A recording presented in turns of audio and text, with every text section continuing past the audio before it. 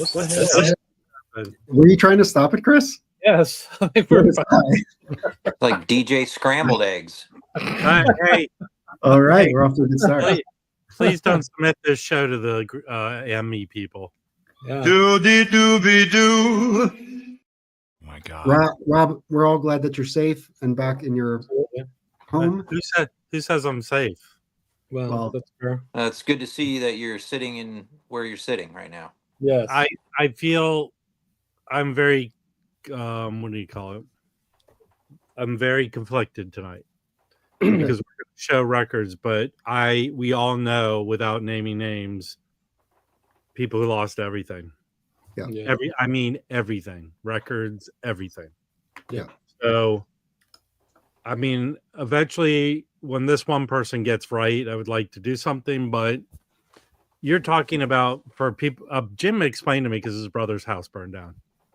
For him to even be able to walk through the doors of a house on that same spot is a 6-year enterprise. So when you're thinking about it, it isn't like they could just build. And in this case, the insurance company sort of stepped up. I guess they do what they sort of do. Right. But in other topics I would like to discuss in the future is how do we manage our elections financially, because that seems to be here a very murky thing, because the one person I know that it wasn't the case. So I like to talk about that, but thank you. I shout out to Stephen Schnee. He had a spare bedroom and actually a nicer than Santa Monica where he lives. But I hung out there for 3 days. It was fun. It was good. And Did y'all do any live streams together? I did Rachel's. Did you do the ski lodge? You did the ski lodge? You did the ski lodge, man? No, he won't let another person do the ski lodge. Oh, shit. All right, well. But with Grant and stuff, you know, I think I'm doing a video with Grant coming up. So Now, guys, if you lose me during this stream, it's because I'm here in an ice storm, and my driveway's a skating rink already. Yeah, I saw Noble. Go out there. Like, just stay inside. You'll probably be fine. well, it's no fire. Yeah. No, it's not. But we might lose power. But Yeah. people are freaking out here. The grocery store was bananas.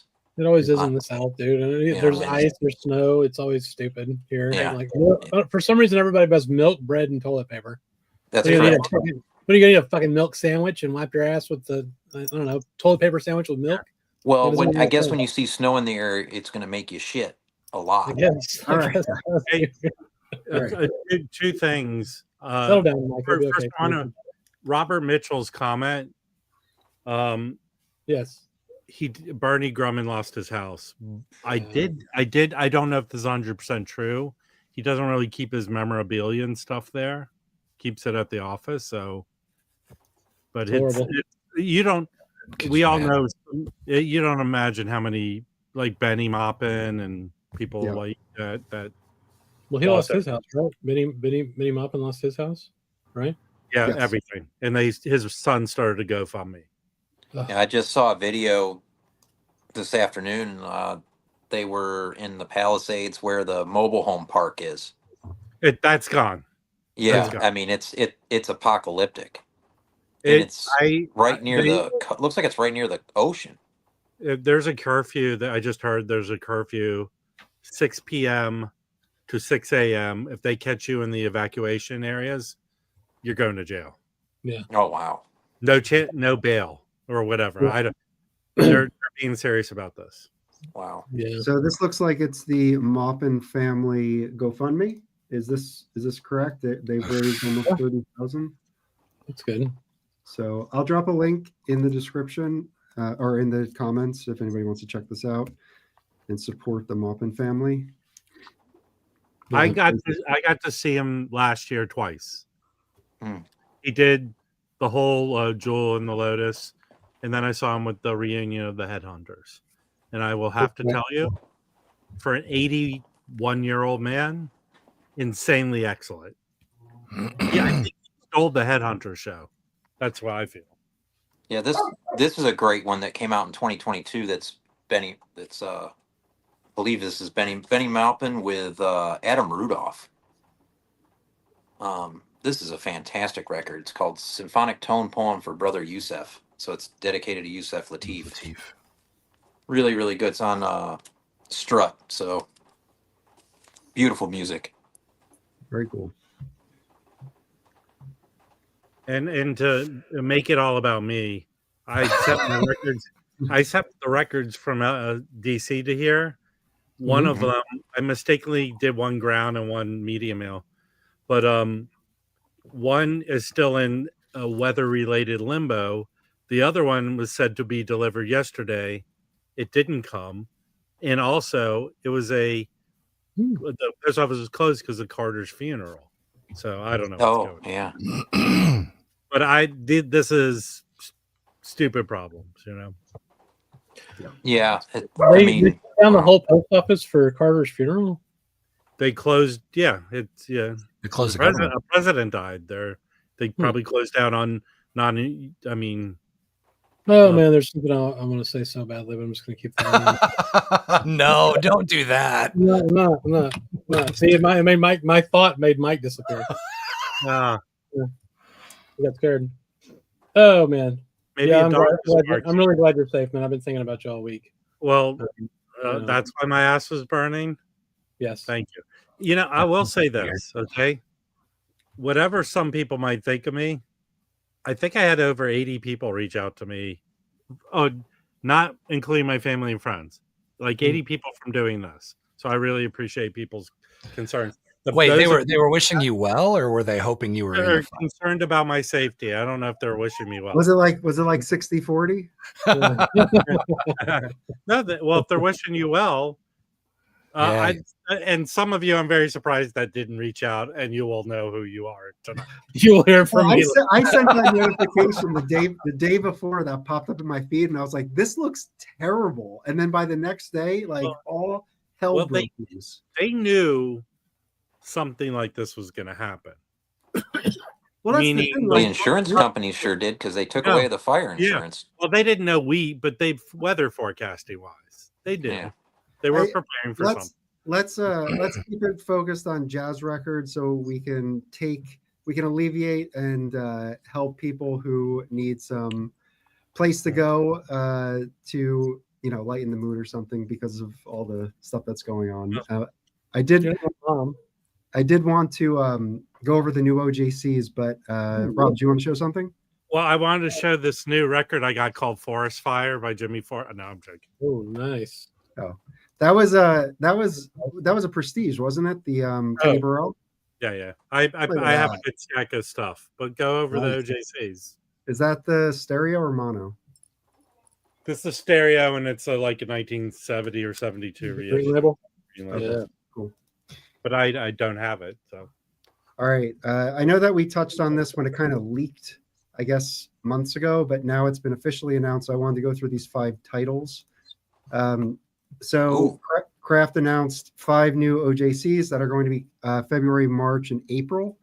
So I was just going to go down the line. Oh, I'm also going to start a poll to see which ones you guys are most interested in, or which one you guys are most interested in. So I'm going to start it, but we're going to go through them. So, Well, can you go with this one specifically? Because you have made a video where you said something. Yes. Okay. So let's do it. All right. So this is the incredible guitar of Wes Montgomery. Before we get into the mastering source, I just want to talk about the record itself. This is Wes's second record. It's his second on Riverside as well. The second lead record. It's got his brother on it. It's Percy Heath, Albert Heath, Tommy Flanagan, Wes Montgomery. So his brother is not on it. It's the Heath brothers that are on it. They do mostly Wes Montgomery tracks, but they start with a Sonny Rollins track, which I thought was interesting that they would start with that. That's pretty cool. I do have I have a mono copy of this. And what Rob was referring to is I made a video about the master tape, the original master tape being missing or destroyed. And my source was Steve Hoffman, who wrote about it on his forum. That was just my source. And then if you actually look on the announcement site here, so this is Kraft's website. It says the reissues feature lacquers cut from original tapes, AAA by Kevin Gray at Coherent. Wes Montgomery is the stereo version and was cut from a tape copy. So it is a tape copy. I frankly think it'll probably sound great still. Chad's Coltrane Love Supreme was from a tape copy, just as a reference. I mean, tape copies can sound excellent. So, well, I have the OJC version, which were you able to determine was digital? Or I didn't determine what it was, but what I heard was like after they reissued it as Vibrate and they renamed it, gave it a new cover. After that release, which I think was late 60s, that was it. Then the tape got lost. Well, here's the theory. The theory is that they should check Iron Mountain for Vibrate and to see if somebody put the tape back and like miss. I mean, the other thing that we all need to realize is that not every OG is even cut from the original master tape. Like tons of them, they made tape copies and cut lacquers from those all over the country, right? Well, wait, but I have to say, Mike, I'm very honored that you pulled out the first ever clerical error as an excuse. I don't think I've ever heard that. They need to check. It has. I think it's retitled Vibrate, and I think it has a new catalog number. So I don't know how Iron Mountain operates. I know that it's all digitized library, and it should attribute all the reissues together. But it might be something to look at. They probably have looked at it, but just remember, you have to think if they brought in a new archivist person, or they reorganized everything. Yes. Kudos to you with the clerical error. Yeah. So this is a cool Wes Montgomery. It's quartet, right? Piano quartet, Flanagan on piano with him on guitar. So any thoughts on this one? Percy Heath and Albert Heath. Yeah, I like this one. I had would you have the OJC, Rob, that you sent to me to flatten? Yeah, that's what sounded I good. have. Yeah, it sounded good. Really good. Liked it a lot. I need this record, so I'll pick it up. I'll probably pick it up too. I like Boss guitar better though, I think. Yeah. Personally. But it's great. Love Wes Montgomery. Yeah. Cool. All right. Let's move on. So the next one is a Pablo. This is Joe Pass. I think this is solo Joe Pass, right? Virtuoso. Yep. Yeah. Solo Joe Pass. There are four, I believe there are 4 total Virtuoso records. I have them. I know there's 3. I think there's 4. But I have them, and it's just him playing guitar. It's really good. Sound better without any clicks or pops. Yeah, for sure. Cool. So he's looks like he's interpreting a lot of stuff. This looks like all standards, or not all standards, but all other people's stuff. So that looks cool. Great, it's a great record. I have it. Produced by Norman Granz, of course. Engineered Dennis Sands. But yeah, obviously these Pablos sound fantastic. So, and this is one Chad's not putting out. Right? Yeah, so Chad's not putting that one out. All right, next one up, we got a Monk. This is Thelonious himself. So this is solo Monk. Except for one song. One track, Rob's onto it. Yeah. So on side 2, track 4, so the last track on the album, John Coltrane tenor, Wilbur Ware bass. So you get a little sax trio on Monk's Mood they do. It's really nice. It's not surprising. They always had trouble getting Thelonious to make a complete record. Yeah. That's also the coolest fucking cover picture ever, I think. Yeah. Well, he made good covers. One of them won a Grammy for best cover. This is this 57? Yeah, it's 57. So yeah, this is when I guess Coltrane was playing with Monk at the 5 spot, right? For a number of years before. Is that right? Yeah, probably. I think 57 is when that happened. So this lines up with that. So this, I guess this is after Coltrane leaves Miles's Quintet. I think so. I think that was 56. I need your expertise, Mike.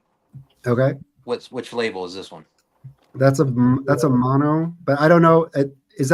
That's a reissue because if it's the Monk record, it has a white label. Yeah, it's a Monk. I have.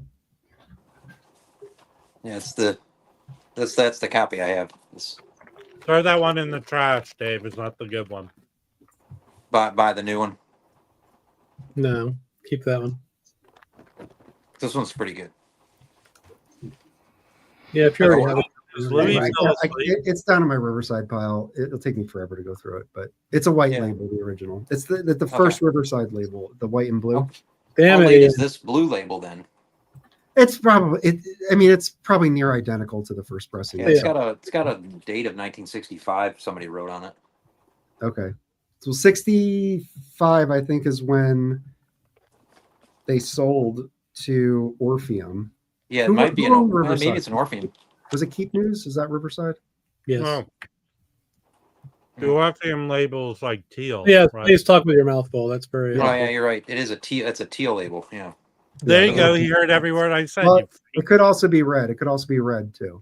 Oh, okay. But yeah, no. And I did a video on the Orpheum pressings. They're solid pressings. They're usually a lot cheaper. Yeah. Okay, let's move on. This is a favorite of mine. This is Walkin' Miles Davis. So just a couple things to point out on this in the lineup. So this is two different sessions. This was two different 10-inch records that they compiled to put out here. And I think the common thread is the rhythm section. So you have Horace Silver on piano, Percy Heath and Kenny Clark on side 1, same on side 2.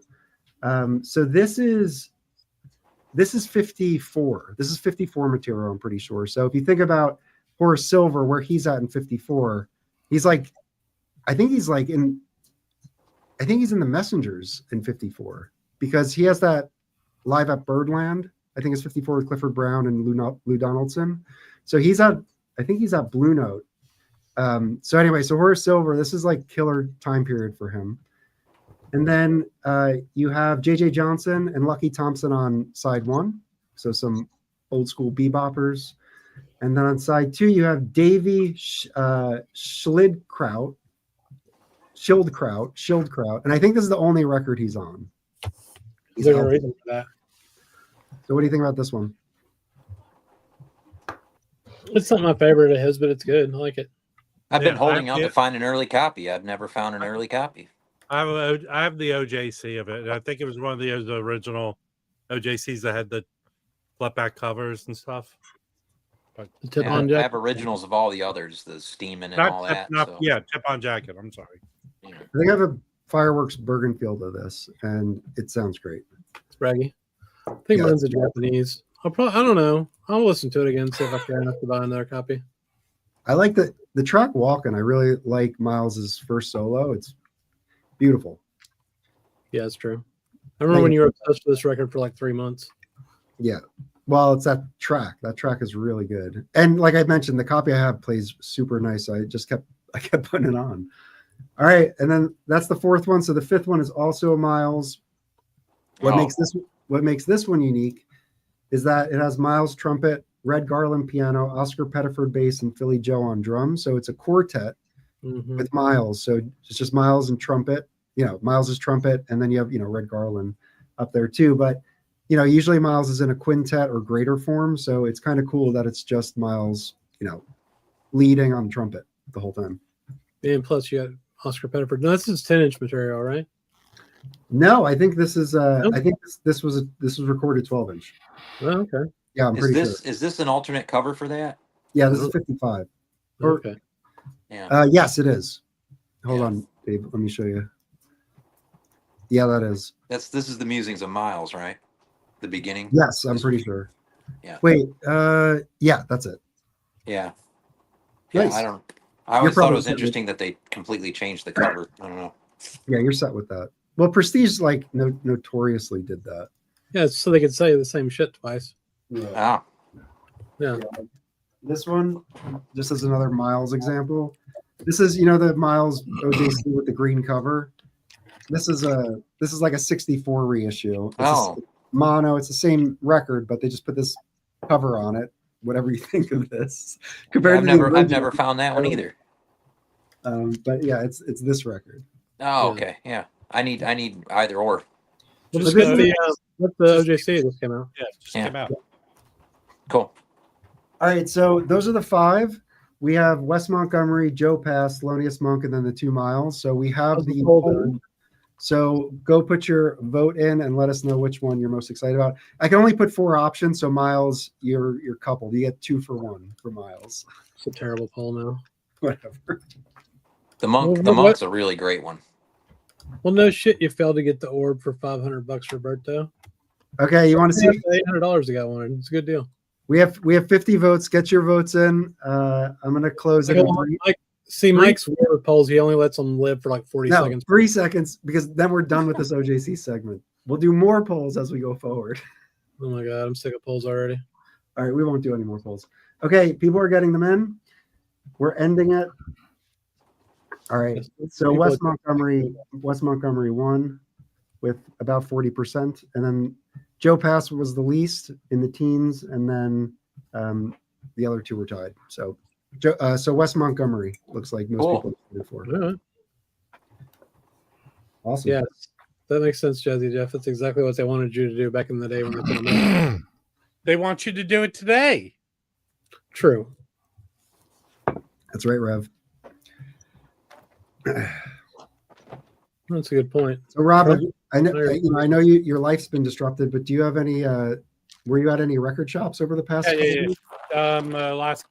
I went out yesterday and walked around Long Beach. Long Beach isn't bad for looking for records. I showed this reissue of Kenny Burrell All Day Long. Is that like a jam session? Yeah. It's all day. They did the first one all day long. Yeah. But we still need to make that jam session video, Mike. We never did that. Oh yeah, that's a good idea. All right, Mike was talking about this guy. I think we just tangented off about Carl Perkins. Perkins. So this is a 1972 reissue. I think it was only recorded in mono. I don't know what's going on here. Sorry. So best-selling 12-inch long-playing albums. Now that's on Dutone, right? Yeah, but I think the reissues were on Dutone. It was on something else originally. Oh, okay. This is 1961, right? So this is good. We were talking about him. Found a trio. He's playing on here with Leroy Vinegar and Lawrence Marable. Yeah. I think I have a few with Lawrence Marable. All right. Well, I think all those guys played on Picture of Heath, the tone. I think it's the same group. Okay. I'm almost certain of it. It's in the cleaner right now, so I was going to listen to it next. The cleaner. The Heavy Guru. That's great. Yeah, Chris album. This one record store in Long Beach got a killer jazz collection in there. I mean, they had Orpheum Bill Evans, a lot of Bill Evans, but stuff I had before in the way he was pricing it. With the Carl Perkins, he goes, it'll be $22. And I looked it up and he goes, it's a 1968 reissue. And on this cover, it's in the cleaner, it says 1972. I go, dude, it says 1972. It's only sold for $5. He goes, I'll give it to you for $5. That's fair. So who's on that with him? Oh, Walter Bishop. Wow. That's a killer record, man. Yeah, I've got it because Chris has just shown it at least 3 times, I think. No. Show the back cover now. Say who the lead is on that. I don't know. I don't know if I saw this at the Holiday Inn Lounge. I don't know if I'd go see him. No, he's sweet. He plays all the different. Yeah, that's really cool. Yeah. What's that behind him? 70s porn stash. Honestly, you could take this picture out and put puppets along with them and they'd fit in. So, nice. So we're talking about Nick Brignola for people listening. Yes. Nick Brignola Brignola is awesome. Man. He hid all his secrets in his mustache. He did a couple really good records on Beehive with Trevor Adams. Okay, so I got that. Well, this is an independent Nick Brignola. I think this is his own self-published label. It has nobody that I know. It's Reese Markwich, Glenn Moore, Dick Burke. So he plays alto, saxolo, okay, flute, and bass. So anyway, so this is a pretty cool one. And anyway, Dick. All right. Here we go. Thanks for the interruption. This is pretty cool. This actually is the back cover of this Impulse comp or sampler. But it's really good. Look at the songs on here. You got Pharoah Sanders, John Coltrane, wow. Alice Coltrane, John Clammer, Ahmad Jamal. I don't know Cliff Coulter. I don't know him. You got Archie Shepp, Chico, Alice again, Milt Jackson, and Archie again. From 1962. But this cover is freaking awesome. Never seen that. Yeah, I've never seen that one either. This is the back cover again, technically. This is the front. Huh. Oh. Awesome. That's an oddball. I've never seen Impulse's samplers before, so I don't know if that was a theme with their covers. Okay. This was really cool. So Alex Diamond Marimba reached out. He actually reached out to me before. This guy owns a record store in, I want to say, Nebraska. Anyway, it's called Spin Records. Boise. And then he had the CD rights to this. So they put out an LP. They only did 100. So I think it might still be available. He's selling it on Discogs. So it's a recording that was made in... Hang on, we got problems. What? Roberto just banned Felipe from the channel, I think. No, he timed him out for 10 seconds. Okay, cool. All right, never mind. Why doesn't Felipe have a wrench on his own channel? Well, Thanks. none of us do. It turns out I just figured that out. Only the Jazz Bums account does. Oh, well, you could fix that pretty easy, right? I am. Oh, man. This was recorded in 1982. So I don't. Maybe Dave knows a lot of these guys, but I do not. Earl Freeman, Dylan. No. So I don't know that group. And then there's I a only know second. Sonny. Yeah. So this, if you like Sonny like I do, Mhm. and it's not, I don't think crazy free at all. Go stream a little bit of this and then go to Discogs. It's called Global Jungle. Yeah, Alex is a big Sonny Simmons guy, so that's going to be I am too. in his wheelhouse. Okay. This I ordered because Brandon came in a couple weeks ago. Touted how good this is. This is that double LP with Max Roach, Cecil Bridgewater, Billy Harper, and Reggie Workman. Yeah, that's an incredible LP. And it's 2 LPs, and yeah, I mean the price is going up. Can you show the cover of that one? No. Lodestar. That's pretty cool. I'll show the end of the record. The Smartly records out of the. Yeah, Horror from Italy, right? Yeah. So get it while it's hot. All right, next. This is fucking awesome. Oh, you did get it. That sounded like shit. No, it does not sound like shit at all. Was that the one from Record Safari? Yeah, this is a 1972 when they went back to the good label. Mm-hmm. Van Gelder stereo. Clean as a whistle. Sounds excellent. How'd you pull it off? You were in Maryland, weren't you? Okay. No, Vinyl Piper and I will do favors. He picked it up. I don't know if I was in Maryland. So maybe I was. So got that. Okay, and this was yesterday. And I just cleaned and listened to this. The John Wright, Mr. Soul. Okay. On a stereo Van Gelder. Yep. This thing looks like a woman listened to it with her fingernails. But you know what? I cleaned it, and it sounds excellent. Well, who's on it? It's just his trio with Wendell Marshall and Walter Perkins again. No, with Carl Perkins, right? Carl Perkins, different person. Yeah. Calm down. Yes. No one tell Jazz Bomb Mike about Psycho. Didn't one of them play for the Celtics? No, stop. So that. Oh wait, I do have 3 more things. And I went. Any CD fiends that are in LA, go to Bagatelle and Long Beach. That's mostly what they have there. So I got this live Bill Evans from. came out in '98. I think it's an '80s recording, and it's his later Eddie Gomez, not his last group, and Marty Morell. Oh, cool. Oh, sweet. Yeah. Then I did not have Joe Henderson, So Near, So Far. That's maybe my favorite Joe Henderson on Verve of the CDs. Yeah, that's great. It's John Schofield, Dave Holland, and Al Foster. Yeah, that's got to be good. Yeah.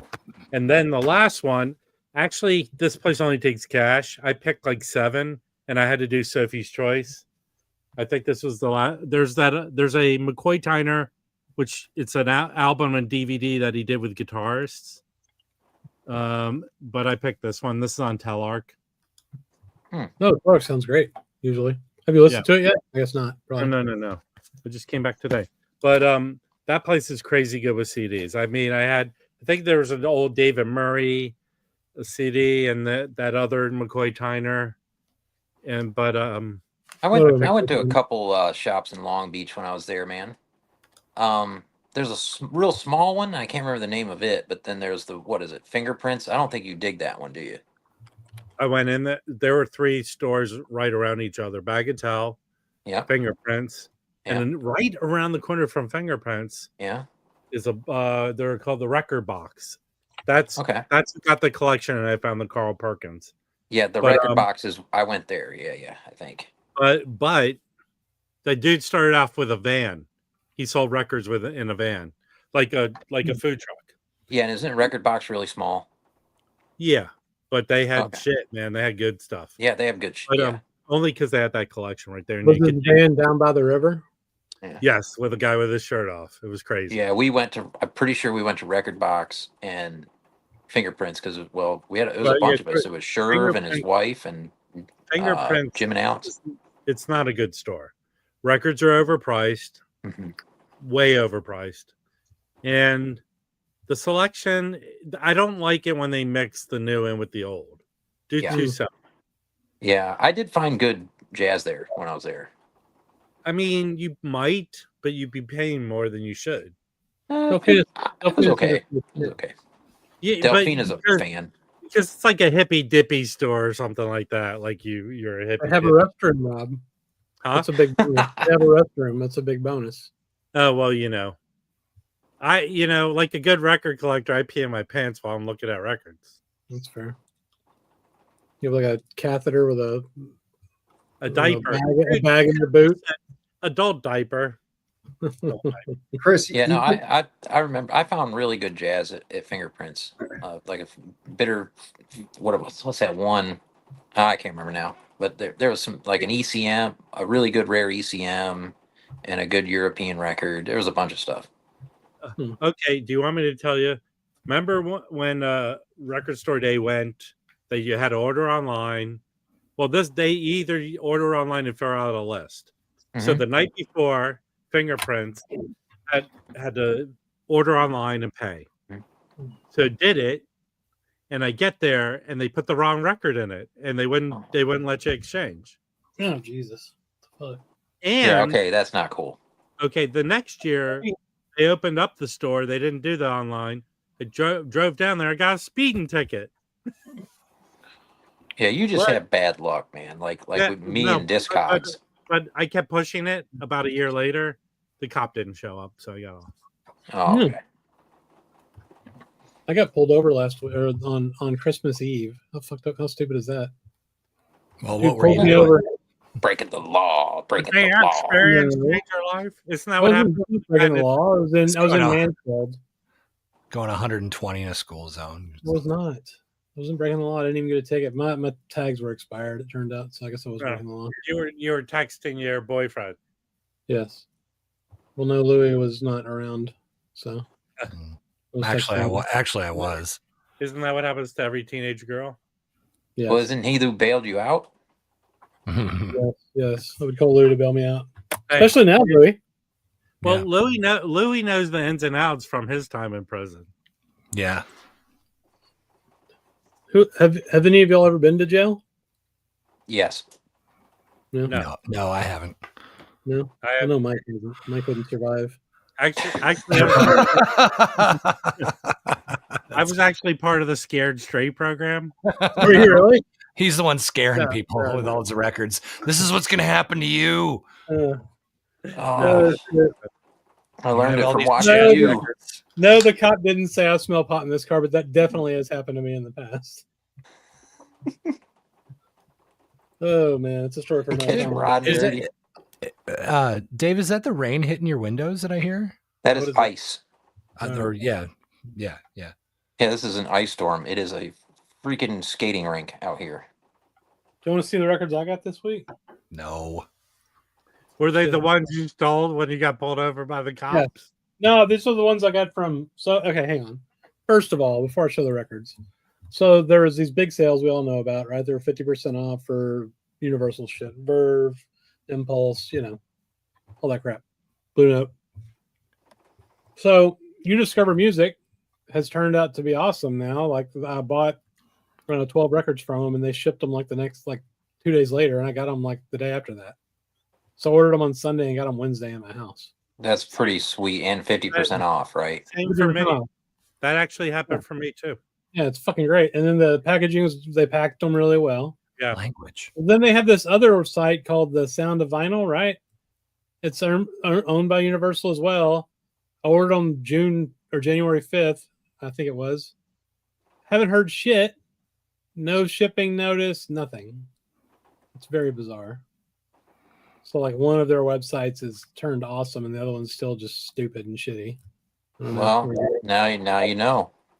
Yeah. Everything, Well, the knowledge reason I is went to power. Sound of Vinyl is, I went to Sound of Vinyl because they ran out of some shit at You Discover. So anyway, I'll show what I got. I wish it was snow. It's not. It's ice. Listen, you stupid people, it's ice. Listen. It's ice, God damn it. This is really good. I listened to this today. So Stan Getz, Bill Evans. That's good. Trying to see who else That's is a on fantastic record. here. Yeah, it really is. I have it on a twofer.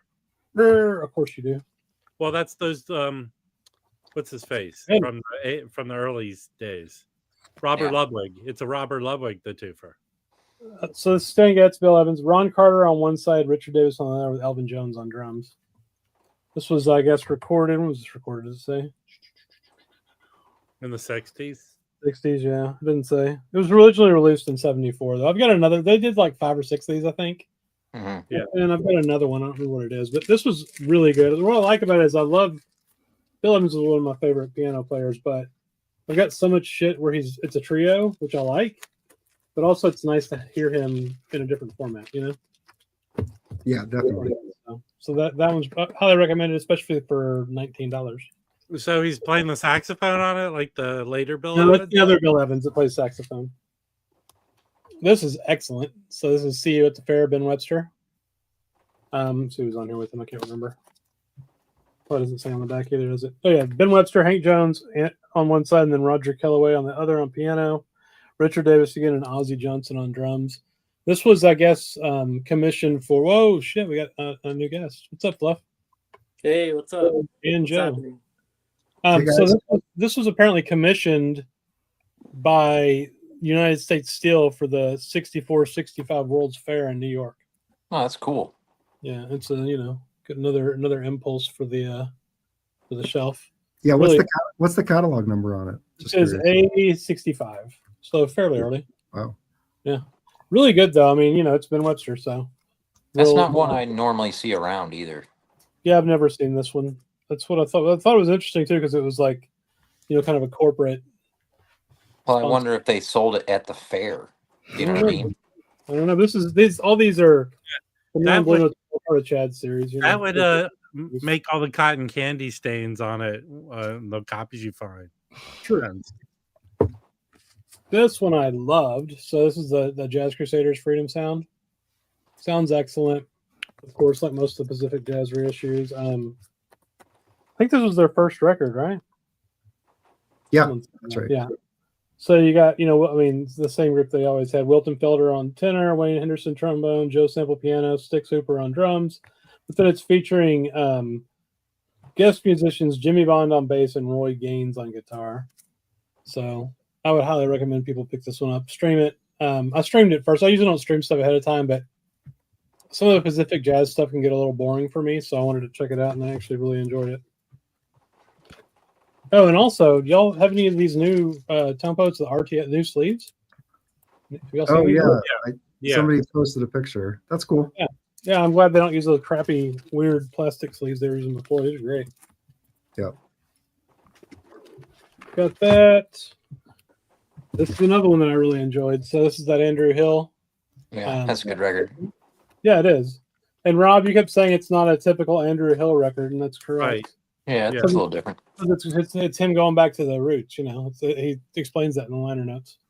It's not. It wasn't about being experimental or whatever. But so you got Lee Morgan trumpet, Booker over on sax, Andrew Hill piano, of course, Ron Carter bass, and Freddie Waits on drums. So yeah, I think out of all these, let me see so far. What's my favorite out of all of these so far? I don't know, either the Bill Evans or maybe even this one. Yeah, that was good.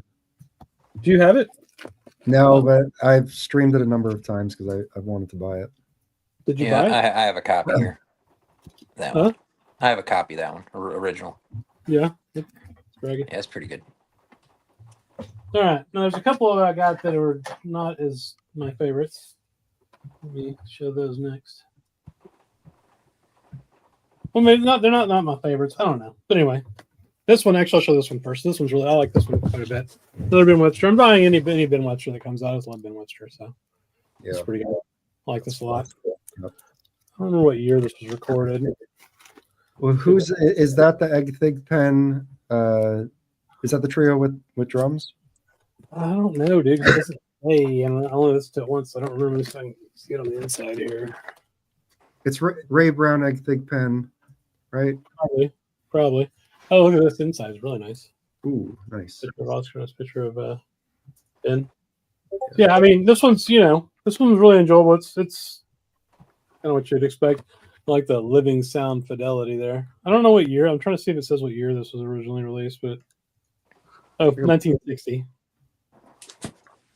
So yeah. But man, for the prices these were available, I'll buy most of these anyway.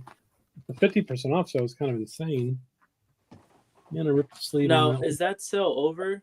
Or yeah, it's over. Oh, yeah, okay. It ended on January 6th, unfortunately. Yeah, but I went on January 6th and it was over. So I don't know why they advertised it. I think it was at midnight on January 5th, maybe. I don't know. I mean, I was there on January 6th and the sales were not applying. I told them you were coming, so they ended it. So whatever. I got one order in. I was going to do another one, but. Can't sleep on it, man. You got to get it while you can, bro. Sounds like a Miles Davis Best Buy situation. Oh, shit. Yeah. That's true. That's okay. They'll probably have another one at some point. They always will. They always have them. All right, I'm not done. Got this one. Really enjoyed this. This is a Lou Donaldson. Now, I will say there was a theme at first when I first started listening to these, which was soul jazz organ records, which kind of started getting on my nerves a little bit. But I actually like this one a lot. I see that one a ton here.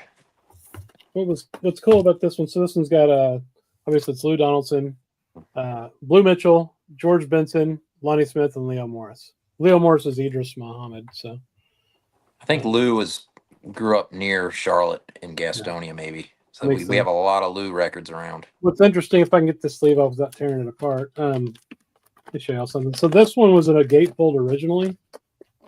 This is like the that late '60s Liberty period when they started doing some gatefolds back in the day. So the liner notes are on the inside, right? But they included here we go.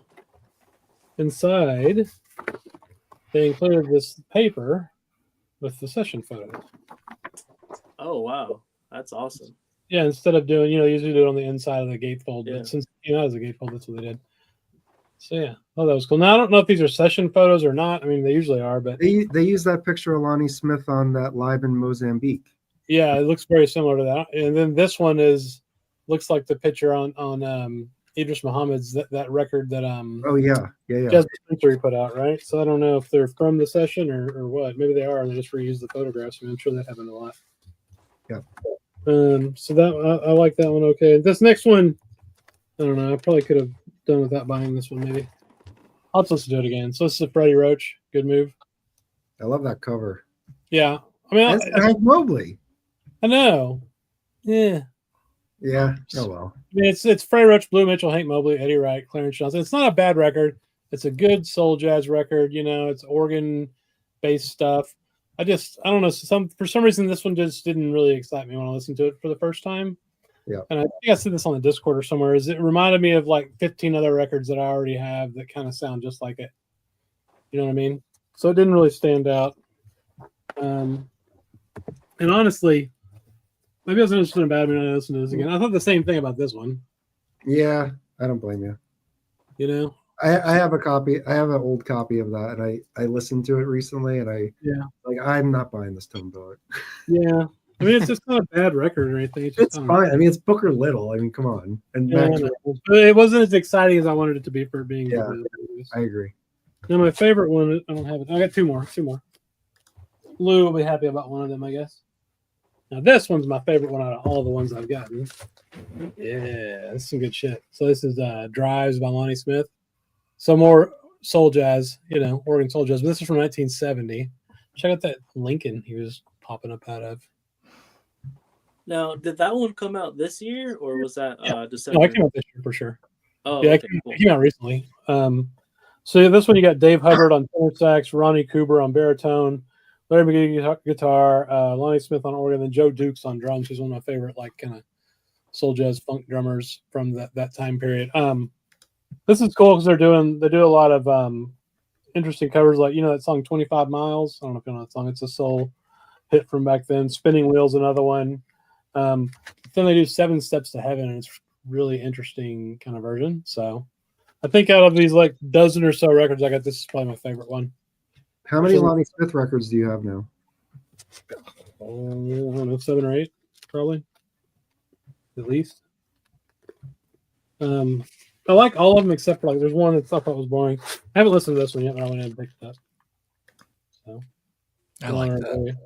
Yeah. I heard some people were shitting on that. I like that. I didn't listen to it again. I only heard the first side at your house and I thought it was boring, but the band looks kick-ass, so I'm gonna listen to it again. Anyway, that's it.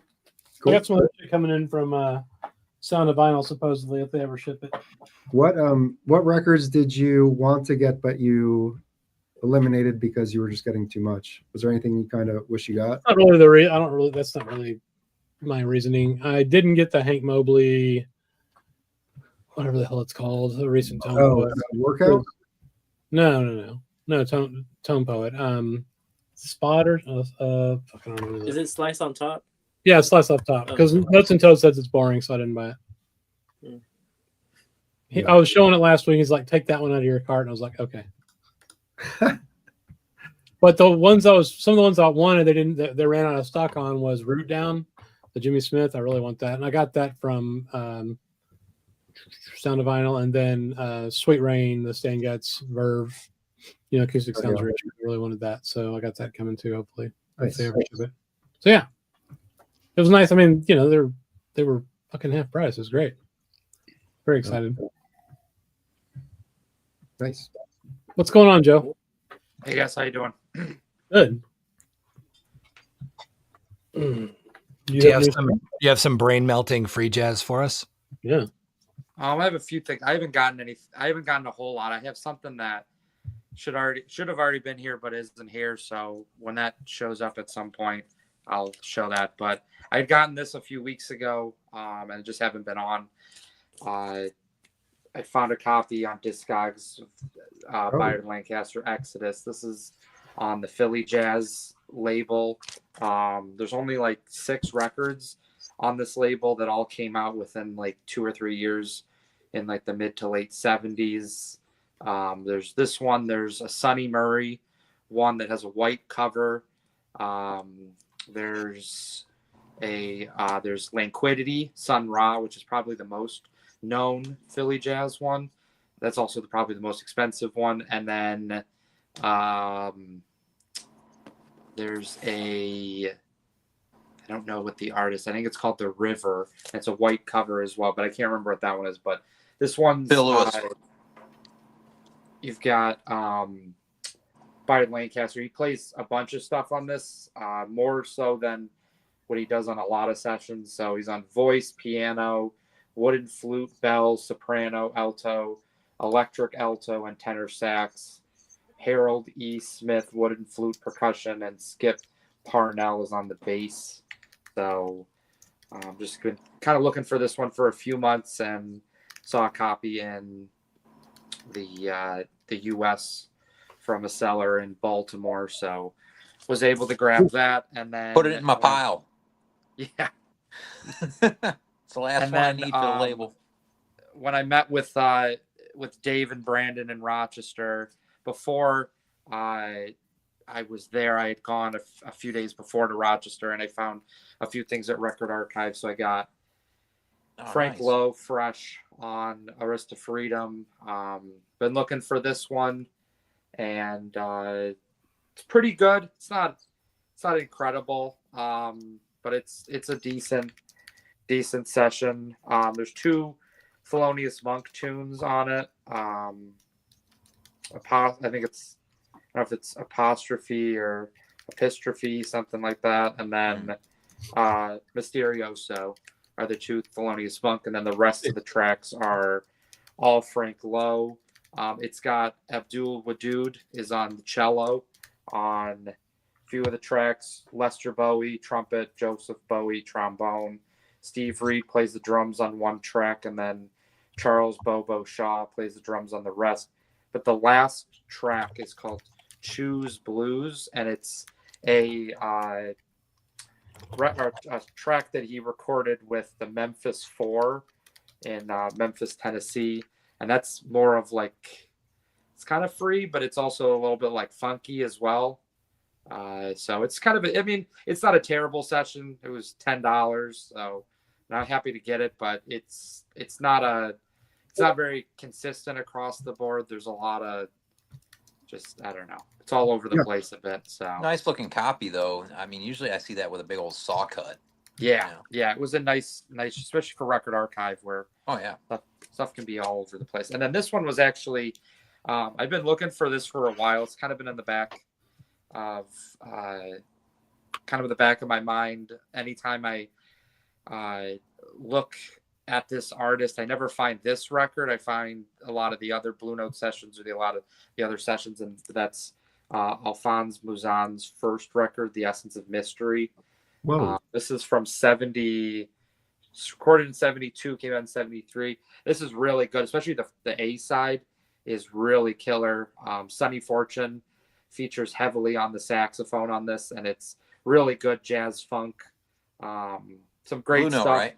But the second side is decent. It doesn't really keep up with the same kind of rhythm and real energy of the first side, but it's a pretty good session overall, and I was happy to find this for under what it really usually goes for. So that was also at Record Archive. So those are the things I found. Again, I haven't really gotten a lot. The big purchase has been I bought the new Humming Guru that just came out a few months ago, and I'm still in the process of kind of getting it up and running and figuring out how I'm gonna incorporate what I already have into what it is, because I watched like Mazzy's videos. I think I talked to Rob and talked to some other people about the Humming Guru over the last few weeks, and I was getting ready, and I kind of had set in place what I was going to do in terms of how I was going to clean it and everything. And then I watched this one guy's video who said, like,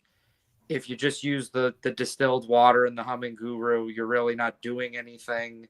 And it was like, it was just one video, but it also made me start to think that, like, is that going to be enough? I paid a lot of money for this. I want it to be something effective. And so I started to kind of think about some other ways to incorporate what I already am doing. Like I have the vinyl vac that I've been using for probably 2 years, which is, I mean, a great alternative to having an actual. Get a groove washer kit from Teddy, man.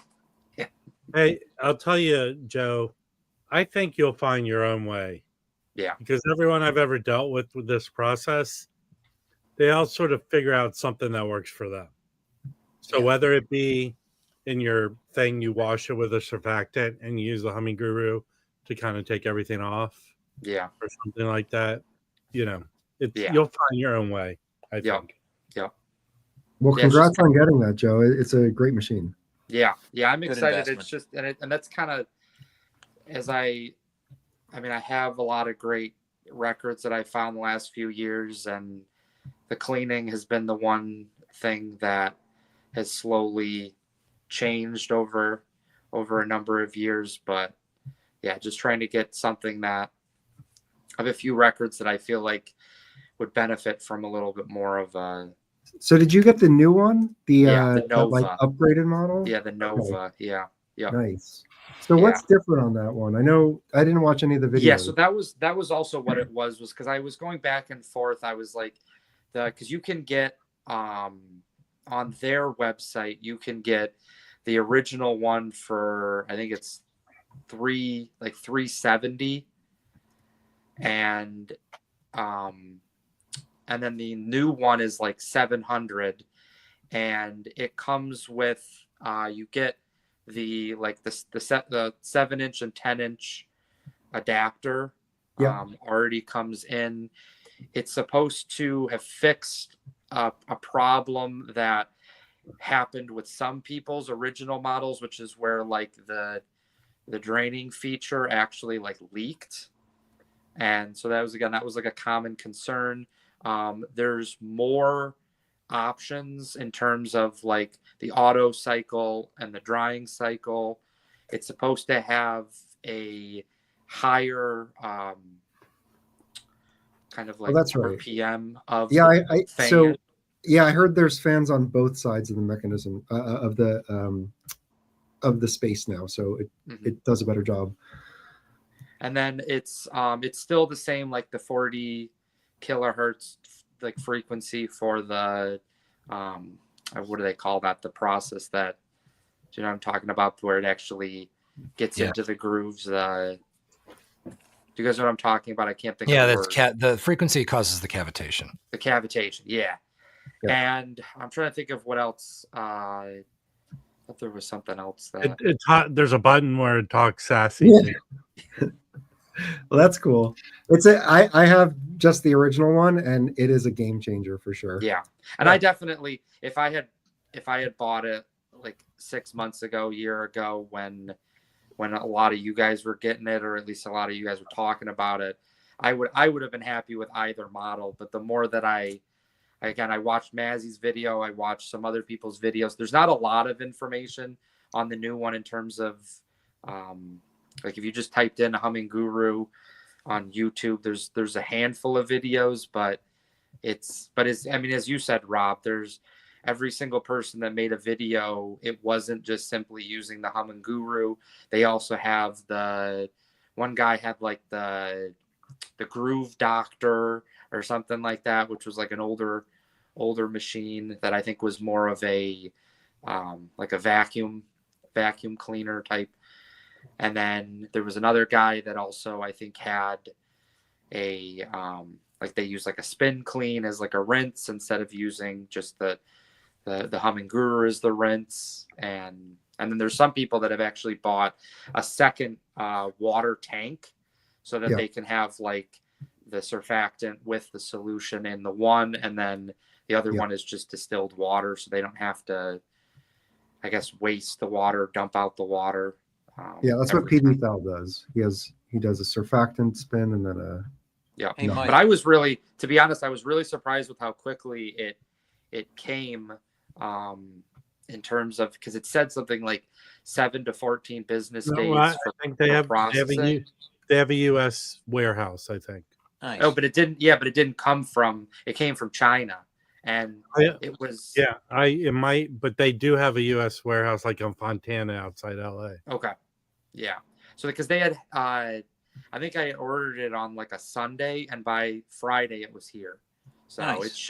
It shipped in like 2 days, and then took a few days. It was FedEx, was the shipping option. So, but it was, yeah. I mean, I'm excited to incorporate that into what it is, and for me it's also just like taking away from kind of the laborious process of cleaning these records. And for me, that's what I've identified as being, because I really, in the last probably 3 or 4 months, have only listened to probably 10 records, I would say. I mean, I just really, between school kind of really at full force, but also just, I have so many records that I have to clean before I can listen to them, and just the process of doing that. And it's just, I'm hoping that the Humming Guru will help that to make it speed less. It up.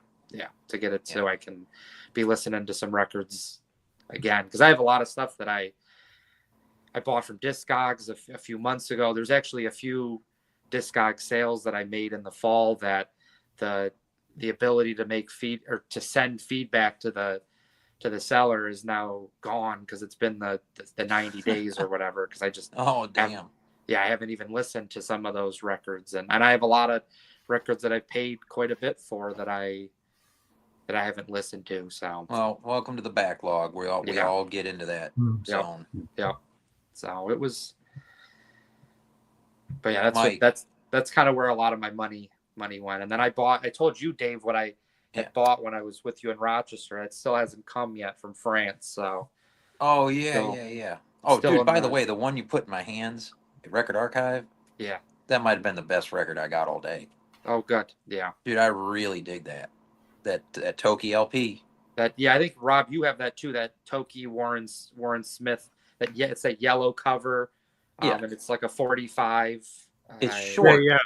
That's excellent. It's short, but it's so good. Yeah, it's really excellent. Yeah. Yeah. It's an interesting record. Really good. Mike, I can answer that question that was in the comments. Yep, that's it, Mike. Yeah.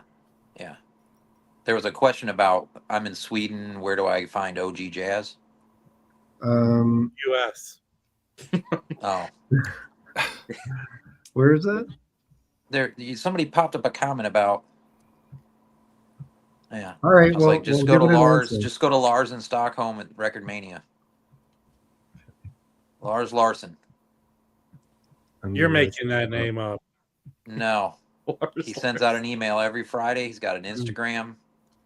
I've got probably my best records that are in this house from him. He's in Sweden. Wait, wasn't he also in ABBA? Maybe. He is the fucking man. Anyway, what's going on, Fluffy? Hey, how's it going, Mike? How's it going, everyone else? Good. Yeah, good. my first experience. How you doing from everyone else? Anyways, Fluffy, you have a vinyl tag going on.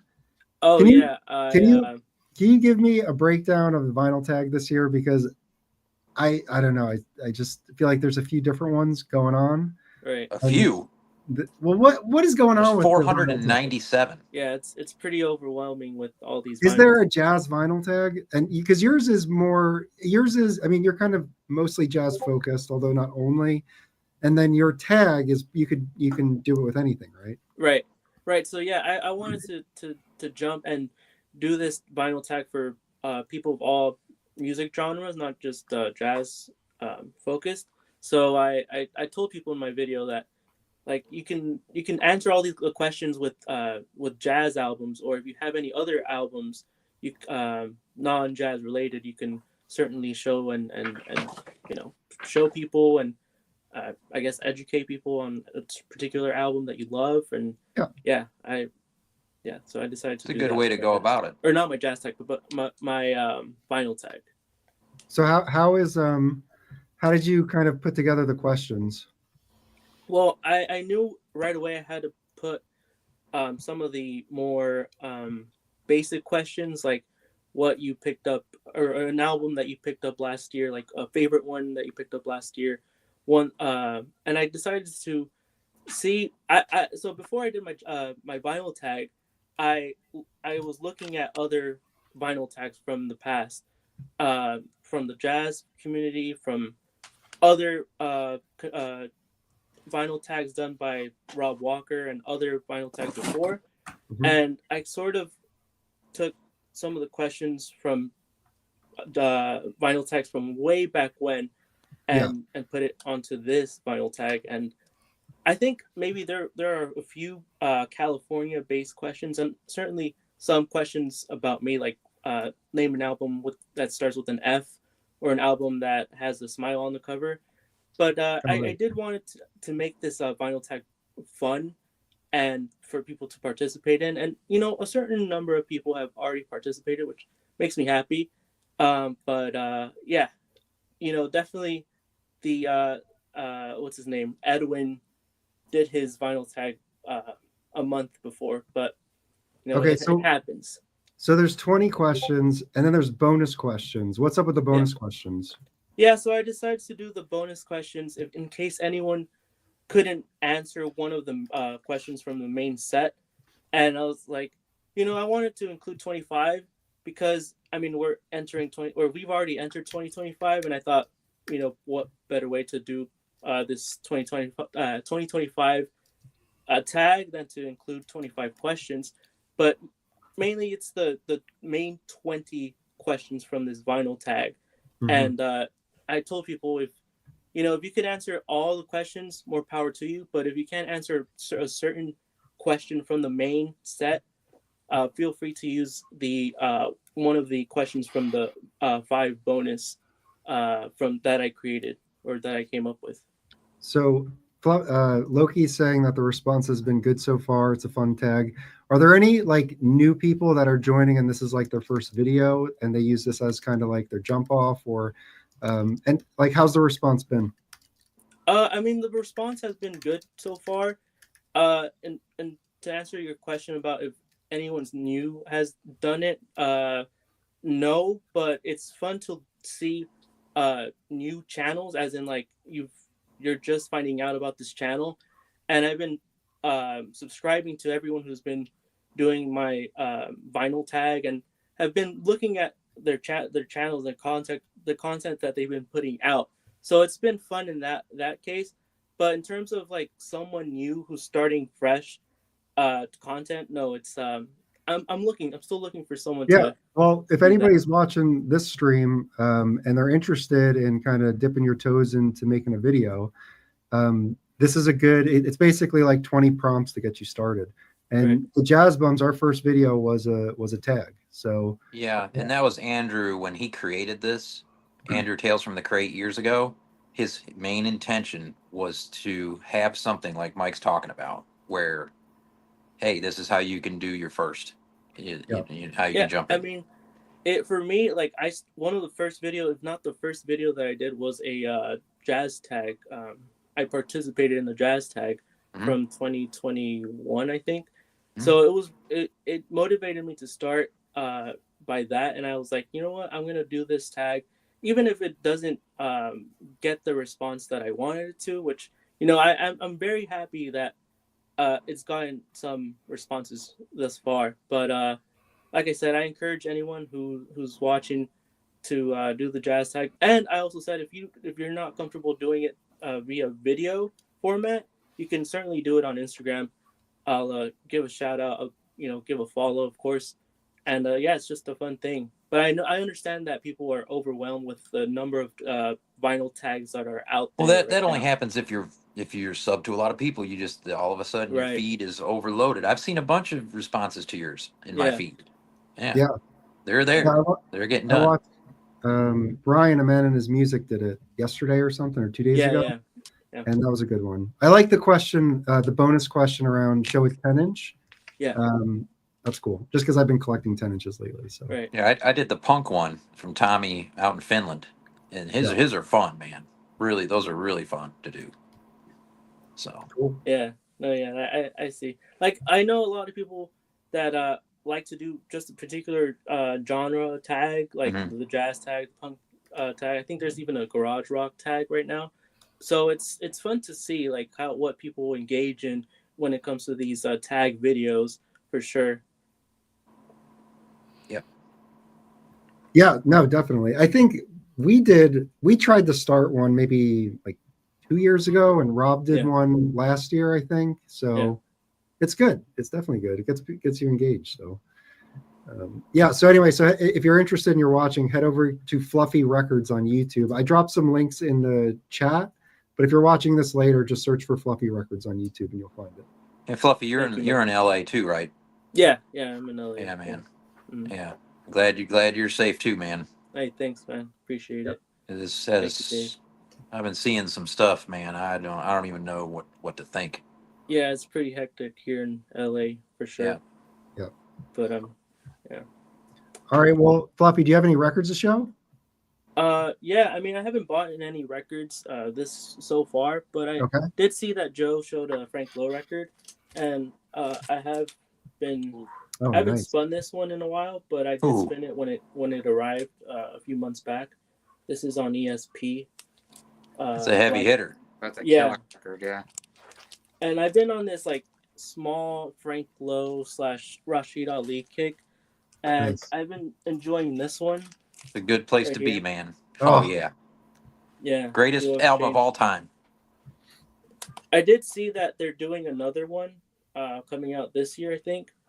Of a record that's already out, but they're essentially doing a complete sessions of another album by Rasheed Ali. And I think Frank Lowe's in it too, but yeah, this is good. Rob, you have an OG of that, right? Yeah, I have OG, and I just picked up another. I have 2 other Rasheed Ali's from his label. What was it? Spotlight or whatever. Survival. So I picked up on my trip to DC, Rasheed Ali and Leroy Jenkins on that. Oh yeah, that's a great record. I've like found it for $18, and that's like for $80-$100 record. Yeah, I know. Yeah. That was a good find, man. Do you have a copy of that, Joe? I feel like that would be in your wheelhouse. Yeah, I have Duo Exchange that Fluffy just showed. Yeah, I have. I found an original of that a few months ago. So nice. Yeah. I still need a copy. It's an expensive record. I do have this other Rasheed Ali record. Yeah. I have that one too. Yeah. I enjoy this one too. It's also on Survival. Yeah. Really, really good. Yeah, I got Alex's old copy, I think. Nice. Yeah. He sent me a few. I bought a few of those off of him. I just got that Rasheed Ali John Coltrane. That's good. Interstellar Space. Interstellar Space. Yeah. I found another copy of it, so I'm gonna pick which one. I'll pick the better. Yeah. That's a great cool record. Yeah. Well, the one you just found had a really nice cover. Like the cover, and I think it's better than the version I have. So yeah, but I don't know. I have to check. Yeah, it's a good one. Damn, Fluffy. Yeah, you're right in the sweet spot. Yeah, with that stuff. That's as good as it gets, right there. I'm telling you. Yeah, I can't wait to listen to more Rasheed I remember Ali when I first saw that the Black Beings Dave in Rochester, because Tom had a copy, and I was just sitting in those front crates, and I flipped past it like maybe 3 or 4 times when I went. And this one time I was like, I'm not really finding anything. Let me see if I can. Let me see what this is like. And so I streamed it, and the first side scared the shit out of me. I mean, it is intense what it is like, and I was like, I don't think I'm ready for this. And I think you had to build up to it. Another like 2 months for me to even get up to the point where I was like, I think I could listen to this and not like, I don't know. It was just it was crazy. Like start stabbing the wall. Right. It was just yeah. But Dave, it's a progression. You know, I went through it, man. You know, like I started the records I was listening to, and then I followed the musicians, and then it just leads you, down the road, and then you end up going through the genres in jazz, or whatever, and it takes you there. You end up now I'm beyond the free jazz stuff into the weird shit. So. Is there any? Do you guys have any? Are there limits to when you're listening? Like, if it's too. Yes. If it's like, can it be like too crazy for you, where you're just like, this isn't for me? Or I can give you an example. That Dollar Brandon Gatto Barbieri record. Okay. I don't like it when it sounds like a cat is getting strangled to death for 30 minutes straight. I mean, it's not gonna happen. Joe, do you have any? I feel like Joe, you're pretty.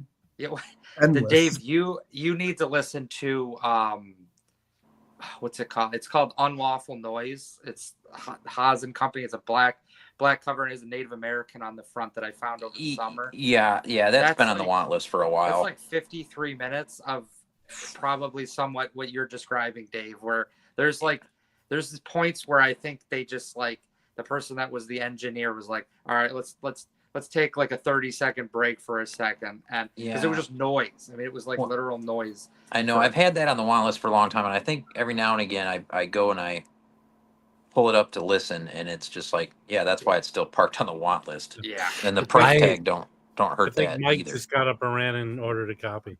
Dude, that kind of stuff that you're talking about, like the kind of free jazz that like would sandblast a barn door. Like I actually found a really good place for that in my life because like I can't get like, normal melodies out of my head. And I spend all day, pretty much every day working on or writing like pop melodies. Right. Yeah. And so at the end of the night, I mean, it's still like regular jazz is still great, but like sometimes I just need to like, sandblast all of the possibilities of melody out of my head, and like after like literally like, cause I'll have dreams about this friggin' song I'm working on. I'll have dreams about the same thing, the same one line going over and over and over in my head. And it's like the one thing that'll get it out of there is some of that like astral spirits, Peter Brotzman sort of like level of just insanity. Just buy some Merzbow records, man. And so I do like it, and I like a lot. I like some of it more than I like other stuff, but it definitely serves a purpose, and it does it. It really does it well. Because if you have a nice melody in your head and you want to get it out of there, well, when the listen is intense, you have to intently listen. Right. You know what I mean? And there's a lot to catch more of what's happening. Some of the thing I like the most about more it engaged. Like, and this is I listen to like doom, like I say doom metal. I sort of hesitate to say the word metal and when it's in its association of stoner rock and doom, but like I feel the same way about doom as I do about like really avant-garde free jazz because it's talking about bands like Sleep. Yeah, like Sleep's a great example, right? An accessible example to that, and the reason why is because one of the things I think about when I listen to that sort of stuff is like, these people are dead serious about what they're doing. Oh, yeah. They are dead serious about like the free jazz people, like all of these people, they're like, these people spent their money, they spent their lives, going in to try and make a record. And then the record is something like, like New Information Society, where he built his own weird bass, African bass to play, and it's just a drone. Or it's Doom, where it's really like down tuned and it's like a lot. It's so slow and dirgy. There's 3 words in the song, and it's an hour long. And to think that these people take this every bit as seriously as I take what I do, like writing songs that I write. Well, It puts you in a headspace that changes the way you listen to it. And that's when I sort of really start to appreciate it. Yeah. And there's bands like Boris that have done doom records, but they also have done a lot of different types of records. There's doom bands that can it's like King Gizzard, right? Yeah. Yeah. King Gizzard can do any kind of record. Right. And they will and challenge do it well. Yeah. And they'll do it well. Yeah. But finding something that's like, oh, I'm not going to spin this every day, but it has like a legitimate purpose in your life is also super rewarding too. That's what Ascension is for me. Oh, yeah. I feel like it's like a tool for me sometimes. Yeah. Yeah. Like a mood tool also, right? Because it depends on what kind of mood you're in. It's like, today's shaping up to be one of those days. And then you have like 3 albums that come to mind. Yeah. Or I really don't want to feel this way right now. What's going to get me out of this? And it's not always, Whitney Houston's I Want to Dance with Somebody. It's, sometimes it's like Blast the Paint Off the Walls free jazz, or like Doom that has like 1 note for, 60 minutes. Sometimes I need to make sure the neighbors understand their limits, and I'll put on the band Nails. Yeah. Yeah. Or just Fear Factory for 2 or 3 straight days. Oh, they came into my store once when I was security at Best Buy, dude. Fear Factory? The whole band. That's great. I knew a guy who loved them, and he would listen to he would listen to Fear Factory with the bass equalizer turned all the way down. Yeah. So that the bass drum attack, the transient of the attack was all you could hear. And it was like, it changed the entire thing about it. I'm like, this is unlistenable because of what you've done. I don't know how you like this. Yeah. They were playing Ozfest the next day, and the venue was down the street. Super cool. The amphitheater. And I saw a lot of I met a lot of people come through the door. But they were cool. And the guy that worked in the warehouse, he was a big fan. So I was like, dude, come up and give me a break. So you can talk to him when they leave. So he ended up talking to him, and they autographed stuff for him. Yeah. So he was stoked. They were cool. One thing I wanted to mention is that a lot of times, like when we talk about like avant-garde and experimental and free stuff, it's usually like very serious. I'm not saying the artist. I mean, I think all the artists probably are that we were talking about, but they do play around with things like humor in their music. Like Julius Hempel's Doggone AD, like has some really funny compositions on it, and that's like totally avant-garde. So that's a good observation. It's not like always like so serious and like so I don't know if there's more examples, but I just noticed that. I want to clarify, it's like even when that's happening, they're serious about the humor. I don't mean that they're I agree with that. I don't mean that that when I think about, like, when I put myself into thinking about that people spent their time and energy on working on this art form that sometimes other people don't get or don't appreciate. It's not that I think they're taking themselves too seriously. It's more like they couldn't possibly, that thought could never enter their mind because they're too busy working on the thing that they're working on. And that reminds me of that sort of thing. It's like a comforting feeling that other people are working on stuff that maybe, other people don't take seriously or isn't generally regarded as universally like a great thing or whatever. I'm going to interrupt. I'm going to exit. I appreciate everyone's thoughts. Okay. Good rest of your weekend. Later, Rob. Later, Rob. Good to see you in the apartment, man. Hi, Rob. Yeah, for real. All right, I have some records I could show. Yeah. Okay, well, this one I got for $10. And this is kind of an interesting one. So this is Billy Hart in what is this? Oh, hell yes. So this has a killer lineup. Let me just tell you who's on the damn thing. So you got Billy Hart drums, Oliver Lake alto, Dewey Redmond tenor, Hannibal Marvin Peterson trumpet, Eddie Henderson on trumpet and flugelhorn, Don Pullen acoustic piano, and Buster Williams acoustic bass. This is also engineered by Bernie Grunman, so it is a really good sounding record. It's for Horizon A&M, and I got it because I just like, I pulled it up in the store on my headphones just a sample, and I was like, okay, this is kind of what I've been trying to like listen to more of. I get it, I bring it home, and I play the first song, and the first song is like really like harsh, and I was just like, I don't know if this is for me. This just isn't that enjoyable. But after the first song, it totally changes, and the rest of it I enjoyed a lot. The trumpeter, though, I never heard of, Hannibal Marvin Peterson. Do you guys know him?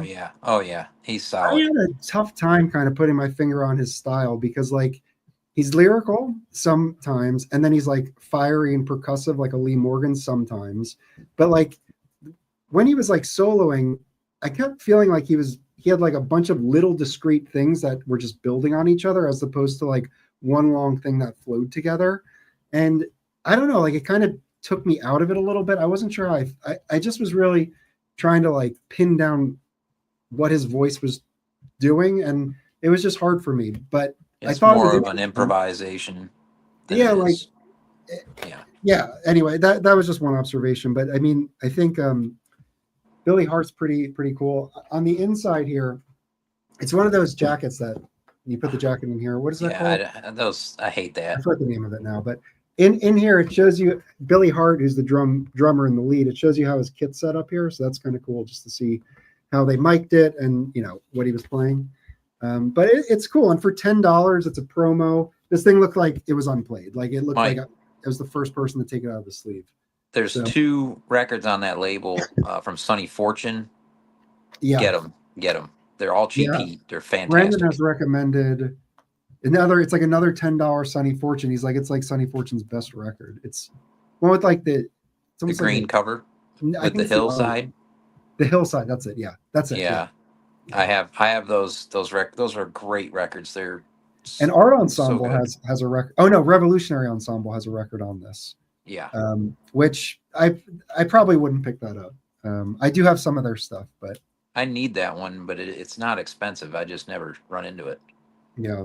So anyway, so I got this one, and it's I mean, it's got great players on it. It's interesting. But it definitely took me for a ride, throughout it, and just kind of analyzing what they were doing. Joe, do you have this record? Yeah, I have that. Yeah, I got that a few years ago. Yep. What do you think of it? It's good. It is. It's a nice kind of definition of a cheap heat type. Yeah. Record, Keeper yeah. for the collection, man. That one will not leave the house. That one I'm gonna survives hold every on to purge. I'm gonna hold on to it. But when I was listening to that first song, it really was just like, oh God, what did I get? Oh yeah, yeah. And then after that, they have a variety of styles that they. Well, play like you said, it settles. It kind of settles in, and it does get some groove going, and All right, so the next one here, this I was just listening to stuff, I'm trying to listen to more records like this one, which this sound, I don't know what to call it, but this is what I'm going for. This is Etudes, Charlie Hayden, Paul Motion with Jerry Allen. It's a trio, and I don't know what else. I mean, it's just an incredible. That record. has to be phenomenal. One of my favorite records in my collection. I mean, it is a stunning date that they do. The style of it, the tone of it, how it was recorded, just everything about this. And this is just this. I'm trying to find. I don't know how to explain, like how to label the style, but it's like this is what I'm looking for. It doesn't have to be a piano trio, but like it's this in this vein. It's hard to go wrong with Hayden and Motion. Well, so I started those looking two for more together have Hayden. always been. I think I need to get more hate, like a lot more Hayden. It seems like that might like his style is something that The record he did for Impulse is fantastic. Liberation Orchestra. I have that. Yeah, that's a huge group though. Yeah, but it's so good. I need to revisit it. It's. I'm Joanne not looking Brackeen, I think's on that. Maybe. I'm not looking particularly for an orchestra, but I should revisit that. And speaking of orchestra, this is another thing I listened to. So this is Sonny's Dreams, Earth of the New Cool, the Sonny Chris Orchestra. This is arranged and conducted by Horace Tapscott, which really just puts a signature sound over the whole record. I didn't know that. Just awesome. This is I got this a couple of years ago. I can't remember, but it wasn't cheap. I remember. But now this record's like any pressing is like hundreds of dollars. It's crazy. So I don't know. I don't know if this would be a good candidate for a reissue because I don't know. Even though it's expensive, I feel like the pool of people looking for this is probably not too big. But I don't know if OJC is looking for something. This might be, one to research. But this is really good. So it's got Sonny Chris, David, and Sonny Chris. He's like I don't know if he played in the 40s, but he played in the early 50s for sure. He's like an old school guy. Yeah. So Sonny Chris, David Shearer, Teddy Edwards, Pete Chrislieb on baritone, Conte Condoli, Dick Nash trombone, Ray Draper tuba. So there you go. Got a Ray Draper. Good trombone player. I have a Sonny Chris. That's a good trombone player. Yeah. And he's good for also having to put up with that tuba guy. Is that original? No, it's a Classic Records. Oh, okay. Nice. And this one too. Oh, nice. Oh, very nice. Oh, yeah. I dig the cover on that. Are those both Classic Records? Yeah. Nice. Yeah, Classic Records did a number of. It's a good way to go for those old 50s records. For sure. Definitely. But yeah, this is one that I really enjoyed over this past week a lot. So and this got me going down a Horace Tapscott rabbit hole. So I do have The Giant Awakened. That's the one on Flying Dutchman? Yeah, that one actually, a lot of people really love that record. My friend Tom, that's one of his favorite records of all time. It's one of my least favorite. Okay. It's just just my personal. I don't know what about it is about that record. It doesn't hit for me. But everybody's different. Like for Tom, it's like the pinnacle. For me, no. But I love Tapscott stuff. I have a ton of it. Yeah, I also have a reissue of The Call, the one with the white cover. That I like a lot. That one is excellent. That one is excellent. Yeah. Joe, do you have any Tapscott? No, I don't. Is that anybody you'd be interested in? I might, yeah. I just have never really come across any of the material. Yeah. His stuff's hard to find, man. It's pretty much all in LA. Really? Yeah, because he's an LA guy. So he had I've had to order most of it from I got I think they sent me 7 or 8 all at once from going underground out that way, California. Didn't he have a community orchestra? Yeah. I think that was his I think that kind of grounded him in LA. Yeah, here it's called. Is this the group? Well, the Pan African People's Orchestra. So live at IUCC. I got this at Amoeba actually in LA. Yeah. This is a reissue on Outer National. They reissued a bunch of this stuff. This is a triple LP, and it's just a massive group. But it's so fucking good. Louis, Tapscott might be an artist you might want to look at. He's a pianist, and it's a pretty wide range of stuff that he's done. Why do you say that, Mike? Just because he's a orchestrator, arranger, he writes his own music. I just feel like there might be pieces of appreciation that you can kind of gain from.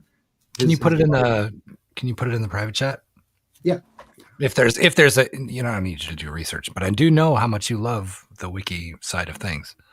Oh, do you want to do another hype sticker? Sure. Oh yeah. So what's going on? Are you making more music? Yeah, I got 3 songs left to write. But the files are due in May, right? So pressing should happen in May. Okay. But I'm going to do something. I'll say it here because it doesn't matter, whatever.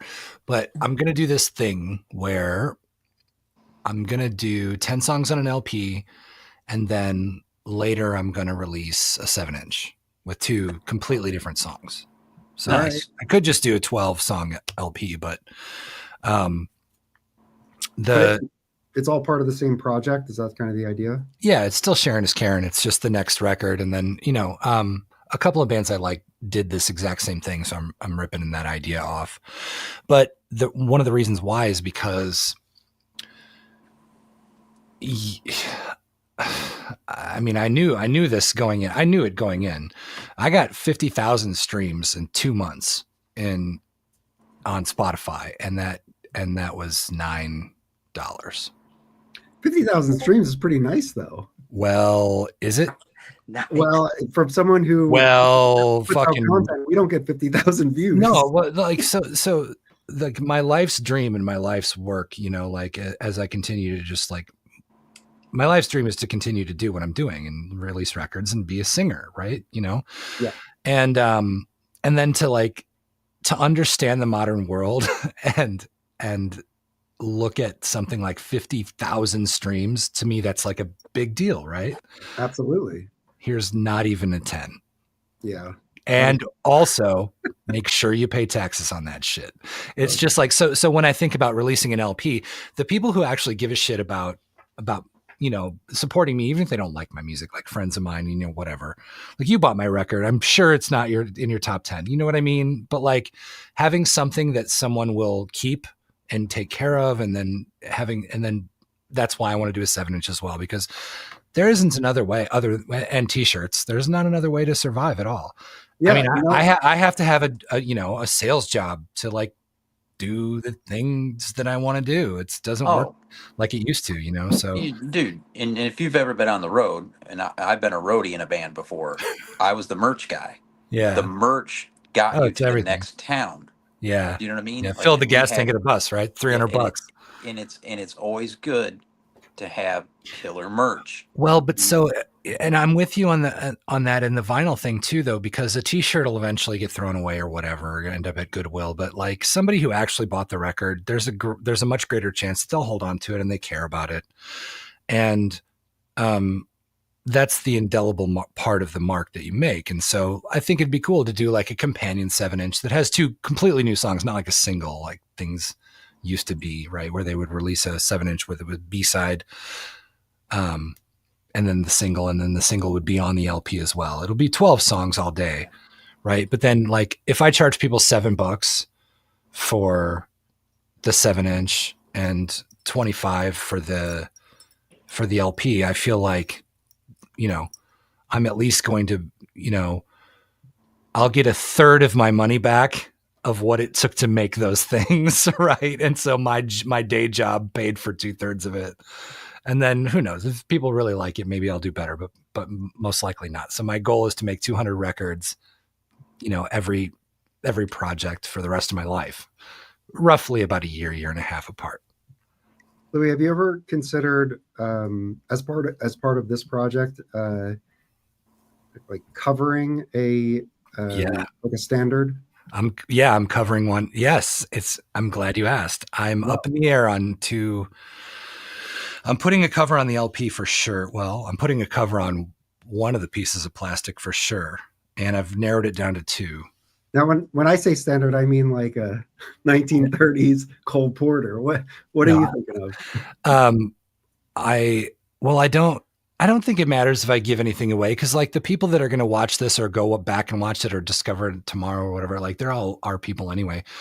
I rearranged a song off the wall. From Pink Floyd? Yeah, called Nobody Home. Oh, okay.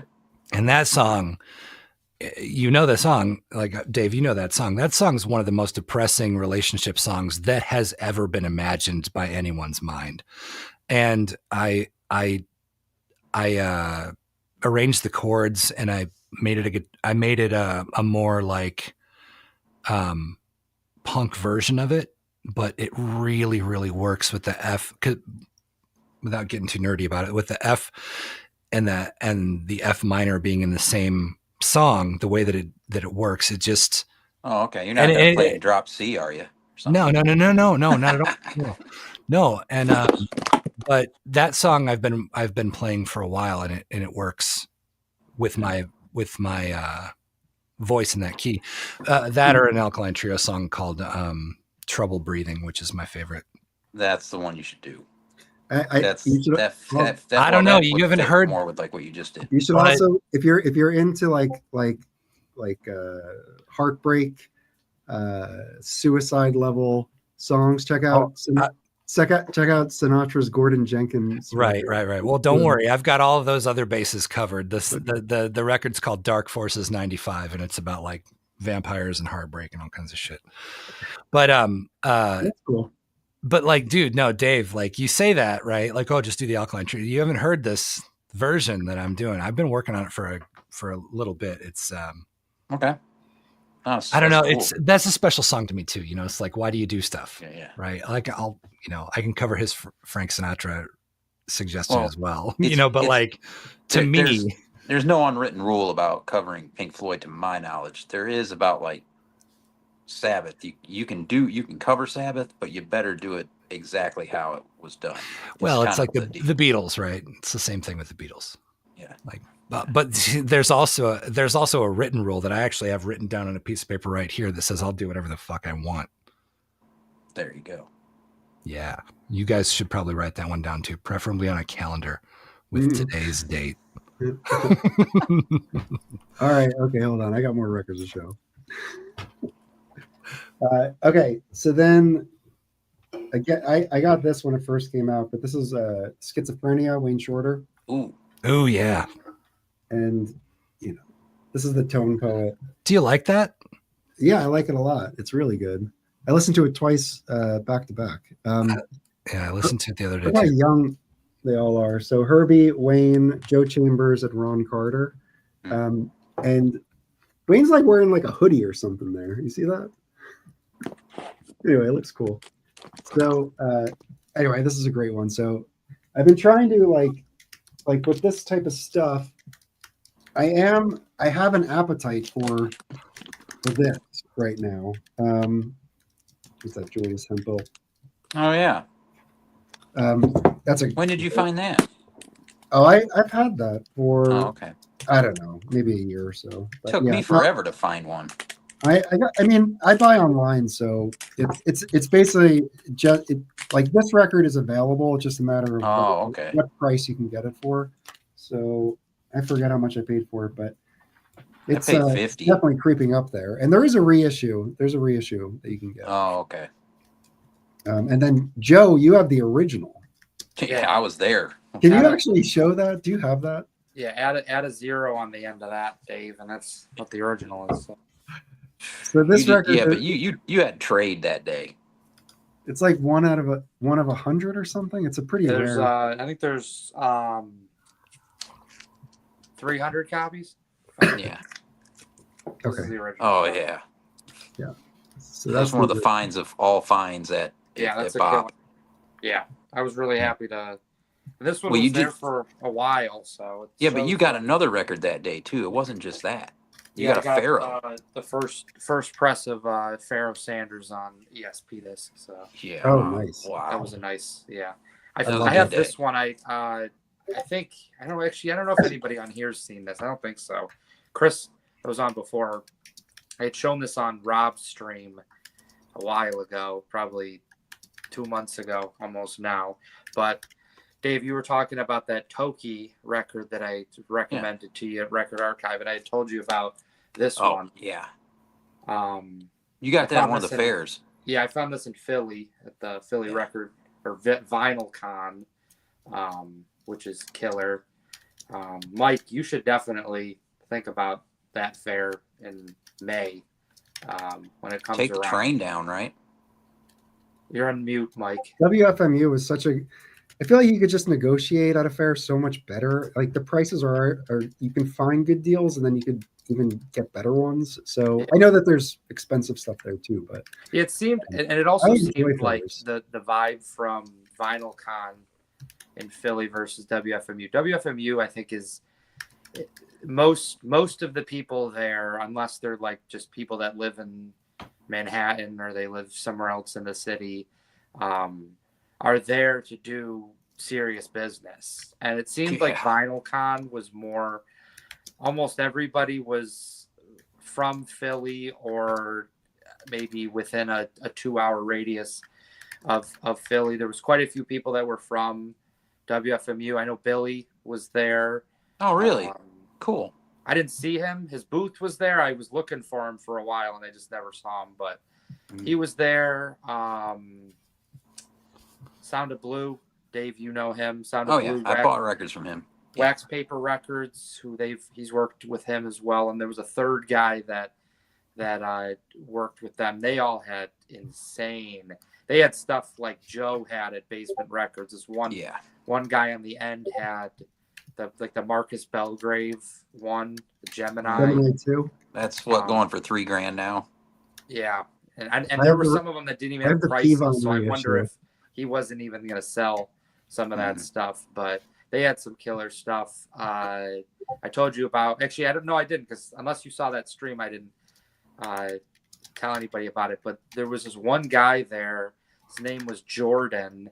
I think he was from Philly. He was there with his dad, who was an older. He was probably 40s, and I think he had also been at WFMU, but it was only on the Saturday this year. So Mike, you might have seen him, but he was. He had Blue Note Prestige. I mean, it was like if you're somebody that's looking for originals, early copies, he had a lot of heavy. I mean, he had the Pete LaRocca Basra, an original of that. How much was that going? Do you know what he priced it at? I think he had, I think 3,000 on that. I was right, 2,500. He also had an original of. Is that worth 3,000? Yeah, well, it depends on who'll pay for it. Yeah, oh my god! I don't know if he had anything. Like I didn't see True Blue. Actually, I think he did have True Blue. I don't Okay. know if it was Tina? an original. Now, I know that is like mega rare. Yeah, that's so- like $7,000. Yeah, Yeah, 8,000. Yeah. Yeah, He Tina. he also had Open Sesame, an original of that Freddie Hubbard. He had 3,500, and I bought that probably 6 months into COVID. I actually bought that day from Tom. For Yeah, I 800. remember you got that at Bob. Yeah. It was 800. So that was Yeah, I almost quoted that price. I thought that's all you paid yeah, for that. but he got a copy. Dave, he was trying to sell his copy this summer. I think he wanted 2,000. I think 1,500 or 2,000 for it, which is actually not. Sadly, that is not a bad price. I think it's 2,000 is kind of what it goes for now. Yeah. I think Freddie he was Hubbard, working Open with somebody Sesame? online, Open Sesame. Yeah, because I think it's the fact that it's Freddie Hubbard's first record. It's a killer record, but also it has Tina Brooks, who it's just one of those guys on Blue Note that everything that he touched. I mean, a lot of those have become tone poets, but I think if a lot of those had been originals, there's a lot of kind of lore about the fact that Alfred Lyon and him didn't really see eye to eye.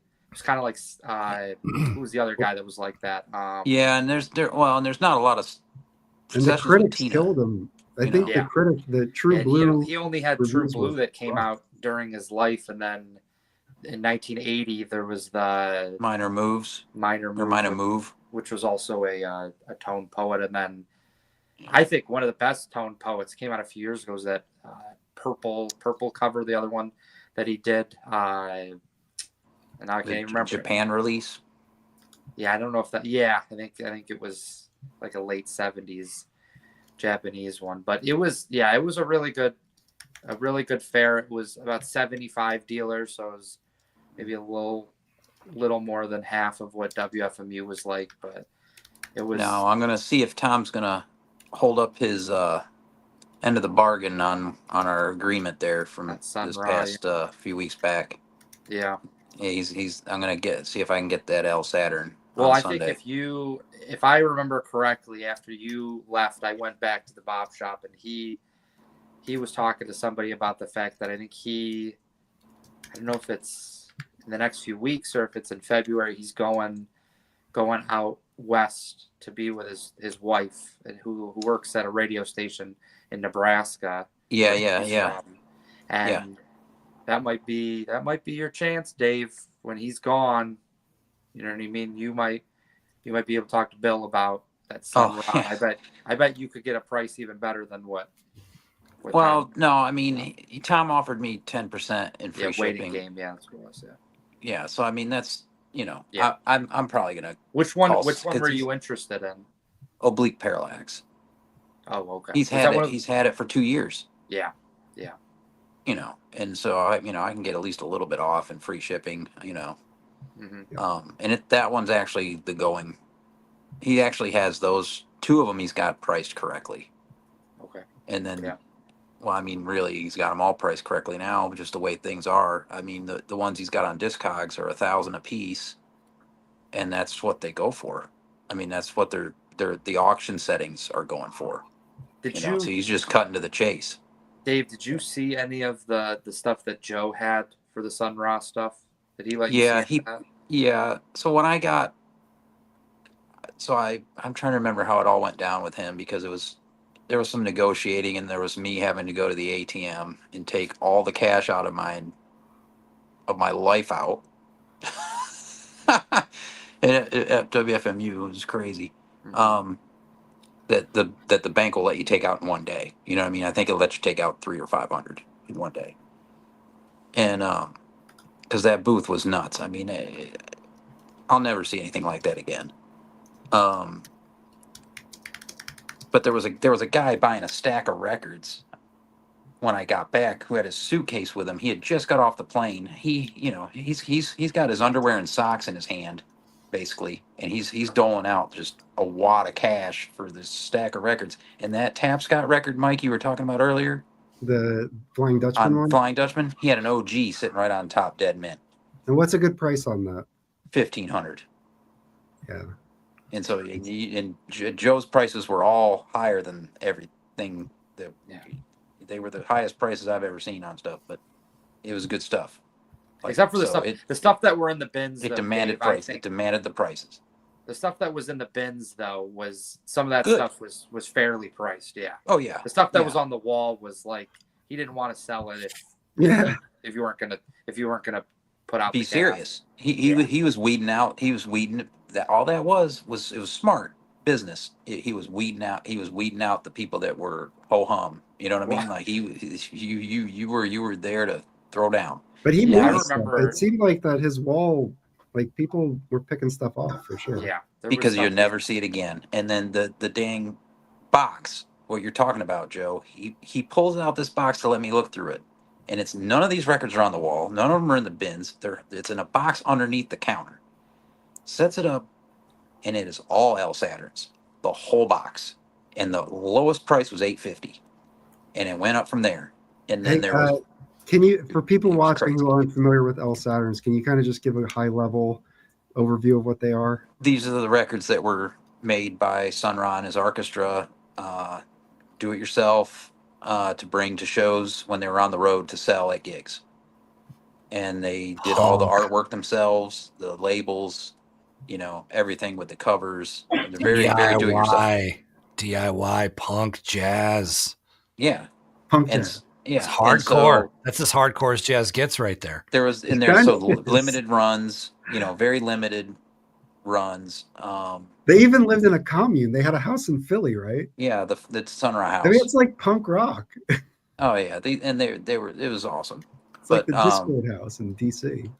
And so they had these records. He had these records, and then one of them had a hand-painted cover. It wasn't a shower curtain cover, but it was a hand-painted cover. That was the only one in the box that had no price. And I'm pretty sure when I looked at him and he saw me holding the record, he held up five fingers. Do you know, for 5 digits? Yeah. So yeah, that was what was going on in that box, and I handed them that box very carefully back, and I didn't get anything out of it because it was insane. Damn, it was really cool to be able to. They were all mint condition. That was the other thing. All the condition of all these records was pristine. That was what it was. Dave's right. The prices were high, but the condition of that stuff. I mean, I picked up the big one from him was Bobby Milford Graves, and I mean it's like stone mint condition. I mean, this stuff had. I don't know if it ever been played or what the deal was. It's just, you're never going to see that stuff again. Like, that's why Dom was there for 4 minutes. Yeah. He walked in the door, and in 4 minutes, he had bought the Brother off the wall. When I went on Saturday, Dom was still digging through his stuff. He was there with me. Oh yeah, man. Dude, I'm sick as hell. I'm sick as hell, dying in the apartment in Jersey. And you guys there, oh man, I felt terrible, man, about missing Saturday. I went so light at FMU this year. I mean, I was just trying. No, you didn't go like Felipe went light.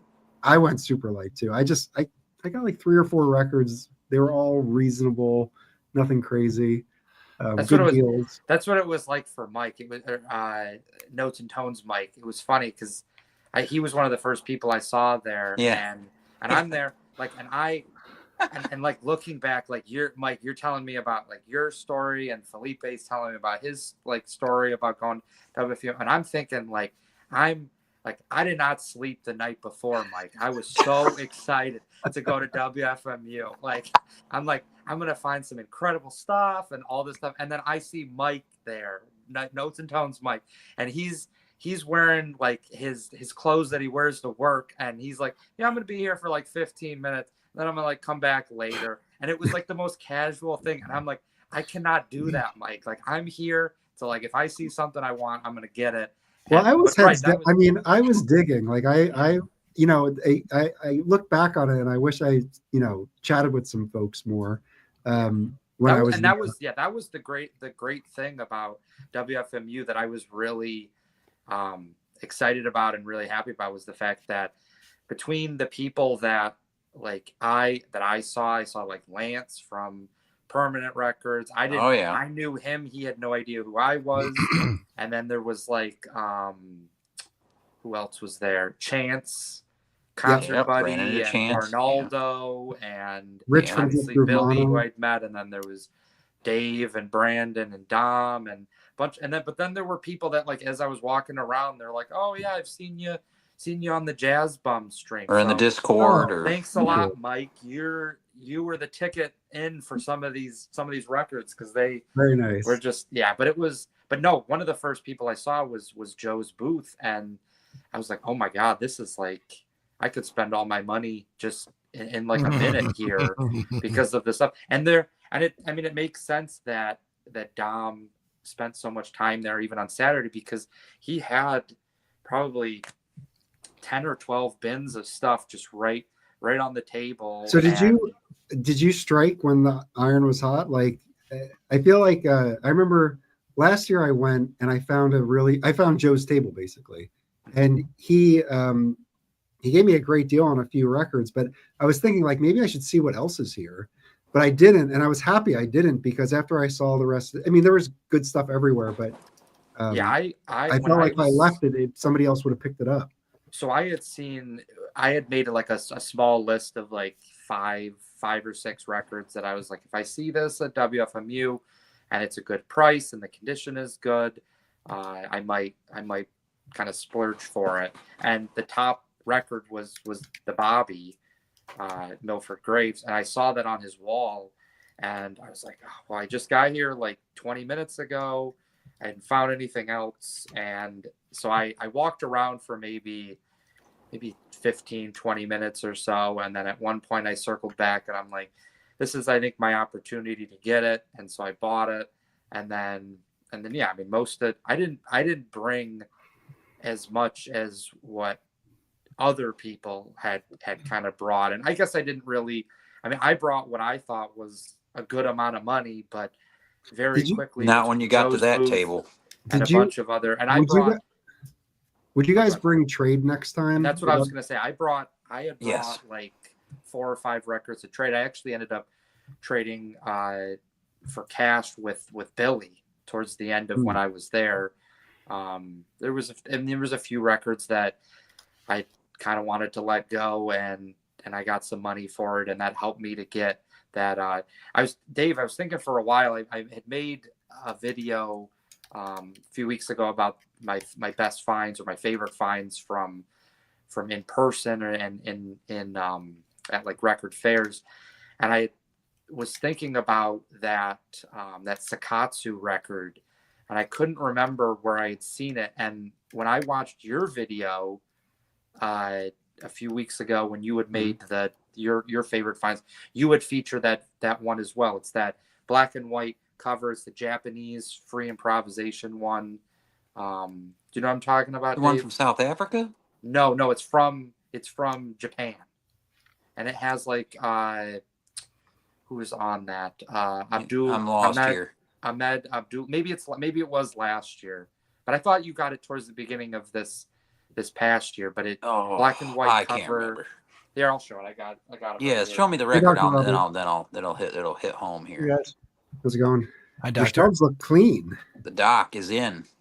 Yeah, good to see you guys. Was that a comment on my shelves? Is that right? Yeah, Yeah. they look organized, well organized. Oh, Yeah. That was early in the year. It's Yes. fucking quagmire. Let me just tell you, it's a quagmire. It's a quagmire. Yeah, I'm sure. But I Go couldn't- ahead, yeah, Joe. What were you saying about that record? I couldn't find I couldn't remember where I had seen it, because I know that Brandon was selling on Discogs actually a reissue of that. But then I was like, You saw it at the fair? Of this somewhere. Yeah, I bought it. I bought it from Joe, and that was that's what I ended up getting. Okay. Right at the end from selling the stuff from Billy, and then I had some money left over. But I mean, it was. Yeah, I didn't even see that he had that one. That's how much stuff. I looked on the wall, and then I started looking in the bins. And the bins I happened to have was right in front of had that Frank Lowe that you bought. I bought the Frank Lowe on Palm, that Sakatsu one, and then there was I'm really happy about the Frank Wright one that I found on that Center of the World Productions. Yeah, label. the green cover. Green cover, with Rasheed Ali. Yep. Yeah, or I think that was a cool or no, it's Muhammad Ali. not the boxer, but there's a Yeah. Muhammad Ali drummer. So Yeah, that the thing that blew me away right off the top when I set eyes on that wall was the fact that he had all three of the Conjamal rares, Dead Stone Mint, the Motherland record, the Palm record, and then the Infinity record. Mm-hmm. Like I was floored, just floored. And you said to see all three. Someone bought the one that just had his name on that white cover. Yeah. Sound of Blue bought it. Oh yeah. I like listening to you guys talk about this stuff the same way that I like watching Indiana Jones and the Last Crusade. Okay. I'm not even a little bit kidding, because to me, my journey through all this stuff is different, but to listen to you guys talk about stuff like this is really similar to what I would assume listening to archaeologists talk about some really important dig would be like, because you guys are holding on to and you prize and value and pay for and collect things of, super intrinsic importance to this particular world. And then you have them and you take really, really good care of them. It's like when you hear people that are talking about stuff they're passionate about, it's always cool. And this is like a layer even deeper than that, because you know them, you know exactly what you're talking about, you know what it's worth, and how, all of these things. And these are artifacts, and it's just super cool to watch people talk about it and collect it.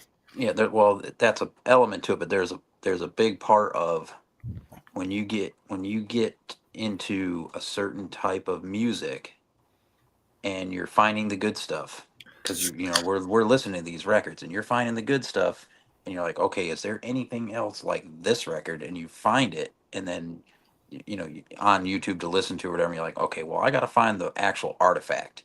Yeah. And then you're like, shit, there's only one copy in Italy. Yeah, right. But that's everything. Ship it to me in a pizza box. Right. Like, what the hell's going to happen? Do you know what I mean? Like but the thing about, well, I got to find it, and it takes years. But being on the outside in, that's exactly what I'm talking about. There's a this for everything. There's a this for old car parts that are made out of plastilite. Oh yeah. There's a this for every other thing in the world. And so I got a guy. You got a guy for all that? He collects it's I'm trying to think of the name of the motorcycle. There's Spanish motorcycles. Right. I have one thing that you guys are talking about, being obsessed with something. Is that right? Yeah. Well, ahead, we're talking about how when obsession leads to expertise and then it leads to nuanced conversation. Well, let's not throw around expert lightly. But yes, I agree. There's a certain love and appreciation that gets shown through passion. Speaking of, that is the perfect intro to this next record. For me, obviously, if you've been following the channel, I've been on a bit of a journey with this bebop stuff, and this is a capstone record for me. It's not like a $3,000 record or anything like that you guys are talking about. Well, then this is a pretty expensive record that I got for cheap, and it's in excellent condition. Not excellent. It's in it's from 1949. It's Charlie Parker on dial. Ooh. 203. So these are sessions from 45, 46, 47. This one has Scrapple from the Apple, Dexterity, Birds of Paradise, Quasimodo, Embraceable You, Dewey Square. So a number of really great hits. This is the third. So there's 201, 202, 203. And then there was 209, which was the fourth one, which came out a little later. But these are, if you look online right now, every single copy is either G+, G, worn, or fair.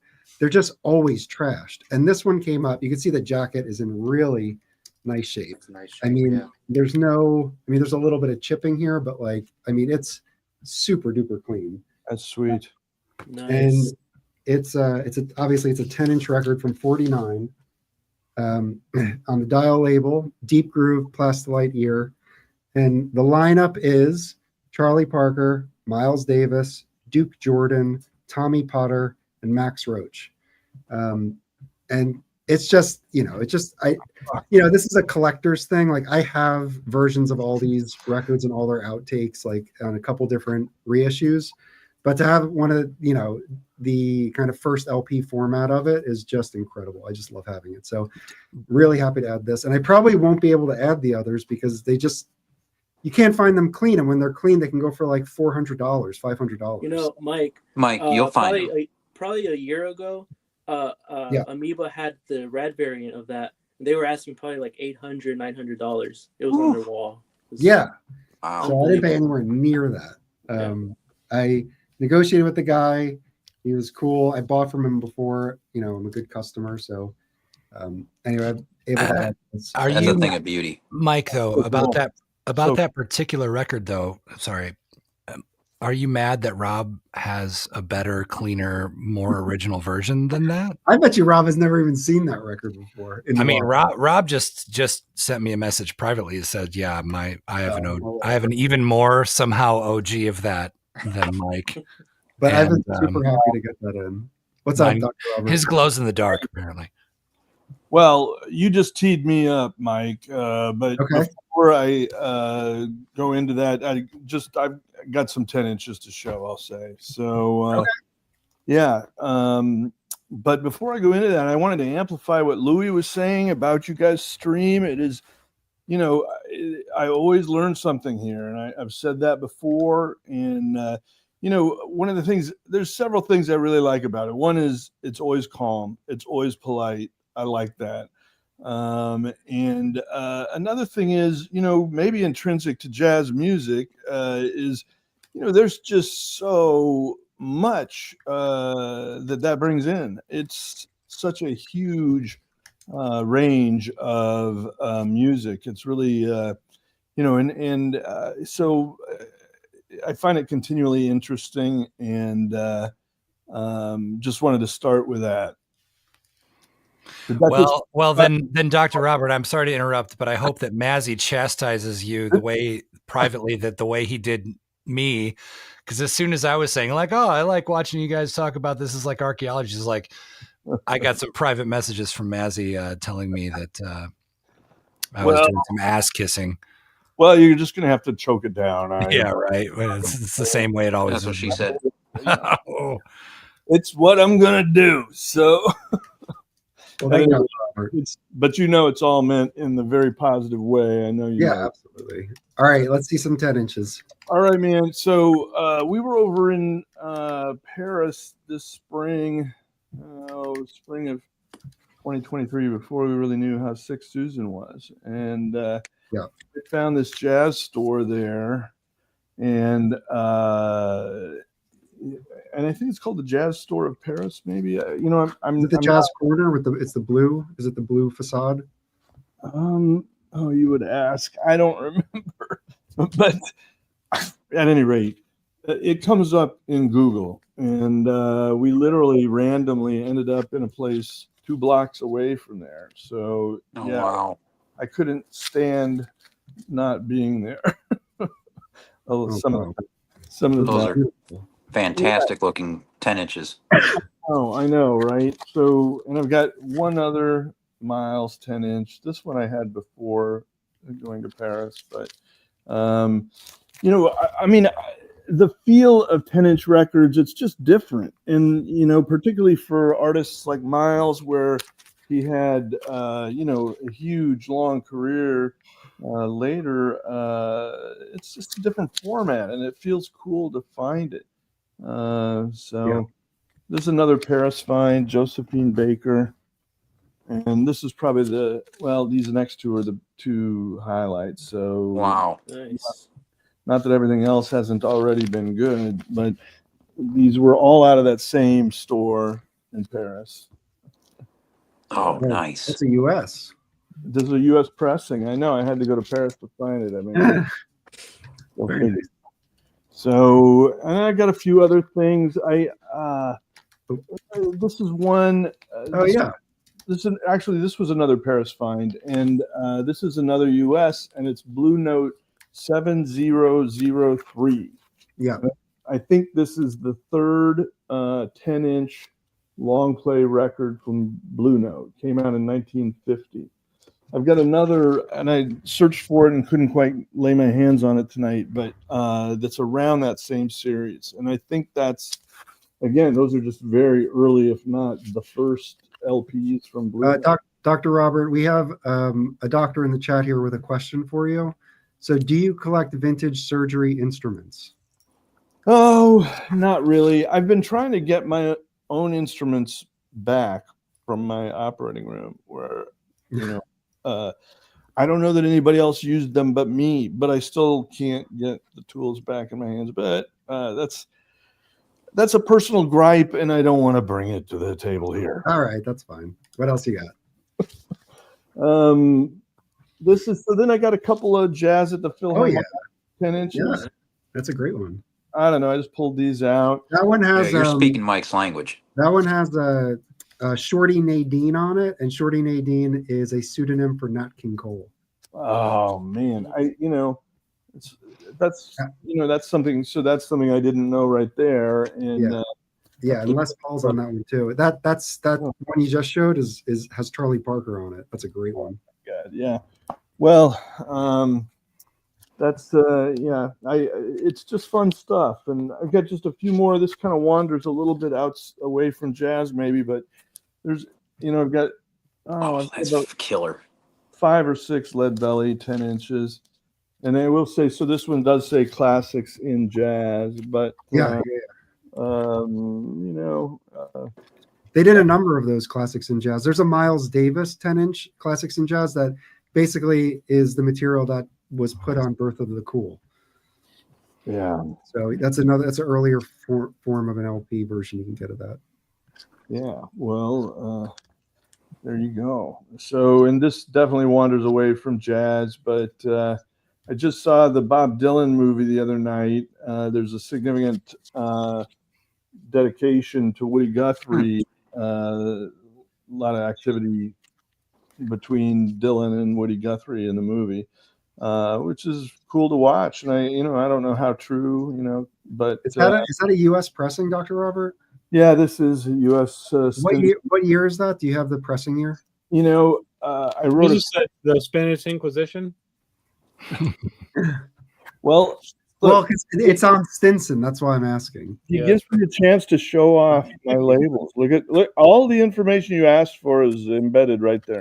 Question mark 1950. Well, anyway, I had a whole Stinson thing I could have done, but by the way, there is rarely a question mark.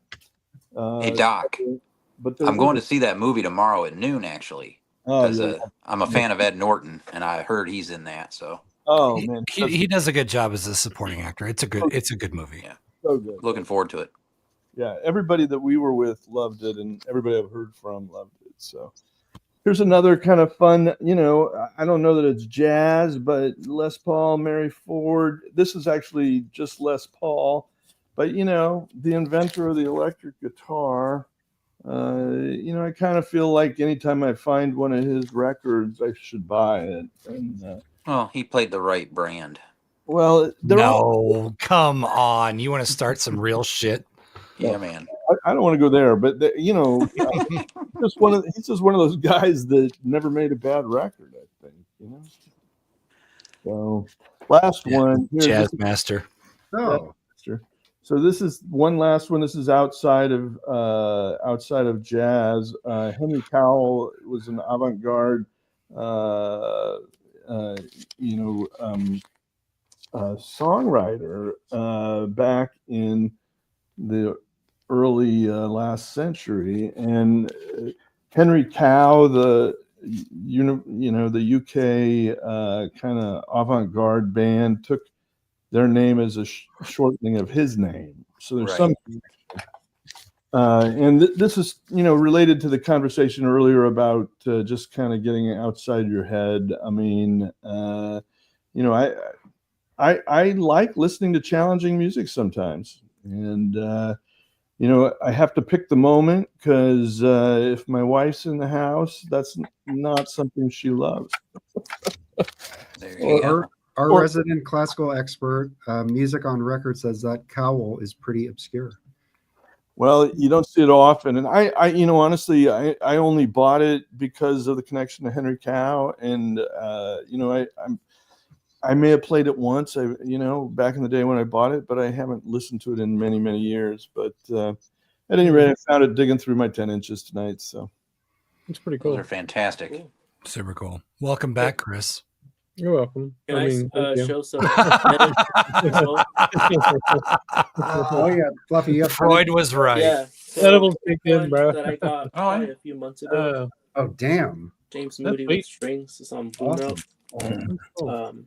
Who's all on that? Just a bunch of people in the orchestra or strings, I guess. Okay. So I think this one was recorded in France. So this is pre Rudy Van Gelder, and then I have another 10-inch here. Oh, nice. Billie Holiday with Teddy Wilson. Wow. This is probably early 1950 on Columbia. Yeah. Wow. And here's one that looks fantastic. Here's one on Vantage. This is Jimmy Weibel or Jimmy Wibble Quintet. Great cover. You don't see that too often. Yeah, What's this the is label like look like?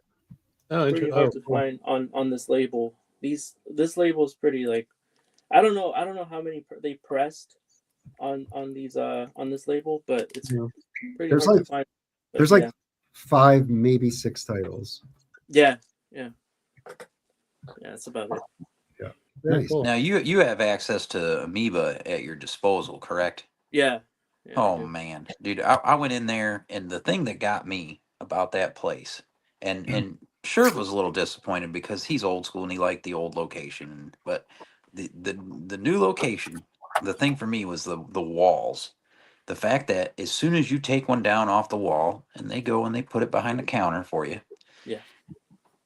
one of the lackeys goes in the back, gets another extremely rare as piss record immediately, and fills the hole in the wall. That doesn't just happen in the morning the next day. No. You don't see any empty holes ever on the walls in there. That shit blew. I was like, let me in the back. Let me see what's in the back. Dave, try going during record store day. Oh, man, it gets hectic. Very, very hectic. I mean, that place was incredible. Tons of Blue Notes. How does their wall work? Isn't their wall like really like high? Like doesn't it have like super high? So like you got the big stick. Is it the higher it goes, the more expensive it is? Is that how that works? Pretty much. I think so. Yeah. Yeah, one of the pillars that when I was in there had the Moondog Dead Mint, the one with the Andy Warhol cover. Nice. And it was $3,000, and it was up on the big pillar, one of the big pillars that holds the dang roof up. That place was crazy, dude. Jeez. But Rob's in there all the time too. Oh yeah.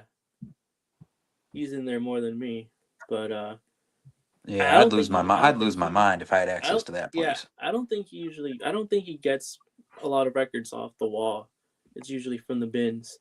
Yeah, because he's good about finding a lot of stuff for a good price. That's true. Very true. I went hard in there. I just hit the walls for the most part and found a couple in the bins, not many. So this is it here? Yep. Oh yeah. The CD section was what really I got a little overwhelmed. Do they have an Amoeba in San Francisco too? Yeah. Yeah. And one in Berkeley. Is that the original or is the LA one the original? I don't know the answer to that. I can't remember. There's 3 of them. I think that's. One of them used to be a bowling alley. You want to see a bunch of 10 inches that is pulled out of a box? Yeah, go ahead, Chris. Yeah. Why are you muted, Mike? It's weird. Sorry, I'm giving my dogs treats so they stop barking. Yeah. This is on Vanguard, and these were all in a collection. That collection I bought years ago. I haven't even listened to them or anything. They're all kind of beat up. But this is Sir Charles Thompson Quartet on Vanguard. Nice. Who's on that with him? Freddie Green, Walter Page, Joe Jones, bro. Nice. Oh wow. It says Quintet though. Does it say Quintet on the front? Quartet. Oh, okay. That label's cool. Yeah. Yeah, he recorded a number for them. Yeah, this is kind of beat up, but it'll still play. It's just dirty. You got to get that 10-inch adapter. Yeah, it's true. I need to get some sleeves. That's why I've been cleaning them, because I don't have any inners for 10 inches. So it's like, I don't want to clean them because it'll just fucking, it'd be worthless. George Shearing, his quintet on MGM. Kind of cool. These 10 inches are cool. They have, interesting. I just like the artwork and everything, Yeah. Almost more. I mean, the music's great, but like, I got plenty of records. These you can see you can find all over the place. I think I have 2 or 3 of these. Yeah. Encyclopedia recorded jazz, and they did like 12, 10 inches. So who's some examples of some of the groups on there? Bix, George Brunis, Cab Calloway. Oh, Cab Calloway. Okay. Buck Clayton, Old school. If you finish like a buck, buy them. Yeah. These are cool. This has got one of my favorite covers. Who the hell even is this? Let me see. Willie the Rock Knox. I haven't even heard of him. Ragtime Piano. Isn't that cover badass? Hell yeah, it's badass. Dang. Yeah. Cool. It's on full. Wait, what is this? What fucking label is this? Waldorf Music Hall. Never seen that. Oh, that's cool. Check that out. Oh, yeah. I don't know that label. I don't know that one before. that Oh, wow. Yeah, it's Never seen that FDR one. stands for full dynamic range. So these are all very late 40s, early 50s, Mike, right? Well, they would be the earliest they could be would be 49, but those are probably early 50s. This one's awesome. This is June Christie. I've seen that one. Yeah, that's a pretty good record. I have a 12-inch of that. Yeah, Yeah. I like this one. It's on, look at this. This is awesome. So where is this? This was from Albuquerque. I guess they bought it back in the day. Maze Music. Oh, that's so cool. I love that kind of provenance, when you see where it came from. Yeah, On Capitol. Wow. This would be his big band, Well, then that's with June as the singer. Yeah, June Christie. Okay, so the names on here. So there's some strings, but then you got Art Pepper, Maynard Ferguson, Shelly Mann. So that's pretty dope, right? Bad band. Yeah. Oh, these are cool. We've talked about these before. These house party records. So these Columbia house party records. Yeah, they're fun. Yeah. They're like, I think they only have 6 songs or so on them. I think they were like budget type thing where they give you a few tracks. Yeah. Here's a Jackie Gleason Presents on Capitol. I got a bunch of Capitals apparently. So it's kind of neat. Oh yeah, that's the whole mood music thing. Yeah, for sure. For sure. Yeah. That's old school red Capitol. Nice. Just cool level, That's almost Jackie Gleason is almost his own genre there. I don't know, Yeah, for sure. But they are cool. They're very cool. Here's another one of those RCA's encyclopedia ones. So this one's got Roy Eldridge, Duke Ellington, Ziggy Ellman, Irving Fazzola, Buck Freeman, and Errol Garner on it. Those are pretty cool. I've seen them before, and I've kind of just flipped past them, but it might be cool to. Duke's on that one. It's just one. I mean, here's some more. So this one's got okay. We've got Red Allen, Albert Ammons, Louis Armstrong, Buster Bailey, Mildred Bailey, Charlie Barnett, Count Basie, Sidney Bechet. And then I'm not gonna read all these, but you get the point. Yeah. So, Alcone, Eddie Condon. Did you find them all at the same time, Chris? These were all in that collection I bought that had 500 records in it. Oh, okay. This one's really cool because it's still in the shrink. Oh, MJQ. Yeah. Oh, nice. That's pretty badass. Where was the collection, Chris? In Texas? Yeah, it was in Plano. Okay. Her dad died. I think she kind of cherry picked all the really good records out of it, but I don't care. I mean, I got my money's worth, and then some. I probably made that much selling some of them. But anyway, this is really cool. So this is on Prestige. And that's Kenny Clark on drums or Connie K? Let me see. Kenny Clark. Yeah, that's cool. That's early Rhythm stuff. band. They have a stable lineup, incredibly stable lineup, And after Kenny Clark left, they had the most stable lineup of any band ever in jazz, probably. I mean, geez, crazy. Yeah. They played together for 30 years, broke up, and then played together for another 10 or 15. Yeah. I have a lot of their stuff. I don't think I have a single 10-inch by them. I have a lot of their stuff on 12-inch stuff. This one's super fucking cool. So this is a wild one, Marlon Brando. Oh wow. Yeah. Let's see the label. Yeah. Decca. Is it the black one? The black label? Yeah, it looks pretty beat up, but it'll play through, I'm sure. Oh wow. That's Well, a cool label. Yeah. Micro Groove, Unbreakable. Yeah. well, I'm going to say congratulations on that one. That one is right in the nuts of what I would buy if I saw it. Yeah. I figured that would be there's Lionel Hampton, another Decca. Oh, nice. Most of these don't have the damn artist listed though, because I guess there just isn't enough room. But anyway. Well, a lot of them, like that's probably just 78 comp material that they just put together. Or it could be solo. That could be a solo piece. Well, maybe. No, it's his sextet. No, yeah, Lionel Hampton wouldn't do solo. This one I don't have a cover for, but this is Dizzy Gillespie plays Johnny Richards. Johnny Richards conducts, so it's on Discovery, which is cool. I have a couple of the Discovery records when they kind of spun the label back up in the 80s. Like all those Dick Burke records I got on that label. So yeah, they put out a bunch of 78s and 10 inches and 7 inches for years. Yeah. Yeah, that's another label I don't know. Oh, hold on, I got something from them. This is a 7-inch box by Discovery. So this is Dizzy Gillespie. And there is a 10-inch version of this too.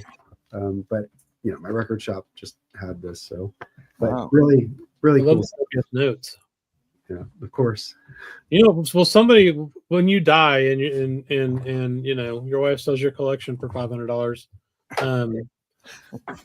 somebody's going to be able to explore all the history that you've. I hope so. If not, whatever. But if you sell them, you should put the shit inside the cover so the record stores don't throw it away. Yeah. Like hide it inside the cover. I might just, this year I think I'm just going to sell everything and start collecting Pokemon cards or something. Yeah, don't do it, man. That's probably the safest thing. It's better investment. Oh, and Mike, you want to keep with the 10-inch theme, or yeah. I have a couple to show as well. But you all seen mine before. I could show them again. Or Chris has got more. Let's see more of Chris's. Let me finish mine. I only got a few. All right. Yeah. Actually, I got four more besides this. I'll grab it anyway. Let's see them. There's Battle of the Bands. I don't even know. Dizzy. Yeah, Stan Kenton, Dizzy, Benny Goodman, Woody Herman, Billy Butterfield, Benny Carter, Charlie Barnett, Bobby Sherwood. Battle of the Bands. That's fucking cool. Is that just a comp? Is that the idea? Yeah. Oh, check this out. This makes me really happy. So, this guy, his name was Charles M. Zounds, and he lived in Daytona, Florida, at 811 and a half Main Street. Okay, and it's like Sherlock Holmes. Yeah, I've got like 100 of his records probably that run this collection. So, it's funny when when I bought this. So the guy that died that I got the collection from wasn't him. So obviously that dude had bought that guy's collection and put it into his, at some point, probably got rid of some shit, kept some stuff just like we all do.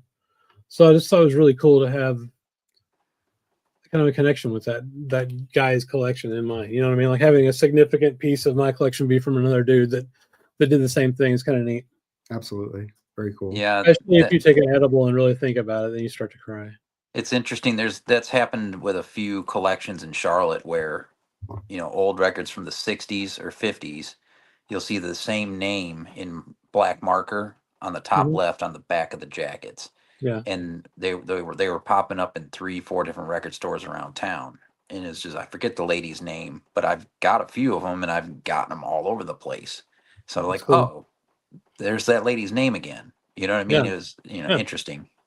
Yeah. I actually recently got some 10 inches and there's the guy's name and address in the top right of the front cover. One of them fell off, but I have both of them and they're nice records. And he lived in LA. And I think I looked up his name. I don't know. I think he was in the military or something out there. But I've looked up other people before. Like I got a downbeat from somebody and I stumbled upon their obituary. And it says in the obituary that he loved jazz. Oh, so, awesome. Yeah. So I printed it out. Yeah. I wish I had it up here. I showed it once before and I forgot to say the guy's name. And I want to do it at some point just so this guy has made the Jazz Bums live stream because he's a total jazz bum. But I have his downbeat. It's a Charlie Parker downbeat. Well, I'm pretty sure Mr. Charles Downs was a jazz bum too, because he had hundreds of records.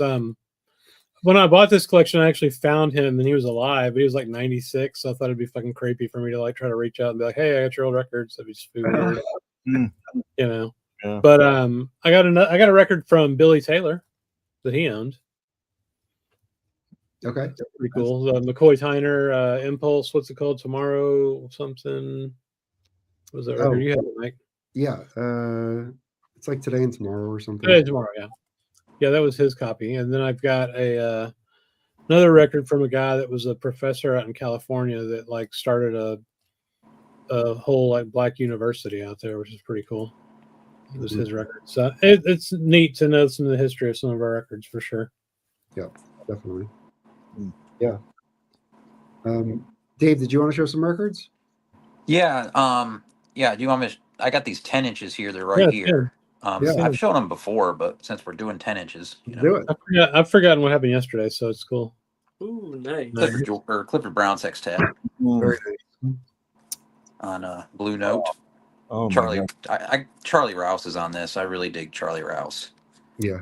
What number? What's the number of the record? It's a reissue. It's ELP 5032. Oh, okay. Yeah, very cool. Now, these are originals here. This one. Oh yeah. Oh, I have the 12 inch of that one. Yeah, that's pretty cool. That 10 inch, I would love to get the 10 And inch. guess what? So we were talking about that lady's name. Yeah. There she is, Roz Bell. Oh, awesome. Roz. It's fucking awesome. Yeah, that wasn't planned. Then we have this one. Oh, nice. Ooh. What is that? Pacific Jazz? Cool. Yeah, Pacific is an original. Very cool. Very cool. Yeah, that's a great record too. It's got Shelly Manne on it. That's why it's great. It's not because Zoot's on it. It's in spite of it. Charlie Christian is an original. That's very cool. The Jazz Immortal. This has Kenny Clark and Thelonious Monk on it. That's recorded at Minton's in 1941. Yep. Yeah. Oh my god. I think that's essential stuff. Oh, Yeah, so this is an incredible record. Yeah, this was a gift from Steve at Repo. Yeah. Say again, what label is that on? I'm sorry to ask to see. Yeah. Esoteric. Yeah, the Esoteric. I'll show the label. Oh my god. So Esoteric, it's on the label. Oh, and it's red. How fucking esoteric. That's awesome. So on the label, you see at the bottom it says recorded by Jerry Newman. Recorded on location. So Jerry Newman, I believe, was a student at Columbia, and he had like a mobile lacquer color called a Wilcox Gray, or I think something like that. Yeah. And he would bring it to Minton's and some other like bebop joints, and he'd record these guys. And that's the only reason why we have those recordings. 1941 at Minton's Playhouse. Yeah. Oh man. It's killer stuff. That is like definitely a cool rabbit hole to go down. Yeah, I love that record. Also, I mean, another way to get to listen to that, I'm going to speak for Felipe, is you could probably find a box set that has all that shit on it too. Yeah, you definitely can. Oh yeah. But and I think, Doc, I think you might have just shown some records on this label, the Vogue label. Here's a Duke Ellington. That's a French. This is a tip on. This is a UK copy, I think. I like that. Yeah. This is a pretty interesting one. Another one they gave me. Let's see what the label looks like on this one. This is another gift. This one's really in that. You should just send those to me as a regift. I won't be offended either. Oh, here it is. Oh, Vogue, yeah. Oh, nice. Cool. Yeah, that was pretty cool. I think I have one of their records. So local free jazz duo, the Ghost Trees, did a picture disc. Oh, nice. Oh yeah, I have Ghost Trees. This is really cool. Yeah, I have their latest record. Really? Yeah. Yeah. I think I sent you a copy. Yeah.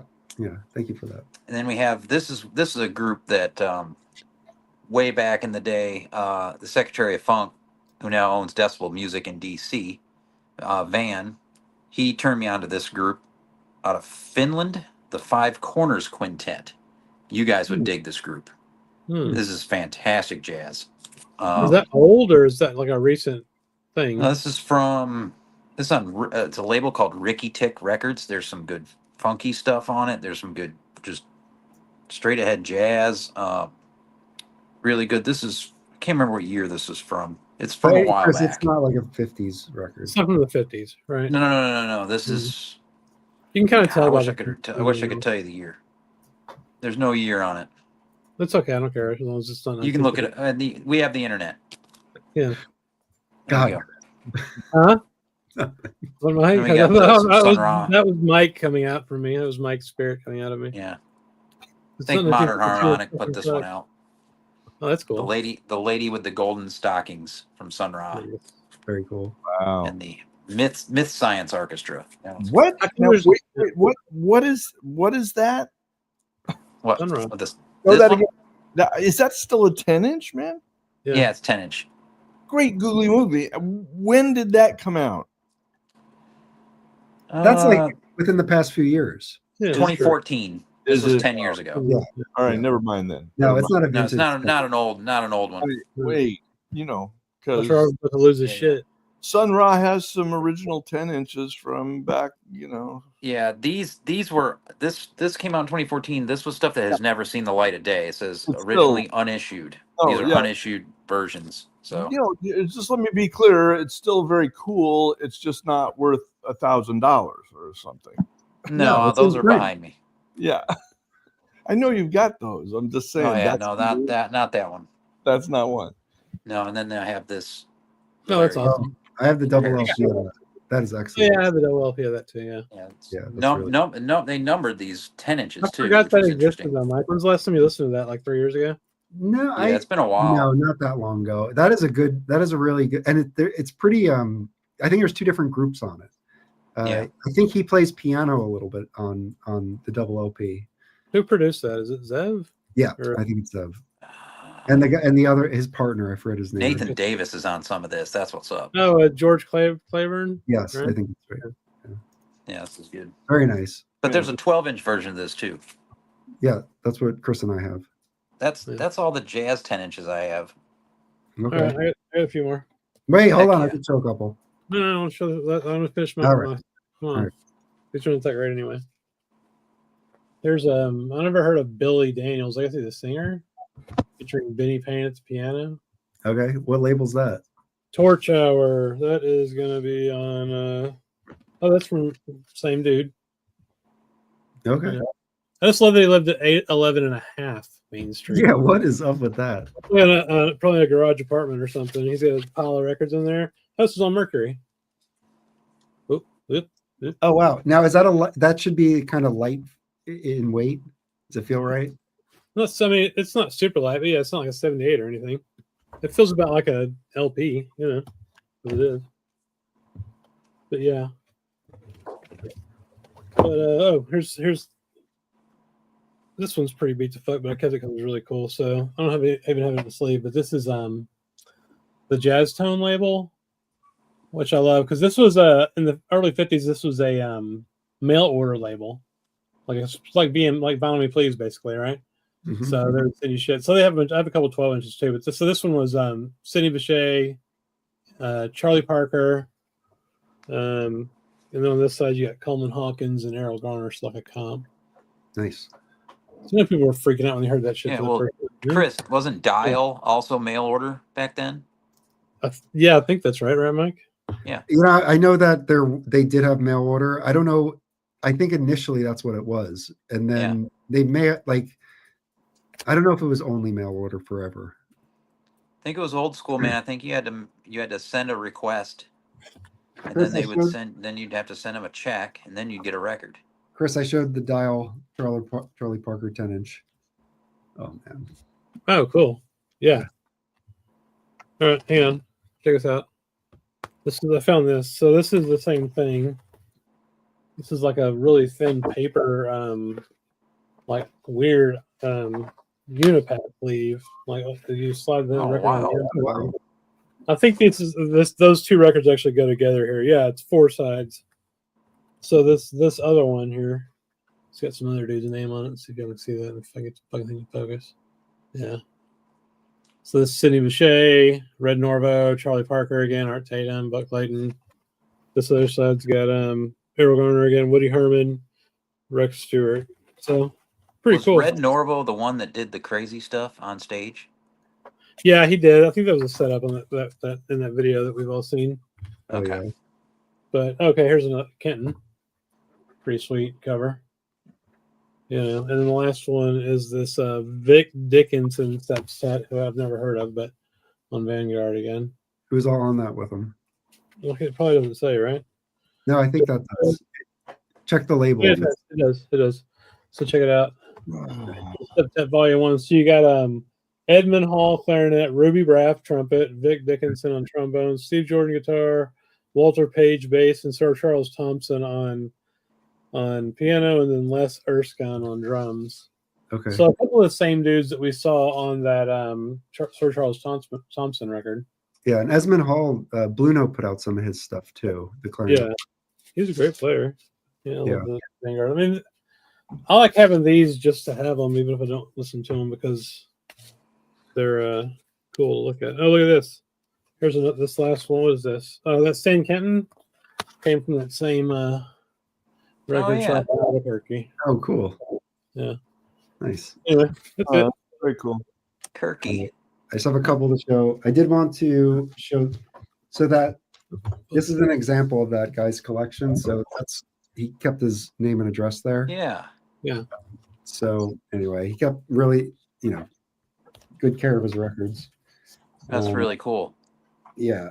This is a really nice one. This is I think this is 51. I showed this last week. It's a early bebop record with Bud Powell, Sonny Stitt, Max Roach, Curly Russell. So I think this was recorded in the late 40s. So the sound isn't so great, but the music playing is amazing. And then tonight the thumbnail is a Clef Records thumbnail. So I have a couple 10 inches from them. This I got recently from Elm City Sounds in New Haven. This is the workshop of George Wallington Trio. It's like VG. It's not in the best shape or whatever, but they do a version. Okay, so first of all, it's George Wallington on piano, Curly Russell on bass, who's a great bass player, and then Art Taylor on drums. So AT on drums. And Curly played with Charlie Parker, didn't he? Yes, yeah, he came up with those guys, and they do a Night in Tunisia on this. So they do that, and it's a fantastic version. And then I started diving into George Wallington. That's not his real name. He was born in Italy and then came to the United States when he was 1 year old. And he picked George Wallington because his friends made fun of him because he would dress like fancy. So he just thought this was like a fancy sounding name, but he has like a hugely Italian name. And he basically grew up in New York and idolized the bebop guys. So he was like, he was at the clubs, like when I think he dropped out of Juilliard when he was like 15 and then just started like trying to play clubs with these guys. So he has a really cool backstory. And the playing on this is exceptional. And yeah, check out A Night in Tunisia, this version of that. It blew me away. So yeah, and he has some records for, I think, Blue Note. And there's another one on Progressive Records, which was a really small label. This stuff is kind of expensive to get. He has that the Carriage Trade on Prestige, you know that one, which I think Analog Productions has a reissue of that. So I'm thinking of picking that up. Okay. But anyway, this is So let me show you. This is on Norgran. Oh, I love that label. So yeah, it's Deep Groove Norgran with the trunk. Those are cool labels. So Norgran and Clef are essentially the same label. It's the same thing. It's just a different name. I don't know why Norman Granz separated them. There's no artistic thing that I can find that's apparent. Perhaps it was just how he, moved money around or whatever. But Clef Records, Norgran, and Verve before it sold in 1960 are all basically the same. Right. And interchangeable. It's not like one came and then like in 54 it all switched. Like there's a bunch of overlap between them all. Total overlap. I mean, and so many records out on at least two, if not all three of those labels, right? Yeah. So this one happens to be Norgran. Yeah. Next one I got this from Jazz Record Center maybe like 2 years ago. Fred Cohen was there and he got a bunch of 10 inches that were unpriced, and he let me go through them. And I just asked him like how much for this, and he said $10. So I think that's a pretty good price for this. I think it's kind of an expensive record, but Stan Getz plays on clef. I think so. Duke Jordan's on piano. Oh my God. Jimmy Rainey on guitar, Bill Crow on bass, and Frank Asola on drums. So nice quintet there. Guitar. I like the cover on that. Yeah, it's David Stone Martin. So that's really cool. Yeah, those are cool records. Yeah, very cool. This is let's see, like the clef label looks almost identical to the Norman Granz one. It's black, obviously. Totally. Sometimes the Norgran labels are black as well. So I think the order was Norgran, then clef, and then verve. Obviously, clef to verve, but I think that I don't know if they were all. Well, do you know what label came before all of them? Like when Norman Granz first started out, he didn't have his own label. He contracted with someone. Oh, Mercury. Who? Mercury. Or is that? Oh, yes, actually, yeah, Mercury, and then before Mercury. Yeah, that's a great point, Fluffy. Yeah, Mercury. So he did Mercury, and I think the relationship with Mercury seemed pretty friendly because he's got that trumpet logo on the Mercury label. So they gave him some level of like production creativity there that he pulled into his own label. So that intellectual property, it seemed like he owned it, which is pretty. Well, pretty sure. I love the history. So you're saying though, but what was the other label besides Mercury? Well, it's funny you asked. I have one of them. This is the first 10-inch of Jazz at the Philharmonic, and it was put out by Stinson. Stinson, yeah. That's why I was asking you about the Stinson label earlier. I've got Norman Granz on Stinson. Is that what you're asking? Yeah. So Stinson. So when Norman Granz first started out, Stinson was putting out and had relationships with some of the jazz musicians. So I think that's how that all got connected. And then he went to Mercury, and then he started his own labels. And then he started Verve, and he sold Verve, and then started becoming an art buyer because he was extremely wealthy, and then moved to Europe and just bought art. Well, I think he hung out with Pablo Picasso. Well, more power to him. Who wouldn't? Yeah, he did. That's where the Pablo Records. That's right. Yeah, and then he founded Pablo and brought the band back together. Oh my God! See, I did records in the 70s and 80s, man. He's got a great legacy of music. Yeah, man. And Norman Granz, I respect everything the guy has done. He is incredible. I mean, you got the guys that did Blue Note, which have a massive legacy too, obviously. But like Norman Granz is up there, man, in like the pantheon of jazz producers of all time. Absolutely. Yeah. And he's up there like an Orrin Keith News. I mean, he's done just as much, if not more, than Orrin did. Yeah. It's totally a different, kind of a different aspect of, a broader, I would say, aspect of jazz than Blue Note. Blue Note was a little more, you had to be a serious, jazz contender there. Vert was broader and not in a bad way, just different. So. But if you think about Blue Note, they were founded in 1939 by immigrants, and they had their finger on the pulse. Like when you look at what they were licensing and putting out as the early stuff, the Meade Lux Lewis, Albert Ammons, George Lewis. I mean, this is like when you look at the history of that time period, the stuff they were putting out was like really cool. Like they had like the greatest players on their label. I mean, they were licensing them, and then they started slowly incorporating their own recordings. But they were total visionaries and knew what they were doing for sure. Absolutely, yeah. Just incredible stuff. And the early stuff, like I know the recording quality is limited. The style, like the New Orleans style or the Dixieland style or the boogie woogie style or stride piano, all that stuff.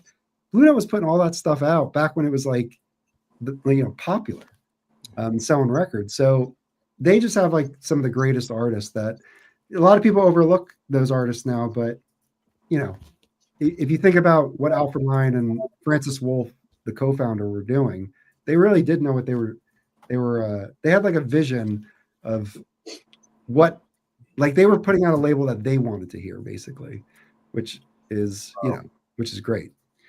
Well, that's why they recorded so much fucking Andrew Hill and shit like that, you know. Yeah, they found some of the artists that they like the Andrew Hill records. They sold Jimmy Smith records so they could put out the Andrew Hill shit, you know. Yeah, and that's one of those records are so much more expensive now for the ones that were like that because they just didn't press that many or sell that many, you know, compared to like Jimmy Smith, who was they're pressing, you know, I don't know. It'd be really interesting to know what those pressing runs were like back then. Oh, Jimmy Smith sold a lot of records. Oh yeah, Jimmy Smith. But Jimmy Smith, when he came, he was the stable for the Blue Note for a while. Yeah, he was. But Jimmy Smith, he came on later. Like there's no 10-inch Jimmy Smith. He came on when the 12-inch LP started. You know, I think he has like 15.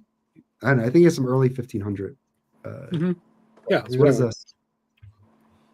If Rob was here, you'd be in trouble, Doc. No, you're absolutely right. So you are absolutely fully. There's all 12 people. Yeah. Well, no, I just wanted to call out Aerosmith for their song "Big 10-Inch Record." I think is. Yeah. Gotcha. Yeah. And, because that was kind of a theme tonight. And, the lyric of that song is, I'm just not going to repeat it, but it's out there to be read. Big 10-inch record. I wanted to show, can I show one last thing? Sure. And I do want to say I have no financial engagement with this company. In case that matters. And what do you got? This is a portable. Oh dear God! Yes. Why are you showing that?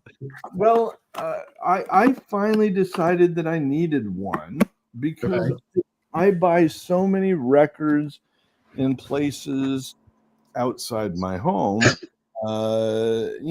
Traveling. I buy a lot of records traveling. And most places you got no way to play the records, and I like to play the records. So and that could play 78s too, which is kind of cool. It can do 45, 78s, and 33 and a third. There were dealers at WFMU that had Crosleys like that they, if you asked to play the record, they would bring it out like Dom bought a couple rare records from a guy because he was able to set them on a little turntable like that and play it right there at the booth. Yeah, I might do that and then say, "Oh, you played it on a Crosley, knock $5 off the price now." Well, but I got to tell you, so I bought this at Walmart in Portland. It was like $50. I mean, yeah. I mean, I feel like it was an overdue purchase. So. Have you already listened to anything? No, it's shitty. It's shitty as a no, but it's better than nothing, and it is lightweight. And I had one once. I gave it to John's kid, and his kid broke it. That's what happened to the one we had in our house. My kid broke it. I got it from a 6-year-old, and I bought her a bunch of Walt Disney records that I had when I was 6, and she just fucking fucked them up and ripped the needle out of the record player and ripped the arm off of it within a week. I was like, okay, well, shit. Well, you get the kid fired up with like AC/DC records and stuff, man. Exactly. Things are gonna happen. Yeah. The fuck's He's like 8 years old or something. You know? Yeah. Oh, so, people watching, do you guys collect 10 inches? I'll start another poll. We got another poll going. Jesus. I have a bunch more 10 inches in the other room, but they're not jazz. I have a ton. They're some really kick-ass stuff. All right, so the poll is going to be: I collect 10-inch jazz records specifically. There you go. Yes or no? I got a better idea. Or what? For the poll, Okay. Just I like 10 inches. No.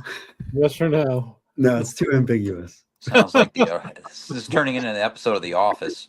You're wooing Rob back. Yeah. Okay. Hold on. Hey, aren't we in the time of the program where it's time for Mike to do a deep dive? Oh, maybe. Yeah, let's do Benny Maupin. Well, we no, could. He's not or dead. You know you'll kill him. You're supposed to remind me of something, Mike. Passes away. I mean, I think his house burned down, man. Now you're trying to kill the man by doing it. All right, I'm starting the poll. So the poll is: I collect 10-inch jazz records. Yes, no, or I am planning to. There's been a lot of 10-inch record buzz on YouTube lately. What? Just because we just talked about it? No, well, we've been showing them, and then also 10-minute Record Review did a 10-inch jazz series, which is pretty cool. So, no kidding, I didn't know that. Yeah, he did a good deep dive on Mike, do you have any Bethlehem on 10-inch? Yes, I have one. Okay, cool. Yeah. Do you? Yeah, I have a couple. But they're on the shelf where I have You're like looking at them. You can't just get them. Fluffy, come on, man. I have to move some things. Okay, I'll be right back.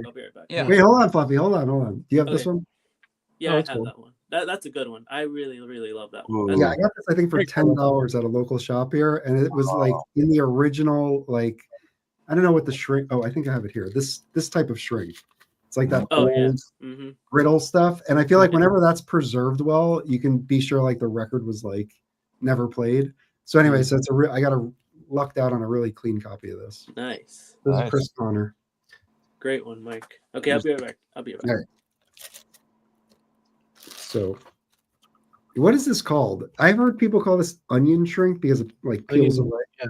You know, it's like a rice paper. Yeah, I've heard that too. Yep. I don't have a name for it, but certainly I've seen it a number of times. I mean, I throw that one out. I mean, they're usually brittle and fall apart when I come across them. I mean, I think it's just a nexus for infection. So no, there's the old Bethlehem label. It's not a rotten leg; it's a record, Dr. Robert. It's an inner sleeve that's disintegrating in front of our eyes and is being taken over by bacteria. Oh, Nick B found a 10-inch Wizard of the Vibes. That I think that has Lou Donaldson on it. That's a really nice find, Nick. Oh, good wow. job. Very nice.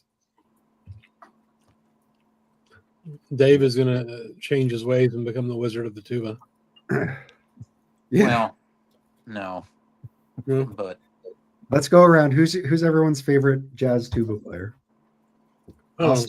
Don Butterfield. Preferably choose ones that are dead. Man, I'm hard pressed. Yeah, the only two I could Ray Draper and Butterfield. Ray's good. And Butterfield. Tuba's startling in a jazz. I play tuba for Mingus. I like the tuba players on this. Okay. This Bob Stewart. And there's another guy. There's another one on here. There's a French horn player on here, Sharon Freeman. That's good. If we're talking about the instruments that are giving you the low end. But there's another tuba player. Roswell Rudd plays some French horn on here too, along with trombone. I swore there was another tuba player. Yeah, Howard Johnson and Bob Stewart. Oh, Howard Johnson. Yeah.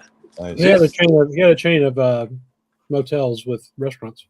This record has a lot of trombones, a lot of tuba, a lot of low end instruments, oboe. This is some badass shit right here on JCOA.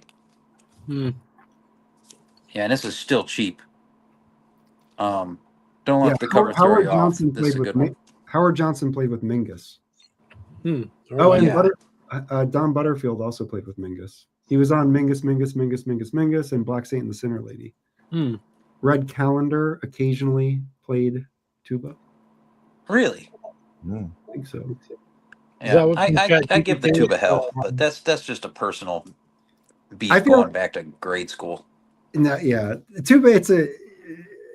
I don't know. Like I have the Ray Draper led tuba records, and it is a tough instrument tone to lead a solo, I have to say. Right. Well, the problem I had is the kid that sat behind me playing tuba, he tried to drown out the trombones all the time. Like he did it on purpose. And so, Earl McIntyre played tuba with Mingus as well. Oh, that's nice to know. Well, All right, I pulled out all my 10 inches. All right, Here we go. good. Here we go. All right, so Limos. Fluffy, I'm sorry to I am so sorry, but at 8 o'clock I'm gonna have to drop off. All right. Good But catching up, Robert. Good to see you again, and great to see everybody. And really, Likewise, Dr. Robert. really enjoyed it. Yeah. All right. All right. Take care, guys. Oh, it's a dial. Nice. Yep. Oh, nice. Woo! That's cool. That's great. Damn. Real nice. I have a few dial, but Oh, some of that's them a 10 good inches, some of them Who was that? 12 inches. El Salvador. Bluto. Oh, Yeah. wow. Wait. Salvador. Who plays? Hey, wait, you wait, went wait, fast. wait, Slow wait. down, bro. Slow down. Sorry. Who plays on that one? Who plays drums on South Salvador on guitar, Frank Sokolov on tenor sax, Johnny Williams on piano, Kenny O'Brien on bass, Jimmy Campbell on drums. Okay. Yeah, Cool. South Salvador has those crazy ass Beehive records with the weird covers in the 70s. Really? Huh. Oh, yeah. Billie Great. Holiday on Oh, yeah. Jolly Roger. Oh, How man. do those Jolly Rogers sound? Because they have some good artists on them. Not that good. No, okay, good to know. And these aren't in the best condition, or at least these Jolly Roger ones I have. Okay. Yeah. This is on Clef. This Oh, is Hank Jones. Oh, that's yeah. I've seen that record at Noble. Notice everyone that Fluffy has the Super Baller double rice paper sleeve Hold on. disc keeper inner sleeves, bro. That's cool. Hold on. That Hank Jones, is that a solo piano? Yeah, I believe it is. Wow. This is probably his very, very early. I think it might have been his first record. Ruby Oh, Brass yeah, nice. on Bethlehem. Hey. Oh, I have that. Yeah, Dexter, I was gonna ask Dexter you Gordon's earlier on about that. this one. Really? On Savoy. hold on. Let's take a beat on that. So, Yeah. well, we can come back to it. We'll come back to it. Okay. Yeah. I'm gonna leave it right here. Okay. Jazz Nice. Philharmonic, Volume 2. This is on Mercury. Beautiful. Who's the lineup? It says on the label there. On Does the record label.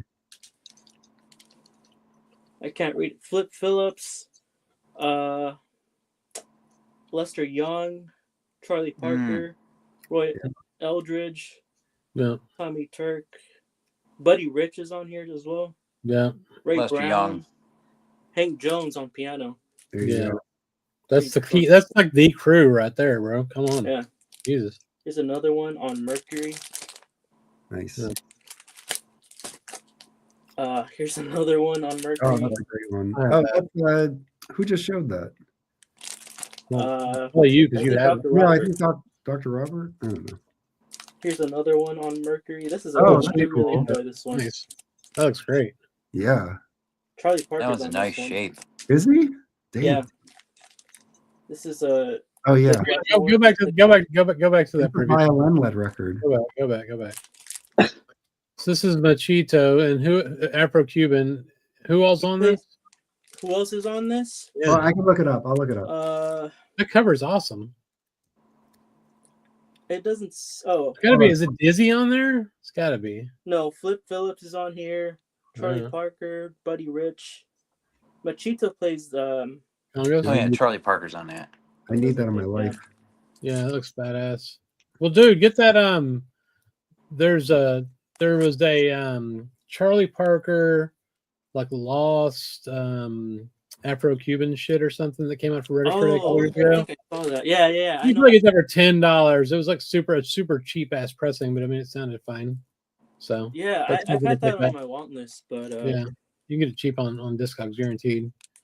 Dick Wetmore. Wetmore. Whoa, wow! Don't plays we all? violin on Bethlehem. This is I really dig this one. This is It's another an one. unfortunate name, man. Yeah. Oh, jeez. Oh, dude, in Niagara Falls. I had a college buddy. His That's great. phys ed teacher's name was Richard Cum. Oh, Jesus. Oh, wow. Let's see that again now that we've got Yeah. that out of the way. All right, This Mike. one? So Oh. that one. Yeah. No, not this one. No, that one's already up in the Violin. This one. So James Moody, Sonny Stitt, Dizzy Gillespie, Milt Jackson, Ray Brown, Bud Powell, Kenny Clark, Joe Harris, Hank Jones. Holy shit. Yeah. Savoy, old school. Man, that's the good shit there too, Mike. I mean, just think of your Savoy obsession. That's like an awesome comp. I know. So Savoy, they put so when the 10-inch LP started, they basically reissued their back catalog of recordings, and there's like a number of different series. That Leo Parker one you showed is one series. Yeah. There's another, there's the Charlie Parker exclusive series. There's the one you showed there. Real life. Hey, how's it going, Fred? Yeah. Fred. But yeah, no, that stuff's Great great. to see you, Fred. All right, Should I keep going? Yeah. Okay. Fred, let us know if you want a link. Oh, fucking awesome. Conte Yeah, that's Condoli. This is a 10-inch. I would love to have that. This is, I think, West Coast jazz, but on the East Coast later. Yeah, it is 100%. Conti fucking Candoli, man, it's awesome. Chris Yeah. Conner on I haven't seen Bethlehem. that one. That's a pretty nice one. I like both volumes, volume 1 and volume 2. There you go. This one. Nice. Actually, I don't think this one's jazz. This one. Oh, that's killer. Whoa. That's got Butterfield. That's got Don Butterfield on it. Yeah. Really? That's Yeah. an early one, right? Oh, yeah, right here. Who else is on do there? it, bro. Who's the lineup on it? Okay, so Don Butterfield, Lou Mecca on guitar, Billy Phillips on bass, and Vinnie Thomas on drums. Very cool. Pretty darn cool. Very cool. That's cool. That's a great one to have. Here's a 7000 series. Yeah, Oh, man. Note. that's great. James B. Johnson. Barney Kessel. Oh, I have that. Contemporary. Great That's all cover. good. Really like this one. Yeah. That one was good. I love this one right here. Oscar Pettiford Oh, man. on Bethlehem. That has Julius Watkins on it. Yeah. Fluffy, you find these around town, man? In LA? A lot of these I did find here in LA, and then some of the Blue Notes I had to buy online, Okay. and the Dial ones as well. But a lot of the Bethlehems and what else? Contemporaries I found here. Nice. Yeah. Here's a Dial one, Mr. Saxophone. I think this one has Dexter Gordon. Yeah, Dexter Gordon, James Moody, Charlie Parker, Wardell Gray, Serge Chaloff, Don Baez. So all the sax players, holy shit, yeah. It's basically a 211. comp. It's a comp. Yeah. Yeah. But- This is the reissue of Oh, yeah. Stan Oh, Records. That One of was the good. best. Yes, it is. Really, really like this one.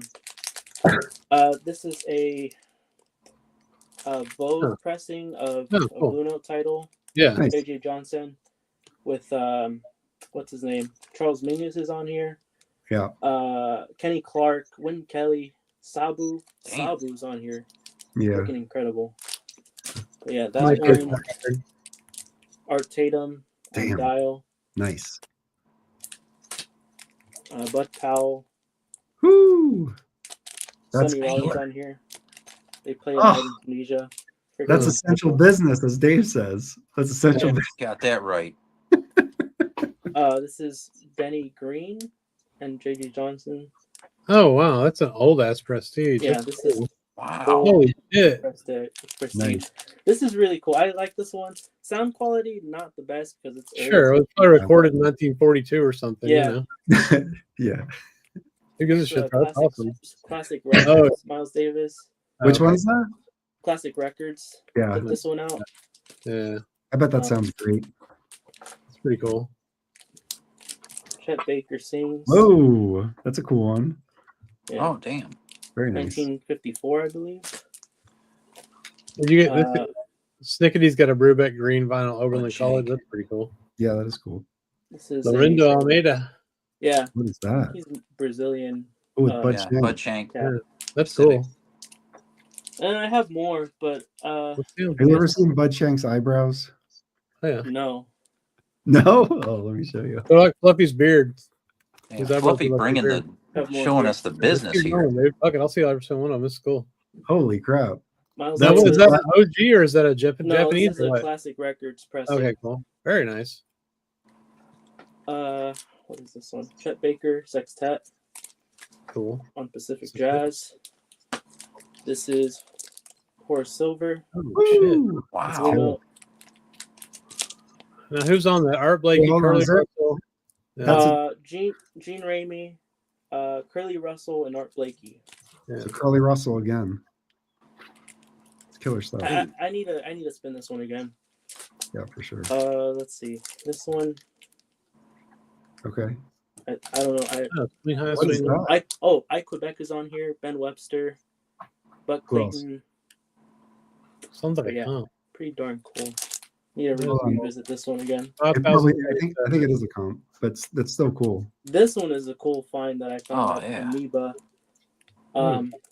But this has I think this also has Charlie Parker. But Let's see that label. They play Groovin' High, All the Things You Are. And they play He Beeped When He Should Have Bopped, which has a vocalist on there, which I really, really, really love. Nice. But yeah, I found this one at Hang on. Let's see the label on that one. Yeah, let's see the label on that one. How's Allegro. Elite. How's that sound? Doesn't sound that great, but the music on here is fire. I love the music on here. Nice find, man. Thank you. Oh, Wyoming Dave has 2 Sarah Vaughan records on Allegro. That's cool. That's a Jolly Roger. King Louis Armstrong. Jolly Roger. Okay. King. So what is Jolly Roger? Were they like a budget label that's putting out like old 78 shit? Was this stuff they recorded? Does anybody know? It says it is 5 and 7. That sounds like it might just be the Hot 5, some of the Hot 5 and Hot 7 stuff. Yeah. Probably right. Makes perfect sense. Yep. That's cool though, for sure. This is on Clef. Oscar Peterson plays Pretty. Oh, that's cool. Yeah. That's Roman Grand right there, bro. Nice. Yeah, very nice. Now hold on, wait. So that was Oscar Peterson solo? No, it has I think a quartet. Is it guitar rather than drums? Ashby on guitar, Irving Ashby on guitar, and Ray Brown on bass. So it's a trio. Yeah. That's an early trio. He loved that format. I mean, he did that format with Joe Pass and NHOP for years. Mm-hmm. Bobbin of Oldson on Whoa, Nocturne. what is that? Which Nocturne. I can't remember. I think this might have been before Pacific Jazz or during Pacific Jazz. Oh, interesting. Yeah, it's got the same kind of photography. Yeah. Wow, that's really interesting. Hell yeah, that's like my favorite Sinatra record. Another Sinatra. Nice. Do you have these, Mike, on 10-inch? Yes, I do. This is on Royal or Roost. Oh, cool. Johnny Smith Quintet with Stan Getz. Who else? You showed the label of that one? Yeah. Great cover. Yeah, Nice. I got all Blue Royal Wrist. That's fucking awesome. Who did the cover? I think Bert Goldblatt did the cover for this one. Yeah, I think dig That that. is an outstanding cover. I think one of the key founders of Royal Roost was Teddy Reeg, who was like the A&R guy for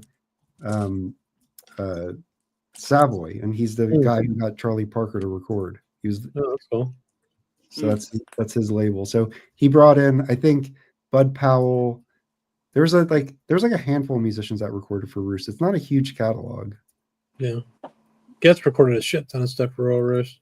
Getz, Bud Powell. I think there's some Dizzy. There's the Jimmy Smith guitar player. And I'm missing somebody. Oh, and Sonny Stitt.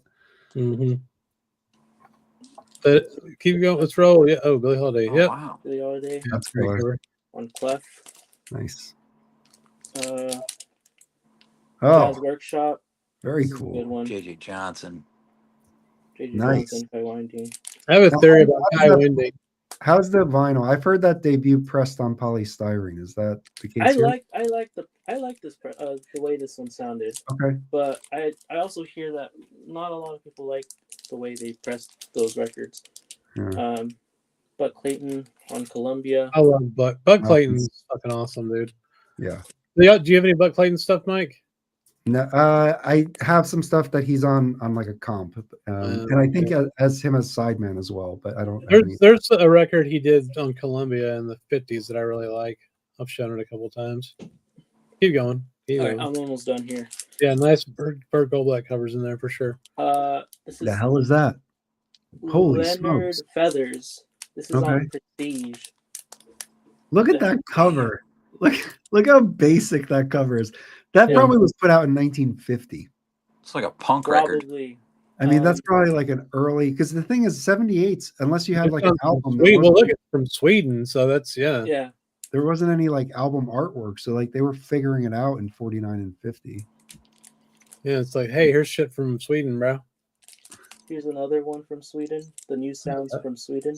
That one I've seen before. Can you show the cover again on that? I just want to see who the side men are. This one? Yeah. Does it say? No. Okay. No. That's fucking cool though. I mean, like that's just some pasted together shit there. You know. Yeah. See, cool they did better with this. You know, the style to it. You know what I mean? Yeah. Who's on that with him? Oh, that's a much better label too. Sven Coulson, who I think that was Stan Getz. Paul Overton on piano, Red Mitchell on bass, and Frank Isola on drums. So Getz is on that? Yeah. That's pretty cool. Can you pull the previous one up too? The previous Prestige. So that one is, what number is that one? 121. Yeah. Kind of weird and awkward, right? And then by 156, they kind of have something going. You know, they got something cooking with those record covers. Yeah. And different labels. They have the fireworks. They have the fireworks. They've introduced the fireworks. But it's not just yellow. There's blue and red, and then I think yellow comes a little later. Mm-hmm. Will you send Fred the link again? All right, my last few ones. Barney Kessel Volume 2 on Contemporary. I really, really dig Barney Kessel on Contemporary. Barney Kessel's this is Howard Rumsey's Lighthouse. Who's on that? Does it have on here? I can look it. Say, but they play A Night in Tunisia. Hold on, what's the name of it? It's C2510. Give me 1 second. Because Sonny Clark played with that group, and I'm just curious if he's on that one. I believe this one later came out as a 12-inch. Okay, hold on. We're holding on the Contemporary. Hold on, I got it right here. It's coming. Howard Rumsey, Max Roach, Bud Shank, Bob Cooper, and Claude Williamson. So that's a good group. Yeah. Good group, yeah. And Bob Cooper plays oboe and English horn. Oh, so nice. Yeah. You like how I gave you the assist with the show the thing? It's called teamwork, man. Teamwork. Good job, Chris. Teamwork. Okay. Here's another Contemporary. I thought I had a lot of 10 inches. Yeah. Oh, Fluffy's owning everyone. Yeah, this is crazy. That has Jimmy Jeffrey. Okay. Jack Montrose, Marty Page, Shorty Rogers. And I watched your Soul and Funk Tag video, Elliot. You can come up if you want and hang out with us too, Elliot. All right, last one. The show. You guys, I promise this is a later 10-inch. John Coltrane, The Roulette Sides. Oh, I see. Is this a reissue or something? What's up? Is it a reissue? Yeah. I think this was put out during Record Store Day, like maybe 2016. Okay. Yeah. But yeah, that's the last one that I have from my 10 inches. Very cool. Well, that was fun. How's it going, Fred? Oh, it's okay. How are y'all? Good. Good to see you. Yeah, good to see y'all.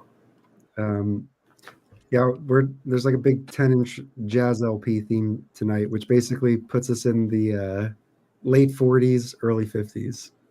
Yeah, I know it's your wheelhouse.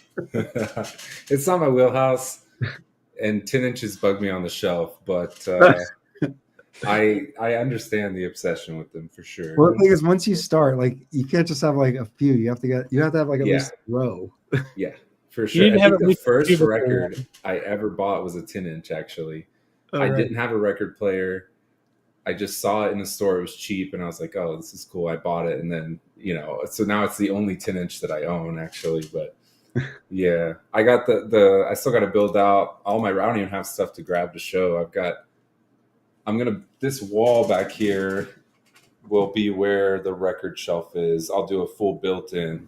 Nice. But I've never done a built-in before. I've never built one, so it'll be a learning experience. I've got I had to put in like false studs, and this is a false wall because the wall behind it is connected to on the other side, a washing machine. So I wanted there to be a gap just in case anything happened. So there's like plastic lined, and then this false wall. It won't save the records if anything happened. I don't think anything will happen, but it'll give me a little time. I think it'll at least buy some time. So I plan to start that next week. I'm in a new house, so nice. That's a very good project. Yeah. We'll see how it goes. Could end up horrible, but when I'm filming videos for students and stuff, doing your show again or anything? I have. I don't. It might not be too long. I want to get this shelf done. But yeah, honestly, with the move, and it's just been a hell of a couple of years. So I haven't even bought. Last year I was actually looking after. I moved in August, and I was looking at 2024. Like, what did I buy? And I think it was around 50 records, which I know people that don't collect records, and that's probably even to them still kind of an absurd amount. But for y'all, for the people here, like that's pretty light, I think. So, not near as big of. I just haven't had the money to be buying as much as I used to, and I'm probably down to about, I don't know, what is it, 700 or 800 LPs. That's a good amount, though. That's a good amount. You can actually move somewhere, Yeah. It's still a good amount, but like today, what was I looking for? Oh, Red Clay. Actually, I was listening to Red Clay digitally, and I was like, oh well, let me just go grab out the LP, and I don't have it. So, and then I was looking, and there's actually not very many. There's not like a cheap pressing of Red Clay, unless y'all know of one that's readily available. No, if you wait though, you usually can find like a early copy for like $40 if you try to just keep watching. Yeah, it's one. So I was looking at the early pressing. They're pretty abundant. It's not like it's a rare, record. So I'll just. I know it gets up there in price for sure. I think the VG pluses were around 100, $90 to $100, and I was like, I'll wait on Red Clay for sure. And actually, just today I was going through. Because I haven't even checked like what has Verve acoustic sounds, like what's come out on that series, what's come out on Impulse, so I was just today looking and seeing like what did I miss that I'd like to get. I saw Lifetime was released. So I saw some of the more avant-garde Blue Note stuff was like readily available to people now, which is cool. They're doing that Sam Rivers, the one where he does standards. I forget the name of it now. On Blue Note. It has a cool picture of the woman in like a big fur coat. Oh yeah. Oh yeah. Hold on. What is it called? Anyway, that's getting reissued too. So and then they do they just put out the Dialogue by Hutcherson, that's like an Andrew Hill record. I feel like the compositions really feel like they're his. Yeah, and Dialogue has. Hold on. Because they are. They are? Okay. Almost all records, Is it? Okay. Yeah, the first and last composition on Dialogue, I forget, are they Hill compositions? I can't remember. Yeah. Those are my favorite of the album. So but I played it. I was like, this is so different than a lot of other Hutcherson-led records. For sure. Well, the cover kind of clues you in. I don't know. It just seems like the cover fits that music. Yeah. A New Conception is the Rivers album with the first great cover art. So actually, you know what? I have to go. It's going to take me a second, but I have to go see if I still have that one. All right. I don't know if I still have it. I'll be right back. Good to see Fred. Good to see Fred. Oh, it's been a long time. While he's gone, I'll squeak this in. So Fluffy, maybe we can talk about this later, but you showed this record, the Leo Parker. Yeah. So the reason why I was kind of looking for this is because I recently got this Blue Note Leo Parker. Nice. And then I went to a shop and I got this it was part of like a bundle of a few records I got. This probably was like $8. It's Rolling Leo. They're reissuing this. Mm-hmm. This version already sounds incredibly good. So I can't even imagine what the Tone Poet is probably just going to be incredible. So anyway, I got these two and I was like, I want to hear his early bebop stuff, and this is a bebop. He has other records that aren't bebop focused, but this one is bebop, and it's really good. So, but this style is totally different. It's like kind of more orchestrated. All right, Fred, what do you got? Yeah. Leo Parker, though, great. Yeah, I do still have this one. Thank God. Nice. So this is a. I don't know, Sam. Yeah. Wait. Very nice. There we go. Was that a mono? Is it? Do I wait? This That is is a backwards for y'all too. How do I mirror my? I know you look good. You look good. No, it's fine. Oh, it's not backwards for y'all. No. Oh, okay. No, it's perfect. Just on my screen. Yeah. This is I don't know. I haven't looked at it in a long time. That was the OG mono. It might be. There was some time when I was spending a little bit more money on this stuff. So I should log in on my phone because this camera is mounted, and I'll show y'all like the new setup here in a second. But I got rid of the system. I had to get rid of the system. I just saved. I think I'm gonna buy some. I know not everyone's into gear talk, but That's all right. I think I'm gonna buy some LS50s again, used, and start again, and a subwoofer, I guess, and go from there. But yeah, I got rid of the great system that I had worked a long time for. So painful. It was painful. Yeah, it was not fun. Yeah. So sorry, life changed, and had to make some sacrifices. So yeah, shit happens. Man. Absolutely. But are you still in Texas? I am in Texas. Yeah, I'm in Amarillo, actually. Oh shit. Yeah. So I'm in the desert. So no jazz out here for sure. No. And actually, I went the other day. There was like some guy running like a record sale out of his backyard, and he posted on like Craigslist or somewhere where I saw it, and I ran over and I was like, well, he's got enough records. Surely I'll find something. And I went over there, and he had some good blues stuff, but it was all priced at like Discogs prices. And my feeling there is like, you got to come down a little bit, because I'll just wait and buy it on Discogs if I really feel like it. Now, you still have family in Alabama? Yeah. I actually considered moving there, but I had the opportunity to move into this place, a house that was sitting here that a family member owned. So I'm in very it cool. now. Yeah. I should, if I can I'll try to log in on my phone and see if that's possible. I'll show y'all what I'm going to try to do. But yeah, I thought about rebooting the channel. We'll see. Yeah. We'll see. Makes sense. I understand the pros and the cons for damn sure. Yeah, and then, there was a while where the like trolls from various streams were like they were making a bunch of videos and stuff, and I was like, man, I'm about to go on the job market. Like I don't want whatever this is out there. Fair. How's our car doing? The car's gone, Joe. It's but it got upgraded. I was given a car.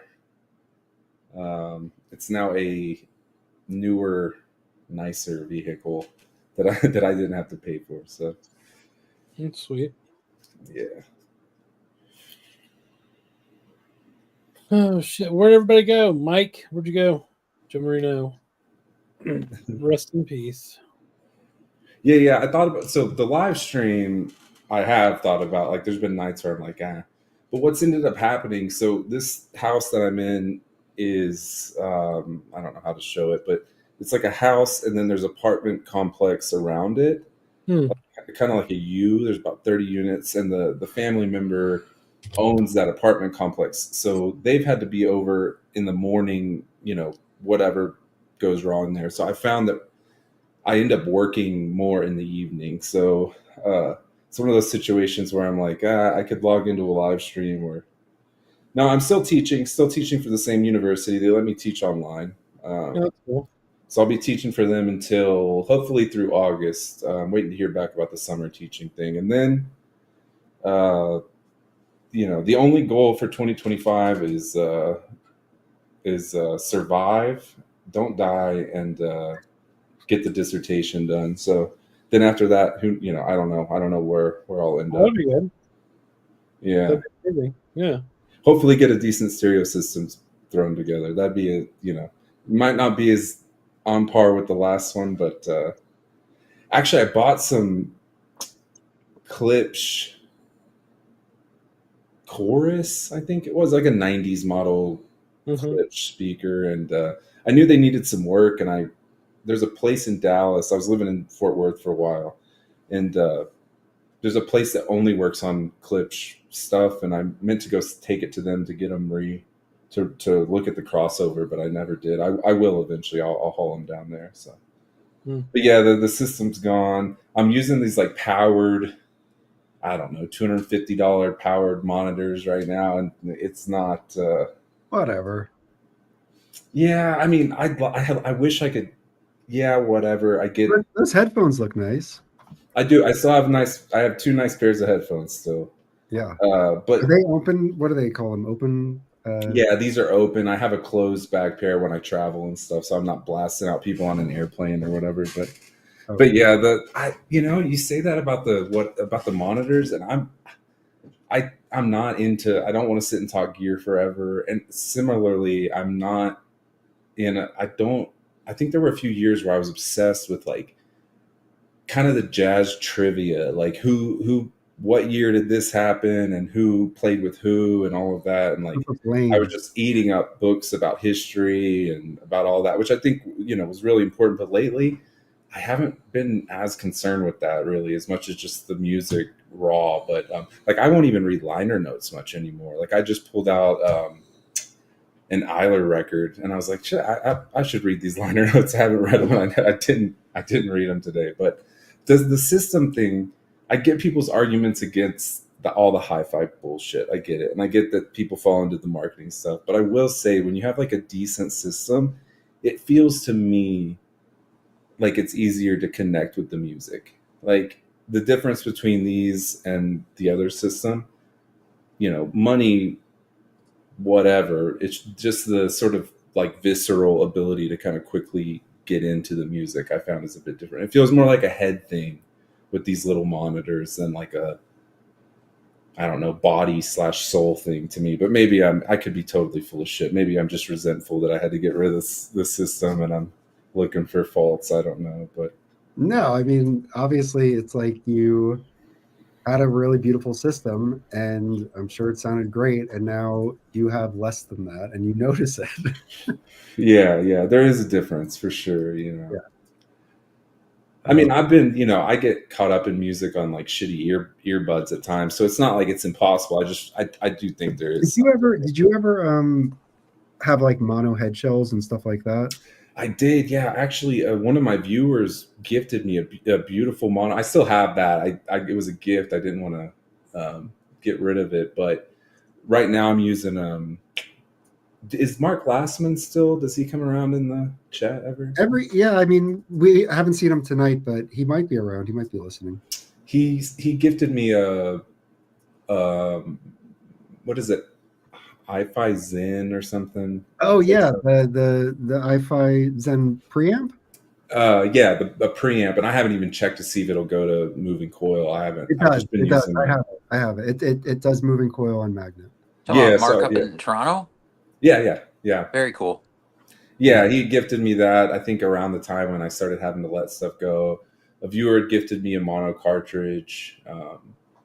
And with I do find, I mean, some mono people have to say what they do, but swapping between stuff, you swap and you got to get the scale out to measure the weight and stuff. So I don't find myself swapping very often. Well, when you get mono, you generally have to stay home from school for a couple of weeks and not drink out. I'm not sure if the water fountains are yeah, do you ever use like a mono switch or anything? Or no, never had that. I don't use that either. I have a mono switch, but I don't want to like put it in my chain. I just Can you send it to me so I can put it in my chain then? Well, I have a second turntable that I do put it in, but that's But like my main setup, I just have a stereo stylus and I just listen to mono on it. It's pretty much fine. I'm sure that some of the noise on the records that do have it may be eliminated if I had a proper head shell or a switch, but for the most part, I'm fine with it. Yeah, I mean, I find also, so you're not just reweighing it like with I don't know, I haven't checked this preamp, but with the last preamp I had, I was having to like mess around with the loading and stuff as well. So it takes some, I think, well, once you have it loaded for whatever cartridge, but the people that have the like I've seen photos of I don't know if y'all know Devin, what's his name, Devin Thurnball or Devin. Hold on, let me see. Yeah. He's OJ's guy or OG's, whatever. Yeah, OJAS or whatever. Turnbull. Devin Turnbull. I almost had a chance to go to his installation in New York, but yeah, I mean that dude, he's super into horns and tubes, and I see his setup. He's got 70 cartridges sitting on his table, so I'm imagining he swaps them fairly regularly. But I don't know what the process is on like loading your. I don't know if you have it written down what you've done for your preamp or what. You have 70 high-end cartridges. You have people to do it for you, probably. Yeah, people. His stuff is beautiful for sure. Yeah, man, that's cool. But yeah, I haven't checked. It's just been a weird. His hi-fi is like an art exhibit. Yeah. If I was a millionaire or something, I might fly him in and get him to. I was in New York and we were talking with our friend Jeremy, who's friends with him, and he actually has a pair of like bookshelf OJAs. I got to hear those, and those sounded really nice.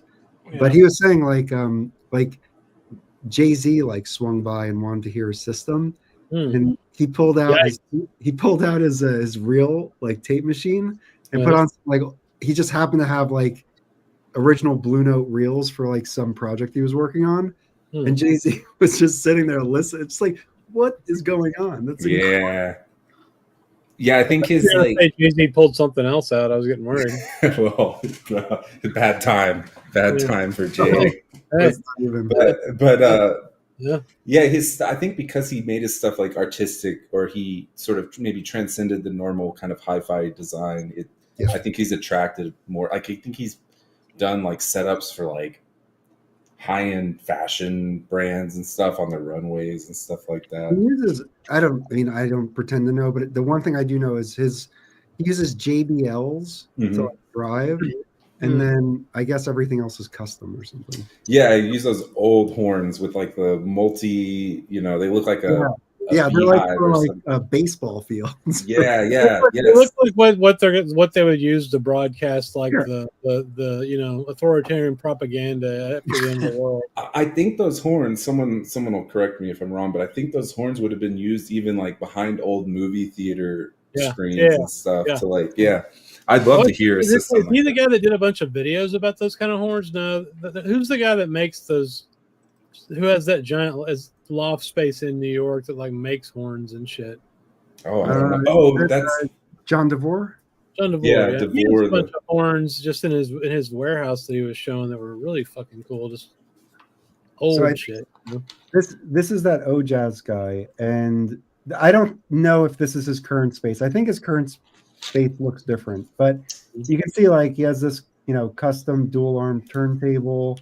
I don't see a tape machine, but he's got tube amps driving these speakers here, and this giant subwoofer. Where's he located? Here, actually, Manhattan. In Texas? No, New York City. No, he's in New York. Yeah. But share screen.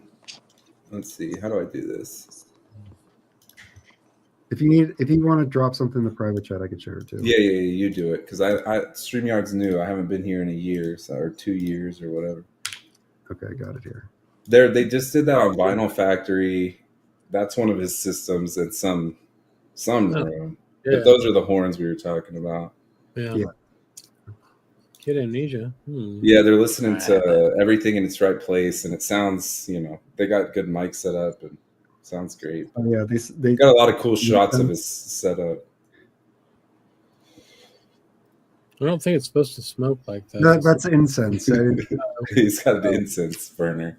Yeah. But yeah, those horns are badass. I mean, check out that tone arm. I also love and I tried to do this for a bit, the turntable right next to your listening position, so you're just like, swap whatever. But mine's right here, dude, right next to me. There you go. Yeah.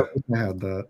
what does Stunty call that? The ergonomics of listening, I think. Well, you used to have like a built-in, right? Like a built-in turntable on your desk. Is that right? Yeah. That was back when I was streaming. Yeah. Oh, yeah. I only have one turntable now. Austin, then, right? What? You lived in Austin, right? I was in College Station. Oh, yeah. Yeah. But like I said, we're going back to like, can I get a decent pair of speakers? And Chris, also, the KEFs, they're, what was it called? Coaxial. So if I can log in here in a second, I'll show you all this space, but I'm not always sitting right in the middle. Whereas horns, like you kind of want to be in the sweet spot. If you get out of it, they do not sound as good. But yeah, and then as far as records, I don't know what jazz I bought last year. You bought I'm pretty sure you bought some of those like Milford Graves reissues. I think we spoke about that. The Milford Graves reissues, and then I noticed Discogs kicks me out of my phone every. Oh my god! Does y'all do that? It like started like 6 months ago, and now it happens like every other. We have to reload. We have to reload. Fred. Yeah. It's bullshit. It's like it's 1998. No, what is it? Crazy. That's the Don pulling Milford Graves. That was so they released them separately, and then they released them as a two. Is that as crazy as the one with the gold cover? Wait, so I have that session. I think it's the same record. It's just the art. Yeah. Okay. Cool. I like that cover art though. Yeah. This was one of the guys out in L.A. that has. I think he has 11 copies of the 50. Yeah. He sold one, but he had them up in an art gallery. Greg Wooten. That's taken. They used one of his original copies to duplicate it. Oh, cool. Yeah. I mean, and another thing about not engaging with the vinyl community is that honestly, I was thinking about this too, just like chatting with everyone is how I found a lot of my music in the last 5 years. Cause like I stopped looking at review sites years ago. I stopped, so if I'm not really chatting with people about this stuff, like I'll miss a ton, Oh, Mike, that reminds me. Speaking of L.A., who's the gentleman from the Classical Bums that's out there? Well, there's Greg Flowering Spikes. Yeah, is he okay? There's also Mark Ward from Music on Record. Are those guys good? He's in LA too. Well, Music on Record, he's been on here tonight, so I know he's good. Yeah. No, I think they're both good. We have a group chat and nobody shared any. Yeah, I was just thinking about that, and then now I'm thinking about Greg Wooten, like that dude. He's a collector's collector. I'm not sure exactly where he is in LA. What's the classical? We started we put together a Classical Bums quote unquote live stream. So every few months we get like Michael Poetry on Plastic. Mark Ward, he also writes for like Tracking Angle and has a YouTube channel as well that's really good. This artist, Greg, his channel's Flowering Spikes. He's I think he's a painter. He may do other things too. But he's like a super hi-fi. Like his setup is incredible. It's sweet. It's like the one you were just showing, kind of. Yeah, it's like really incredible. So we get those three, and then me, my dumbass.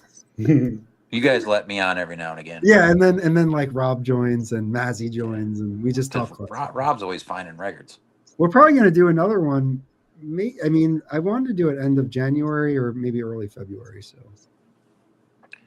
anyway, it's fun. I'm so focused on learning about and collecting jazz right now. It's so hard to be like, and let's start this whole other history of classical music. It's so much like energy just to do jazz that like it's hard for me to balance it. So I try to like nitpick and get recommendations from them so I can because I do feel like you listen to a lot of these artists, they always reference like Parker always references like classical, like Stravinsky and all these guys.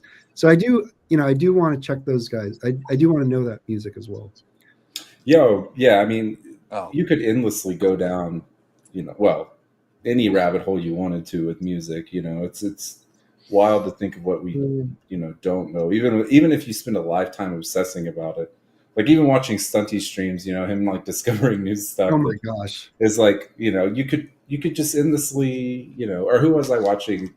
Tice show a bunch of like world music, you know, and it's like, yeah, you can. Oh, the UNESCO's.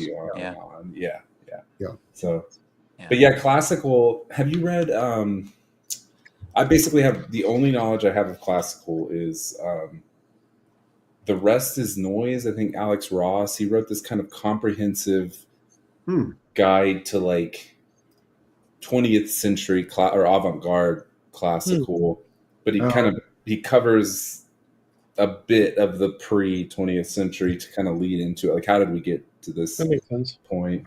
But yeah, classical is one of those areas where I'm like, one day I can see getting into it, but I guess I just have never felt it in the way that I feel some other musics, and so I just haven't been called there. But I can imagine one day I might end up down that rabbit. I think I'm going to be the same way. I think at some point I probably will. There is some stuff I like, you know, but it's just hard for me to like put hours into like researching and reading it when I'm doing that already, you know, and this is a hobby, right? So, I mean, I only have so much time. So it's hard to balance it all. I'm sure a lot of collectors. I've slowed down a little bit. To be an expert in everything. No, but I feel like with like jazz and classical, it's a little different than like some other genres because I don't know, it's not as popular. So like it's stuff you do kind of have to invest in a little bit. Yeah. But maybe I've just sort of given up like the mastery of just knowing everything about a specific, you know. Not even knowing, just like what should I listen to? Yeah, that's tough too. With classical, it's been like a few composers that I end up getting pulled to or whatever, and then I'll sort of explore that. But again, it's brief with me. It's not like jazz where I was obsessed for years with figuring stuff out. But that's where I'm at now. Yeah. Here, you were a bit of a, I mean, correct me if this is too strong, but a scholar on Coltrane, weren't you? I've got like 70 Coltrane books about 3 feet from me. So I've the plan. One of the chapters of the dissertation, I want to cover the Cricket, which was who was that? Blank Editions or something that I think that was super interesting. If you dive into that, they criticize a lot of the West Coast players. It's definitely an interesting time politically and, you know, musically, but the plan is to write a chapter on like mysticism in relation to 60s jazz and the sound of that time. So what is that? So mysticism in is that like connecting to the like Coltrane's later stuff and Alice Coltrane and that whole kind of Coltrane specifically I'm thinking about, and I have this book which I haven't read yet, which is Coltrane on Coltrane. It's just like a compilation of interviews and stuff. I'm kind of curious as to how he talks about sound specifically, because I've seen interviews where he says things like he's complaining about how getting close to the mic doesn't actually convey like the full body of the horn, right? You're getting the notes, but you're not getting like the room feel of the horn. And he was like kind of upset about that on specific records and stuff. But I want to see how concerned he was with sound. Wait, so can you say that one more time? What was the concern? So like if you're right up close to the mic with your horn, you get the notes or like the directness of the horn, but you don't get, it doesn't sound anything like someone playing a horn in a room for you, right? Because you also get the sound of the room when you're in there. Well, that's what, if you listen to like the Van Gelder recordings and compare them to like I have a Benny Golson on a Riverside, and it sounds like the mics are just like in the space and they're picking up the space. And when you listen to like the Van Gelder, like Benny Golson on Art Blakey's Moanin', like it sounds like you can hear it's like right on that horn. And it's like, right. And same thing with like the drums and everything, like everything is just so like detailed. So yeah, I mean, it is a style of recording. So no, yeah, and I guess for the dissertation, I'm interested in how that. Hey, Chris. This is going to sound. This isn't put together yet. If I knew what the chapter exactly was going to say, I'd be in a much better spot. But I mean, I think my feeling is that sound. There's been this emergence of sound studies, which is just the study of sound. in the field of Black studies at large. And so I noticed this trend in academia specifically, where this like people would implement this discussions of sound, and people have sort of specifically discussed sound as this carrier of or analog to even Blackness. And so I'm curious, like in the cricket, for instance, there's clearly people talking in like mystical and my feeling, I guess, side note, in academia is that this allows for a kind of mystical language to infiltrate the academy, which is an otherwise kind of reasonable space. Like, so everything is logic and reasonable. When you start talking about sound, because we know some about sound, but some of it's still this kind of nebulous thing, you end up in this realm of the mystical. And I'm like, okay, that's cool in this contemporary field, but I feel like people were already thinking in these terms prior. And so like, how can I trace this lineage out? Which led me to thinking about the cricket. And are you specifically focused on like American like sound, like in terms of communication?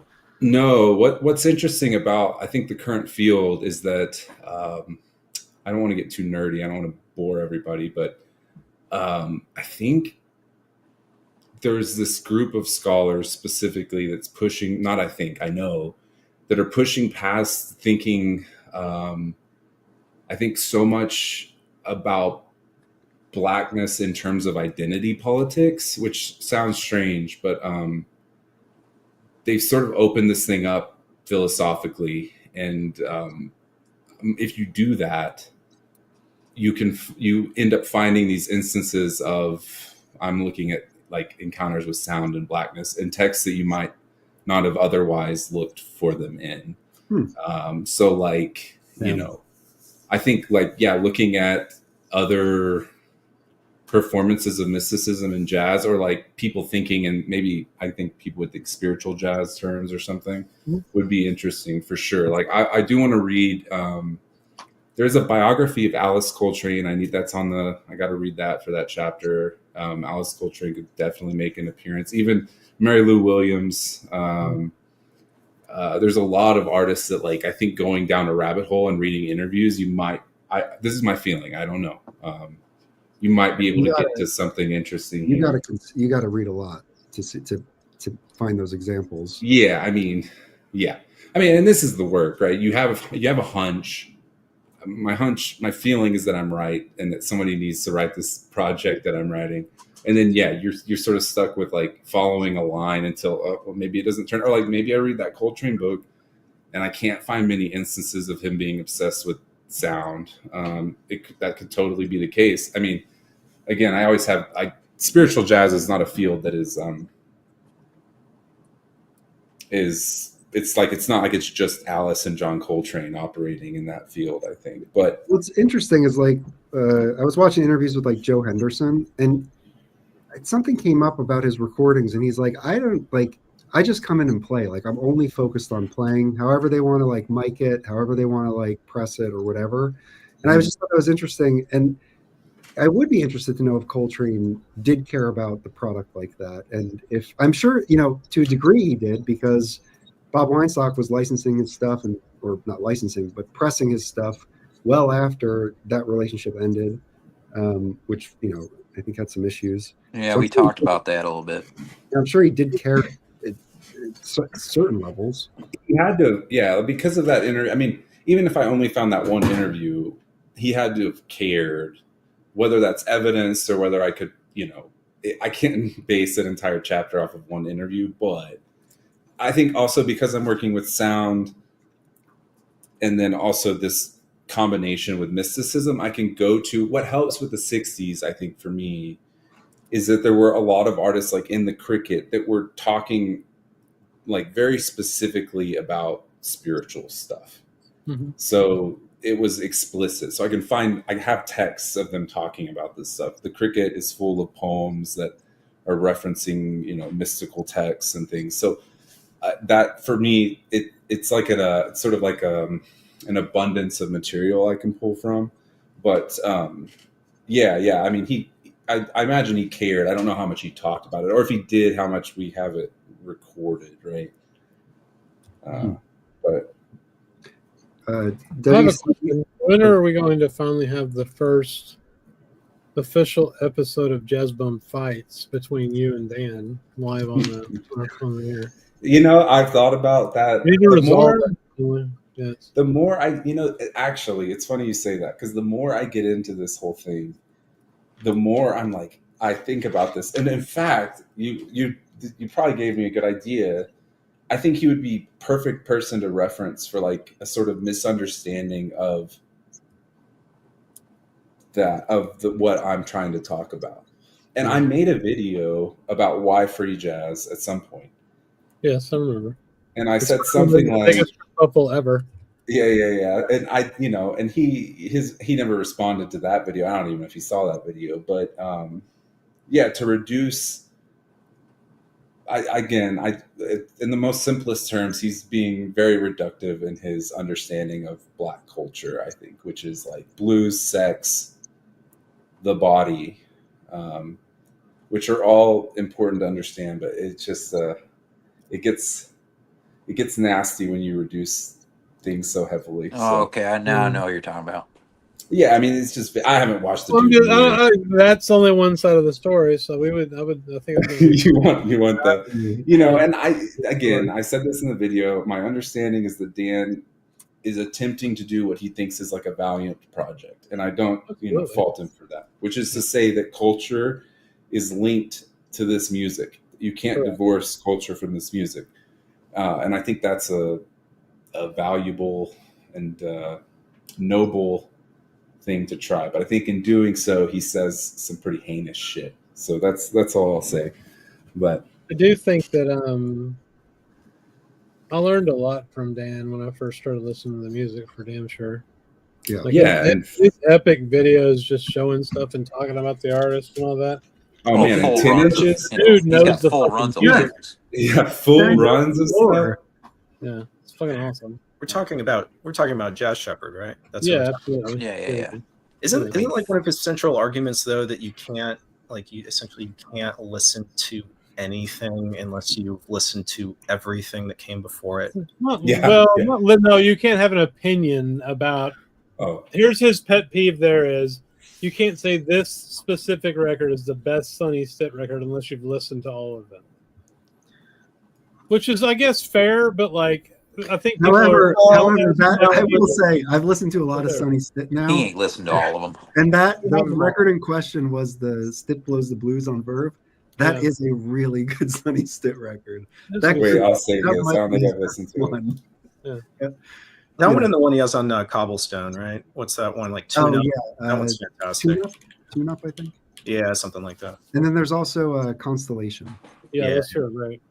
That's sure, right. Absolutely. Yeah, no, Stitt. Those are probably my favorite Stitts. It took me a while to. Have you listened to all of them though, Chris? No, they're my favorite. Now, he did say, if you say it, the pet peeve was saying something is the best if you're not an authority on the whole catalog of the work. Yeah, but the best is not it just means that's their favorite. It's an inherently subjective statement. So who cares if you've heard everything before it in order to come to that conclusion? It's like, this is the best for me because it's my experience. Ooh, it's my one Sonny Stitt record, and it's the one I like. So this might be a controversial thing to say, but you tune in sometimes, and he's going on and on about the Black experience. Well, he's a white dude from Canada living in Minneapolis. I'm gonna search for someone else for that information. But you have seen his basketball jerseys, right? Well, hold on. The end. I am a friend of Dan's, and so am I. And yeah, I just want to throw that out there. He's a good dude, and he does have his opinions, and it's totally fine to disagree with them. I just don't want it to look like we're just bashing on him. No, I think my take was pretty nuanced. I think he has a noble cause, but I also again find that the gate in I don't know if I'd be down to talk to him via live stream or whatever. It was mostly just a joke to get you riled up, honestly. Yeah, but what was I going to say? Oh, I do find that the authority, I don't know that I ever want to present myself, even in my work, as like having, I don't know that, I think a lot of his beef with the people that he his feeling that every time Avant-garde would come up, and I haven't watched him in years. Who the hell knows? He could have changed. No, it's the same. Okay, well, it's that we were all faking our love for this music because it was cool or something. Which, by the way, outside of this group of nerds here, like no one in the world listens to jazz regularly. I say no one. A very, very small group of people are listening to jazz at all. Yes. And then outside of that, the people who love avant-garde stuff, even smaller, and the people that do like it, a lot of us kind of vehemently love it for specific reasons. We're not pretending to love it. I don't know who you would get cool points with if you pretended to love Cecil Taylor. Like, I don't know who is out there that's like giving you a gold star if you love unit structures. But like, that was another thing. I think in his video, he said like, this guy held up 10 of the most, cliche Blue Note records, which I think like Spring was on there for sure, unit structure. And the thing about Blue Note, and those of you that know me, like Blue Note didn't have a huge extensive catalog of the avant-garde stuff. It was very exciting that they dipped their toes into that realm, and they were actually the Andrew Hill stuff, which is pretty cool. Andrew Hill, yeah, but it's not a label that was like an avant-garde label ever, And so, I found that argument just really like, I think his argument against avant-garde often is that it is white music, and I think that's just like, I think like to dismiss like unit structures as like white music is just like because it is a dismissive statement. I think is absolutely heinous. Well, I think the other point that he makes though about that music is, and I think there are people out there in the world that are like this. Maybe they're not liking it just to be cool, but looking down on people that don't like that music. Because they do. There's definitely people that are dickheads like that out in the world. Also, I haven't met them though. Like, who are they? I've never met this person. I can imagine. You have to just go back to like any jazz war period. You can meet them on either side of any jazz war. Absolutely, in droves. Yeah. So like mag publications. Like if you go back to Coda, or you can see a lot of this play out in some of the magazines and stuff. Yeah. But again, like I guess in my experience, which to be fair, these videos are kind of that platform of this time. Like nobody's reading fucking magazines anymore. Right, people are putting their opinions out, like all of us. The first dude that got me into jazz. Well, I was already kind of like intrigued with jazz because of hip hop samples. And then I had a mentor. He wrote for Coda for years, and his so he had this. They would just send him. At the time, it was CDs, so it's not. They would send him CDs like all the time to review. So he had this, wall of CDs. So I would just go over and like grab 5 things and like and head back to the house and sit and listen. So I got into Bill Evans. He was obsessed with Bill Evans. But yeah, he knows well, like at that time, the sort of discussions that were happening, like jazz wars stuff. But especially that Marsalis, I just find it's just not a, it's just I've heard this take before, I think No, of course. I mean, the one truthful thing in all of it, I think the start of the bebop even is once the music stopped being danced to, it stopped being popular music. Yeah. Oh, I mean, bebop definitely did that. Hard bop kind of pulled that back in a little bit, but then like obviously the avant-garde free jazz shit just like bebop, it's like, fuck you, we're playing for ourselves, you're not going to be dancing to this stuff. Yeah, and even hard bop. I mean, by that point, it's Mazzy. Oh my God. I just wanted to see Putterman. This is an honor. Yeah. Sure. He's out on the town. Yeah. I miss you, Putterman. Sorry to interrupt you guys. I'll shut up in a minute. But I just really. Are you in San Francisco? Yeah, I'm in North Beach. Yeah. actually right up here in the next block is where topless dancing was invented by Carol Doda in 1964. Oh, well, Take us in there. Yeah. I'm not. It's a sports bar with strippers now, which is no. But Take I'll us show in you there. the plaque. But a lot like the El Matador used to be here where I used to see Cal Jader. Cal Jader was playing here. Oh, cool. So I want to bring you jazz, but let me. Yeah, I'll fine. listen. Okay. We lost Fluffy. See you, Fluffy. Yeah. Chris, what's going I on? didn't meet Fluffy, but Yeah. That's all right. see you, Fluffy. Hopefully see you again. Fred's gonna do your vinyl tag, Fluffy. Does Fluffy have a vinyl tag? Yes, he Yeah. has. No. Can you see that? Have you done any vinyl tags, Chris? Are you talking to me? Yes. Oh, there's only 2 Chris's this time. Yeah, No, I haven't done one. That's okay. I need to. What is this? Hold on. What is The this? birthplace of topless entertainment. All right. That can't be true. Yeah, that's the world. Medieval. What about you didn't know topless winches in medieval times, or? The jute-thralled wenches. Yeah. Servants of servants in Germany. Yeah. Hey, Putterman. That's a place you'd love to go. City Lights Books. Oh, I love that place. Yeah. Lawrence Ferlinghetti's place. Yeah. I figured you were close to there. He's in North Beach. Right there. Never been to California. Any place in California. Dude. That looks sweet. Anyway, it's cool. That's probably the coolest bookstore on the planet. So, Mazzy, you're going to get shit next time you're on the stream from joining literally from San Francisco. Like, Tell us San Francisco story. We're making a San Francisco story. Yeah. So, Chris, I'm sorry to have interrupted. Chris, have you done a jazz vinyl tag or vinyl tag? No, I haven't. I'm like still coming back from the holidays. I was sick for a solid week, still on the tail end of something, and I just couldn't even. I got in front of the camera to do a video, but I don't think I could do much more than that. So, yeah, that's fair. Feeling better now, though, man. Yeah. You know what it was like. You know how like everybody's getting the flu in this entire country. Yeah. So it was the flu, but then I also got food poisoning. I Oh, in the Dominican, and so they were like just neat little sandwich, the two together at the same time. It was just fantastic. Yeah, I got sick up at the fair, but then I got sick right before my trip to New York. Luckily it passed, but it was going around. Everybody at work got sick.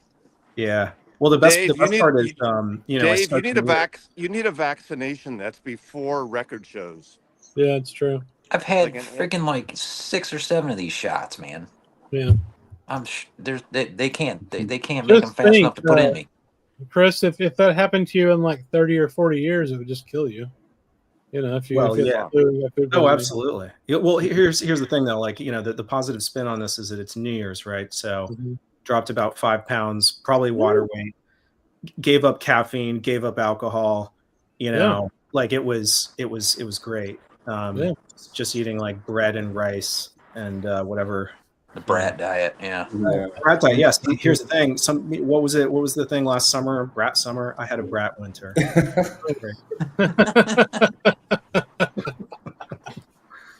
Anyway, I'm back. I got my first alcoholic beverage since about a week ago. So. Oh, then you're just fine then. Me just saying that sounds like I have a problem. If I'm like, no, I haven't had a drink in a week. Yeah. Let's get off my ass. It's been a week. Mazzy, how many drinks should someone have in a week? Pardon me? How many drinks should somebody have in a week? Don't ask me, Dad. I probably usually on a normal week I have 3 drinks a week. Oh wow. Yeah, but when I'm traveling, I probably double that. Yeah. Man's being honest. But I don't drink a lot at once. On one night I have the very most 2 drinks. I never if I have a martini, it's only 1. If I have a whiskey, it's 1. I never have 2 cocktails or anything else. Look at that. Well, such a gentleman. Yes. The Trans-American Pyramid. There's there's Coppola's building, Zoetrope. That's where Can he you edits. see? Can you see Benioff's penis building from here, from where you're at? Which one? Mark Benioff's Salesforce building. No, it's on the other side. It's on the other. It's basically we're in North Beach. It's on the other side of Market Street. It's over there. Yeah. Yeah. So my favorite bar, my favorite bar there is the Hilton, the very top floor. They have a sky bar. In the Hilton? Yeah, in the Hilton. It's fucking awesome, man, because it just got a really great view of all the, it's pretty high up. Huh. It's got a really great view of all the other buildings around there. Interesting. Okay. It's really great when a corporation takes you there and pays for all your drinks. Oh, you came to the Salesforce conference. Yeah, and they're like, Right. order whatever you want. Like, I'm ordering $40 whiskey drinks. Let's go. It's when what's his name? The Salesforce guy closes down Howard Street at Moscone Center. Yeah, I know that. It's a big deal. It's a fun time. Locals used to get all pissed off because they closed down all these streets, but whatever. Yeah. So, I'm going to listen to you guys while I drive. I'm driving back to Mill Valley. All right. All right, man. Have a good night. I'm going to just turn off my mic. Oh, we get to watch him. Okay. Yeah. Oh, wait. One more thing on the Jazz Wars. I got one more point to make on the Jazz Wars. I was going to say we might get to see Mazzy carjacked. No, he's gone. If there was a time when there was angry avant-garde fans dismissive of anyone that I don't see them anymore, I suppose I'll say, which is I never met anyone that's, in fact, the only person that I'm aware of that holds that sort of opinion actually is Derek Higgins on YouTube, who is like, I don't fuck with the blues. I had enough blues growing up. And his perspective, by the way, is a unique one, right? He's like, yeah, man. Yeah. And so he's right on with that. Yeah. And so, but that's the only, and actually, and he respects the blues. It's not like he's like, this isn't music or whatever. He does not care for it. But I just don't know any of those people that are like, no, you like Ben Webster, but you don't like Cecil Taylor, or I don't know any of those people. Derek holds no Seems fair. ill will on anything hardly at all. Ben Webster, I saw a few of his got reissued. Heavy Soul got reissued. I couldn't get that one forever because it was expensive. Ike Quebec, another player that I love. But I'll buy that for sure. Stuff that needs to get included, right? I'm trying to think though. Some of that was put out in Music Matters, so I don't know what they do. But I think just put out classic Congo Lament, right? Wasn't that one of them? Which one? Congo Lament. Isn't that one that hasn't been? Yes, it's one that with the red typeface. Oh, I don't even know. It depends on the cover. Yeah, the cover. It's got the red cursive. Mike will know. We're talking about Ike Quebec and how there's all this stuff that hasn't been, that wasn't released at the time, and like this is a whole soapbox for me because you can piece together some of these unreleased albums just by buying the singles, by getting those like 45 singles. So there's like 8 of them that were never put out on LP, and you can piece them together, and you're like, you basically have whole albums if that's all you do. So I think a couple of them were put out in like Toshiba, King, whatever. At some point, and then there was one that was included in Music Matters, but it feels to me like there's some more Ike Quebec that they could put out. Oh, for sure. There's an Ike Quebec classic series, the LT series, and I think that's partly unreleased outside of the 7-inch format as well. Oh, you know what? Let me see. I'll be right back. I think I have some. What's the one that they did do in the classic series last year? Is it Heavy Soul? Heavy Soul, yeah, that's one of the ones that I need, and I did not own. It's a cool. I owned, like the entire Music Matters catalog, but that was like some of the first, especially when they started releasing the classic series as a graduate student. I was like, all right, these are worth $400. They're about to come out for $20. I know I'm going to take a hit. Like I'm not going to have the sexy cover, and I'm not going to, but like $400. Versus 20, and I'll still have the music. Like for me, those were the first to go. So and the classic series generally sound kick-ass. So they do. They sound good. I think Music Matters reissued this, and this is a. Did they? I can go over and check. I just somebody reissued this, I think, in like a nice format. I didn't have that one. If Music Matters did it. Oh, this is Capital. Capital put this out. I don't see that one very often at all. There's that one, and then I have this one. This is With a Song in My Heart. I think this is 7-inch material. No, it's not. This is from 62. So this is 62 session with Earl Van Dyke, Willie Jones, Sam Jones, and Wilbert Hogan, produced by Alfred Lyon, and then this release was Michael Kuskuna. Didn't Ike work for the label? Yes, absolutely. Yeah. And what was his position? He was an A&R guy, basically. Yeah, he was before Duke Pearson. He was the producer and A&R guy until he died. So Easy Living was the. Yeah, there you go. Hey, wait, I did have that. I just didn't recognize the. That's because that's like the '80s CD cover version. Yeah. Probably the first time they put it out, right, Mike? Well, it may have come out as 7-inch. Oh well, sure. I'm talking about the 12-inch format thing. I think so. Yeah. But again, how many records do you have, Chris? Do you have a count? Yeah. How many 10 inches do you have? Yeah. We just went over this. Mike and I just went over this. I have 248 10-inch records. Oh, wow, nice. Yeah, I mean the rough number. I'm actually looking up on Discogs right now. 248 seems very, very rough. Well, yeah. I mean, I knew that one. I knew that exactly. So it looks like 3,200 or so. About 3,200 records. Yeah.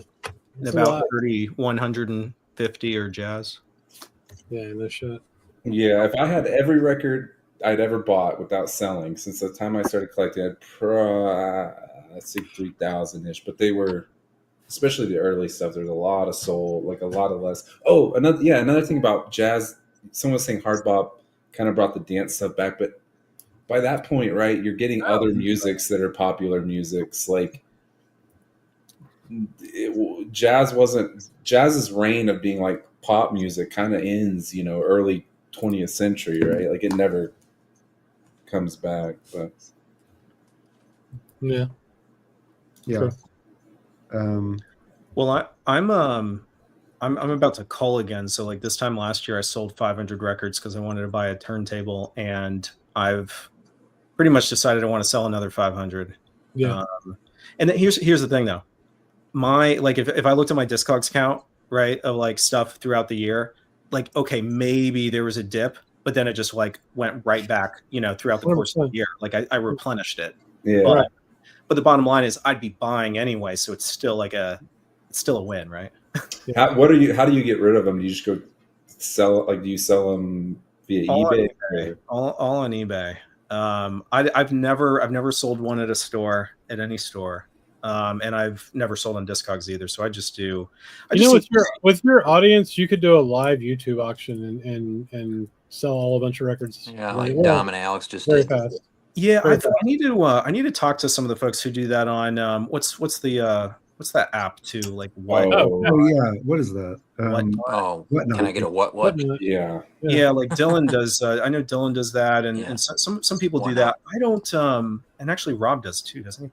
No, with Rob, me and Rob do them. We just do them on YouTube on StreamYard, so there's literally zero fees of any kind. Oh, interesting. I'll have to and talk.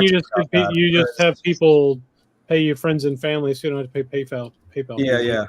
My thing always in the past with eBay was why I liked it was yes, okay, it takes a lot of effort to put all your auctions up and yes, you pay fees, but the thing is that you're guaranteed to sell them. Like if you have the price point, if your starting price is low enough. Yeah. And that was like always key to me. Like I didn't want to put 500 records up on Discogs and then wait 6 months. I wanted to put up 100 and they're gone in a week. And some you win, some you lose. Some I take a complete washing. Like I don't even care. Just like absolutely, get out, Yeah. What would happen when I would list like 500 on Discogs is that after somebody there'd be like the first week where people would see that, okay, this person's listing at like below market or just below market. I'm going to grab 10 albums or 15.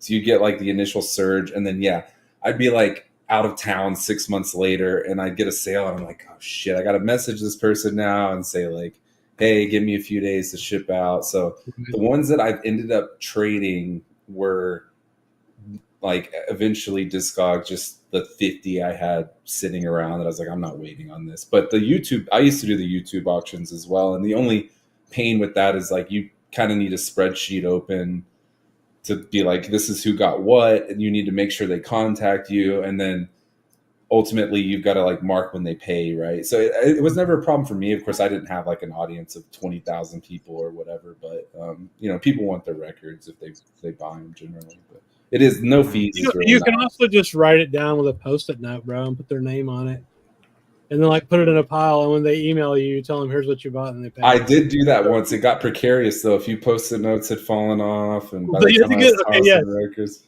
Pro tip: you have to get name brand Post-it notes. No from Amazon, and they all fell off the records after I priced them. I was like, okay, this is VG plus $6, and there's like, yeah, that's a problem.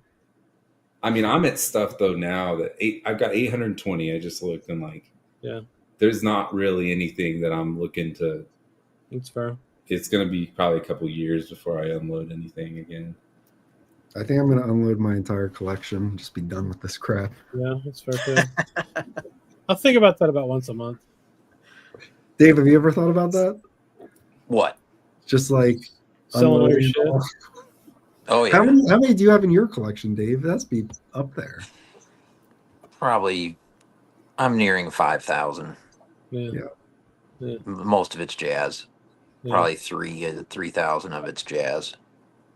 I got 2,600 in Discogs, and of that, probably 2,200 is jazz. But I've got about 500 more records. No, God, wait. I could just sell the stuff and move to Panama and watch the ships go by. It's retirement. I've probably got 600 records that aren't in Discogs, but they're like just crates of like random jazz kind of crappy stuff, and then like 400 techno records. My sister had the middle electronic shit, The middle ground here, because I know you're talking about like getting out of the hobby. Like I find that having a reason to sell is pretty compelling. Like when I wanted to get a turntable, like I wasn't selling 500 records because I wanted to get out of the hobby, or even that I didn't like those records.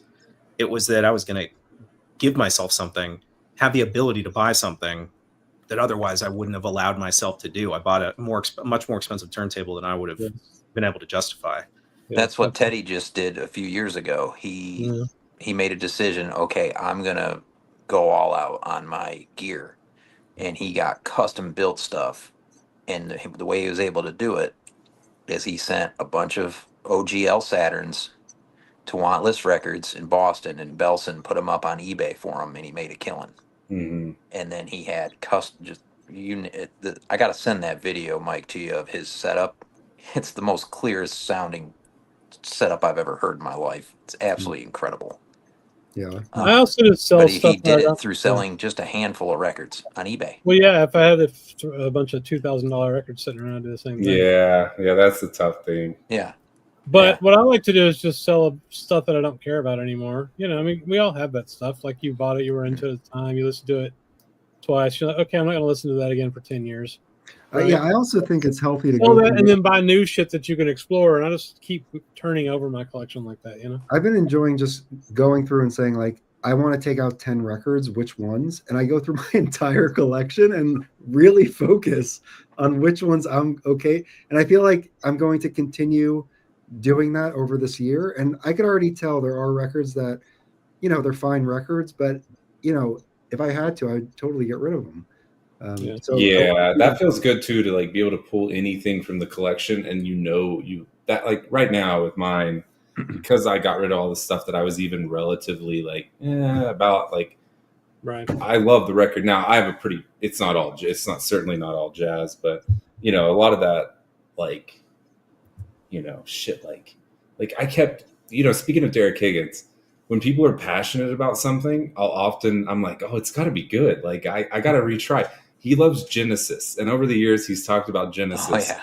So I'd be like, I fucking hate Genesis, but like he would be so stoked about it that I was like, oh, I got to try Genesis again. So I'd go buy another Genesis record, at the store, and I'd come home and be like, I still hate Genesis, man. I just don't like Genesis. But people's passion would end up getting me excited about something. So stuff like that, you know. Like, yeah, no, that's what all this is. You know, we all learn from each other and, you know, try different things out that we're seeing or recommending and all that. That's the whole point of it. I did get rid of all my Led Zeppelin stuff, and I got to say, lately, for some reason, I was like back on a Led Zeppelin kick after, I don't know, 10 years or something. Mm-hmm. And I was like, oh shit, I wish I You kept all your Slipknot, didn't you? All the Slipknot's still here. Yeah. Okay. So all right. You're not. We haven't lost you yet. I got to try to log in on my phone somehow and show you all what I'm working with now. Let's see.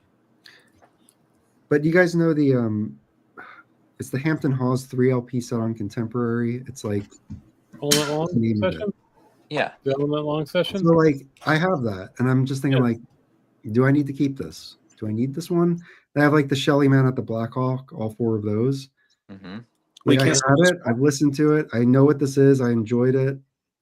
Should I? Is this something I need to have in my collection? Sell them to me for cheap. That one, those. No, well, right now, I mean, I'm keeping them both. There's other stuff I want to sell, but like that, those are like the things I'm thinking about. Like those are the kinds of things you want to have though, because they're cool. If I'm not going to listen to it though, I mean, I want to have something So you should listen to this. Yeah.